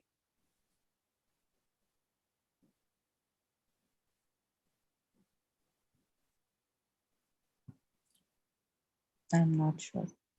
Before identifying, we can, Sagar, before identifying, we can take some students from engineering, some students from medical, some students from arts college. Okay, sir. Can we do it like that? From each university.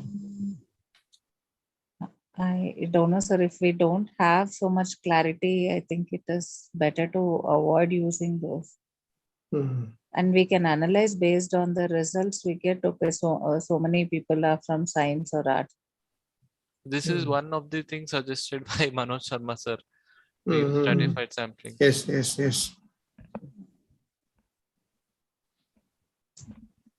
I think we discussed this a couple of days back. Yes. No, we were not clear about that. No, that's one.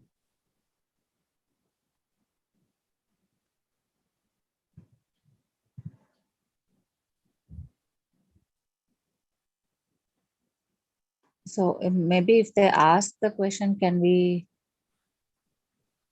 I'm not clear about that, Sagar. When do we do it? After screening or before screening? No, that is before screening. Before screening, you stratify. One point I would like to make here. Whatever results we get, that should be extrapolated to entire student population. Yes, sir. For that, we need to have students from all strata. Yes. Then for that, we have to go for stratified sampling, no? Yes, sir. So I think we have to recruit students from before screening only. Before screening only, yes, we have to recruit. Before screening, we have to recruit. Yes, sir. Before screening, we have to recruit. Yes, sir. Before screening, we have to recruit them. And then after screening, we'll put them as cases or controls. Yes.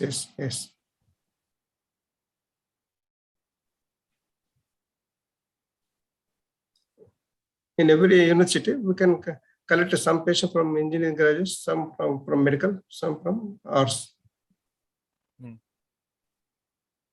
Maybe if, how do we decide on that? Huh? How many number do we take from each sample? That sample size should be calculated for each strata. Equally distribute. We can equally distribute among all these three categories. Sample size for each strata. Yes, ma'am.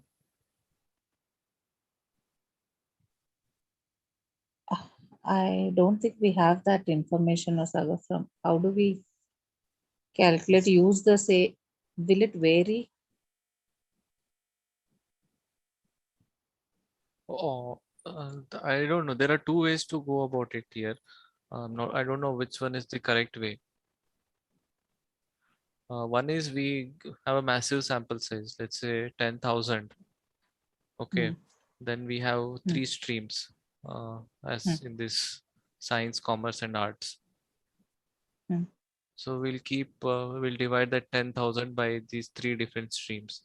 In each stream, we are going to find cases and controls. This is one way.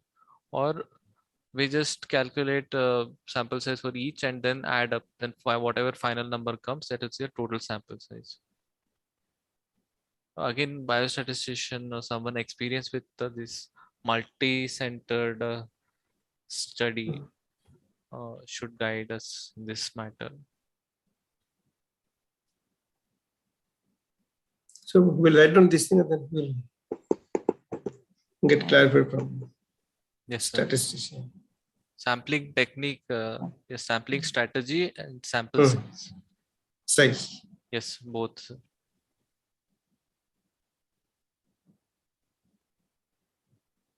Okay.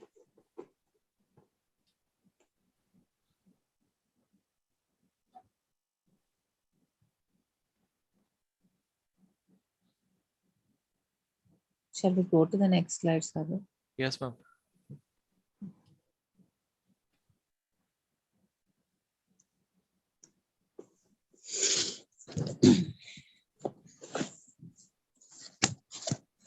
So we started with statistical analysis and we went 2 steps backward to sample size. Let's just add the points there. Yeah.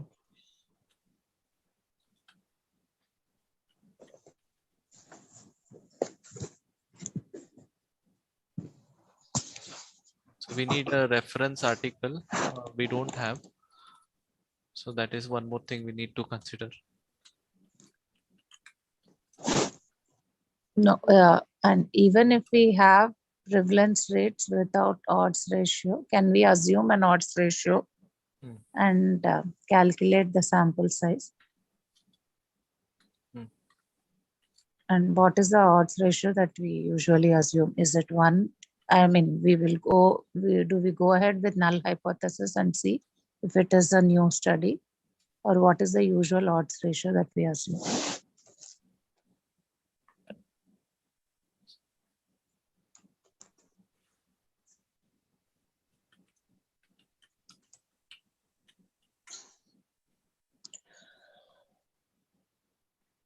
Okay.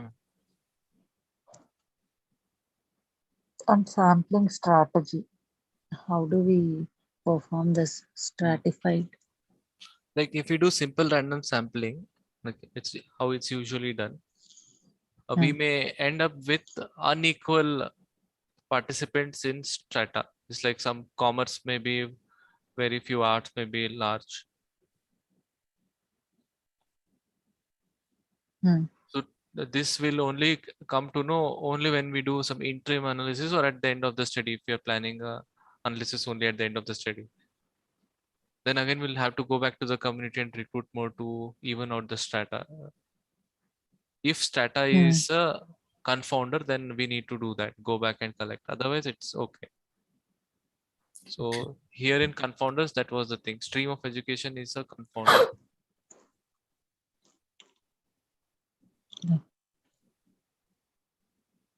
Because we look stream of education, why did we think that it was a confounder? Because certain streams might use more of internet. Yes. It could be that, or one more thing could be structured time. Maybe the science courses have more structure to their curriculum and compared to arts, and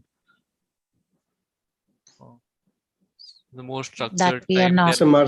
Yeah, there could be so many reasons. I'm just speculating. Arts college students, they may be having plenty of leisure time, so that they go on spending time with internet. So there they may be falsely getting higher usages. So such things.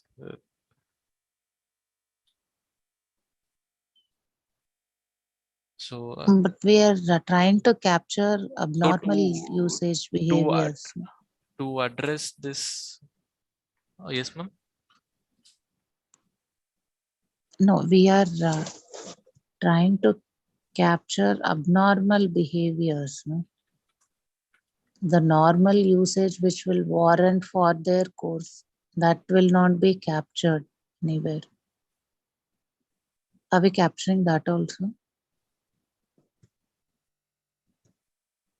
We have no way to separate those two and say no.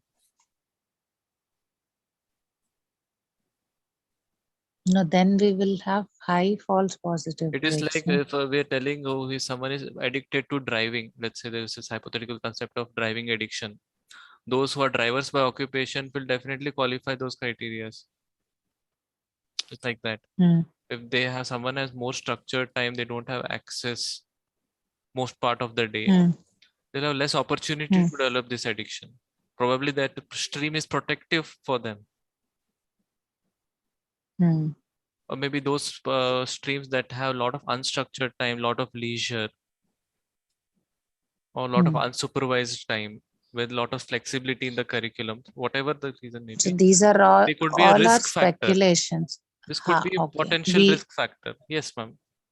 Okay, we are speculating those things. There is no evidence, so it's a speculation. We are not capturing that anywhere. But however, this could be sound hypothesis that need to be tested in subsequent studies, whether certain streams are protective for certain. Okay. Okay. So, Sagar, we have only 10 minutes time. Sagar? Yes. We have 10 minutes time. 10 minutes.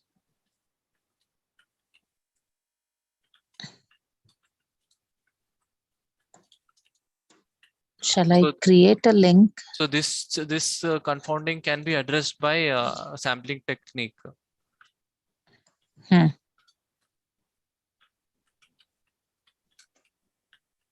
we don't know. Maybe that thing should be discussed with the statistician. Okay.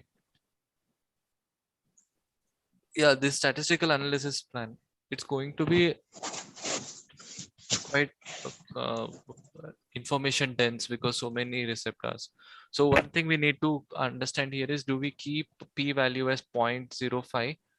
It was suggested by Manoj Sharma sir to keep it as 0.05, but we can take lower. It's up to us. Presently, we'll keep 0.05 only. Yes,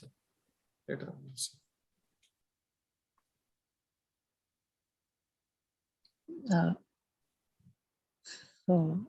But tomorrow they may question. In genetic studies, they will keep always 0.01 or 0.02. Then we must be in a position to answer that. So hypothesis testing. So like this for each genotype, we need to. I'm not sure how many minutes we get for presentations. 20 minutes, I guess. Maybe 20 minutes only. 20 minutes. So will they pick the lots, or can we have a representative? But first, our in the on the day, first D group came. So they asked us 2,000. Among the group, sir. Among members, sir, group members. Group members. I don't know. $1 million question.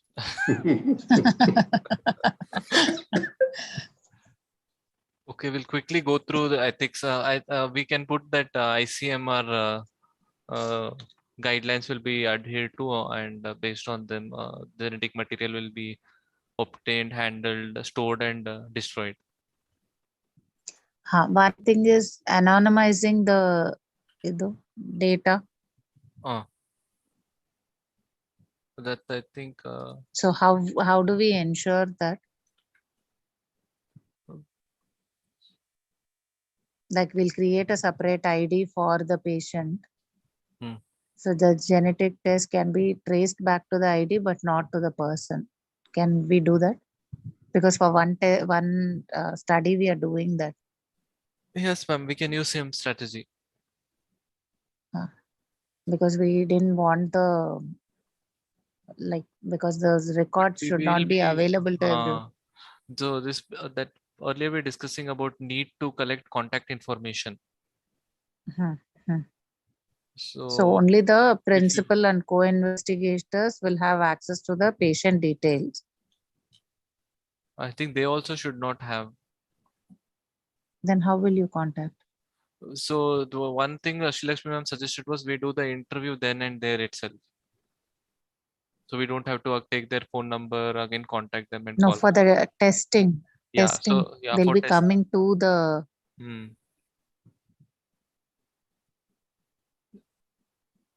Even if they give them ID, the ID, their clinical data and the genetic information, both will be same.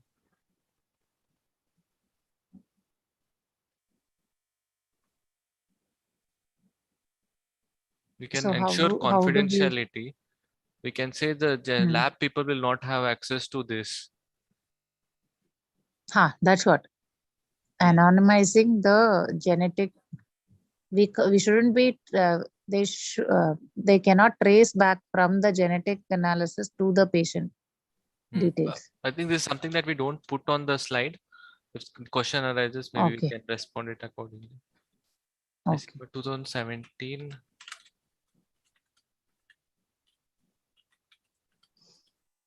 Okay.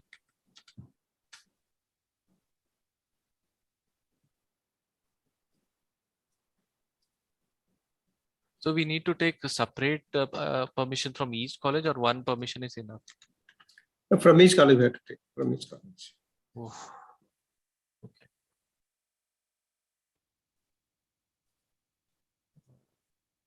Any other acts, studies, legal things? I don't think it has to go to ethics review of each college. Yes, ma'am. Oh no, are we going to declare any other things? Will we be conducting in accordance with Helsinki, Geneva? I don't think that is required. I mean, you have to conduct in that way, but not mention here. You need not mention that, it is implied, I guess. Confidentiality will not breach because there is a lot of personal information, genetic information. Confidentiality, and it will be anonymized. Anta, can we mention that?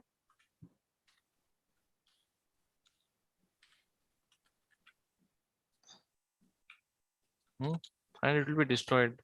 We can just see that. Destroyed, I don't know. If some people want that sample to be kept for a longer time. I think it was, I'm not recollecting those names of those regulations. Some 2000 or 2002, some genetic testing where they should use it only for the purpose of the study. After that, it should not be preserved indefinitely or utilized for any other reason. Who all will have access to the data also is a question that is asked. We can say only principal investigators will have. And they will guide us on those aspects, I presume. Okay. The English. Informed consent is one more slide, is it? We have a different slide for that. Okay. Participant information sheet and a written informed consent.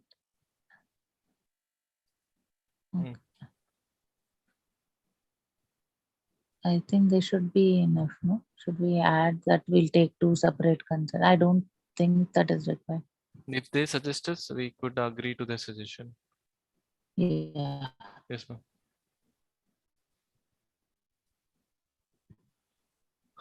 Okay.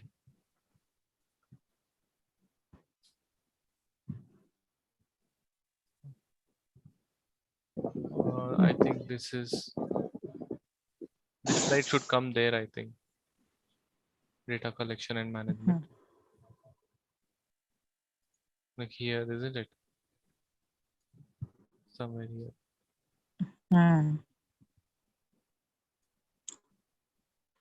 Data collection may be here. Data collection and management, you will say it is collected in this form, not the method that you follow for collecting the data. This is where do you store, I guess, this slide. About how do you manage data rather than the collection process. I'm not sure. Data collection should we put earlier, and here only mention data management.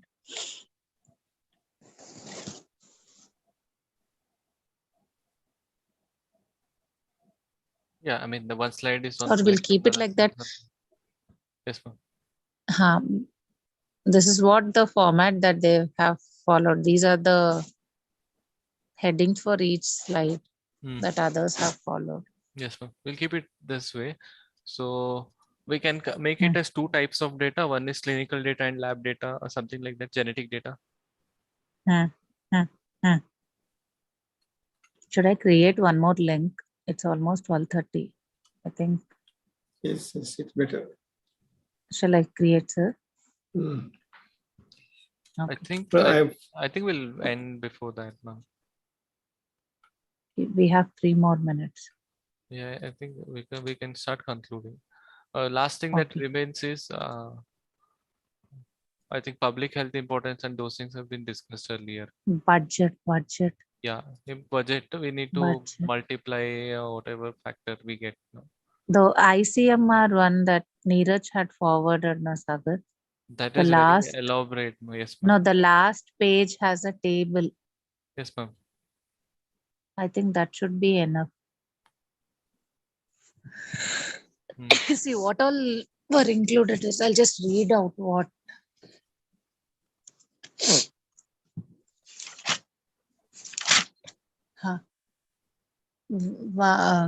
Full-time employees.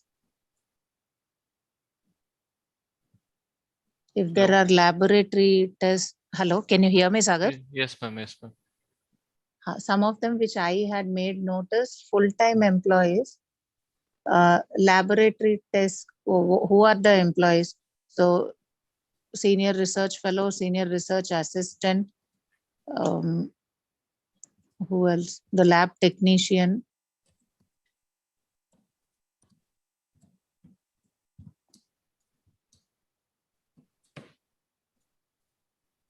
For transportation expenses, for laboratory tests,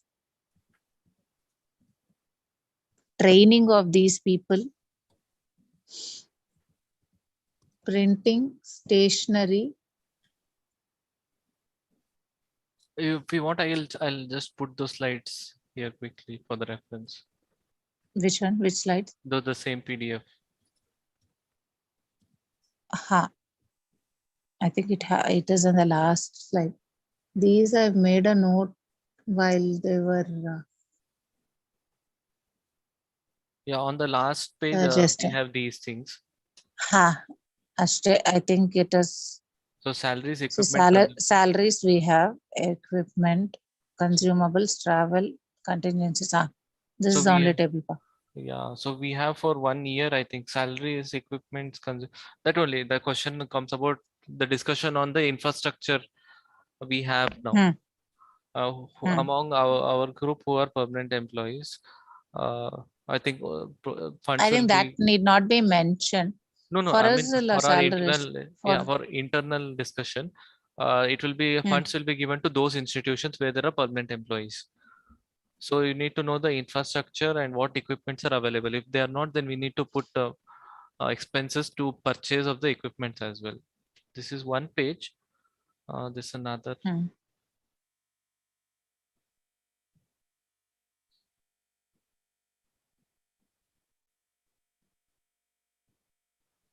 Scientist salaries here, guidelines on those things, medical and non-medical types. So we could refer this article and just come up with some some approximate overestimation. I don't know if authors, the principal investigators will be given I don't. salary we include them. I don't think they were. They don't. I'm not sure. Yes, so this Ma'am, will they be given, ma'am?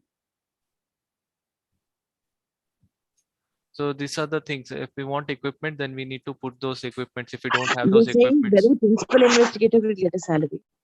Yes, ma'am. Of course. Will they get? Okay. Of course. What is the whole purpose of doing it if it is not money?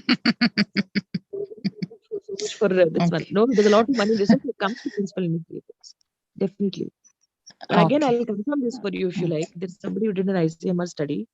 I'll confirm it and let you. Yes, Yes. ma'am. Yes, ma'am. Maybe if we could get their table, what they filled up, so that will help us in filling our own. That is one thing. Tomorrow, I also can contact the biostatistics department of NIMHANS. Do you think they'll respond? She's Yes, quite ma'am. nice, that lady. So I could ask them these questions. You could just put it down in tomorrow morning only. Point-wise, you put down, and I will send her a brief protocol and ask her for guidance. Yes, ma'am. I think we should end on this note. The two things that we should do outside. One is budget. Another thing is biostatistician work regarding a sampling things. Meantime, maybe we can iron out some grammatical mistakes and PowerPoint crowding. You will be presenting Sagar if we are given an option. Okay, ma'am. No, one of you is very conversant because I joined in very late. So either you or Shalini should actually take up the presentation. Whoever you wants to. Anything is okay, ma'am. I'll be able to present. Not an issue. Okay. That's wonderful. So we'll, if it comes to that, if it comes to lots again, you never know. I might have a hat trick again. 2 already done. Third one is meant. Yes, ma'am. Yes. I'll be able to present. Tomorrow, can we briefly meet for half an hour, ma'am? Yes, Just of course, to half an go hour through the slides. Again, we'll meet like this again, but we'll please meet a little late, 8 Okay. up post 8:30, and finish off till the end of the night. Today Yeah, is like today. Thursday, huh? Tomorrow we are. Yeah. Today is Wednesday. Yes, today is. Yeah, now we're into Thursday. Yeah, 12 hours. Yes. Okay. Tomorrow at good night. 8:30. Yes. Good night, sir. Good night. Good night. Good night, Kannan, sir. Okay. Thanks. Thank you. Thanks Sir, for your good input, sir. Thank you. Good night, sir. Good night. Good night, sir. Good night, sir. Good night, everyone. Good night.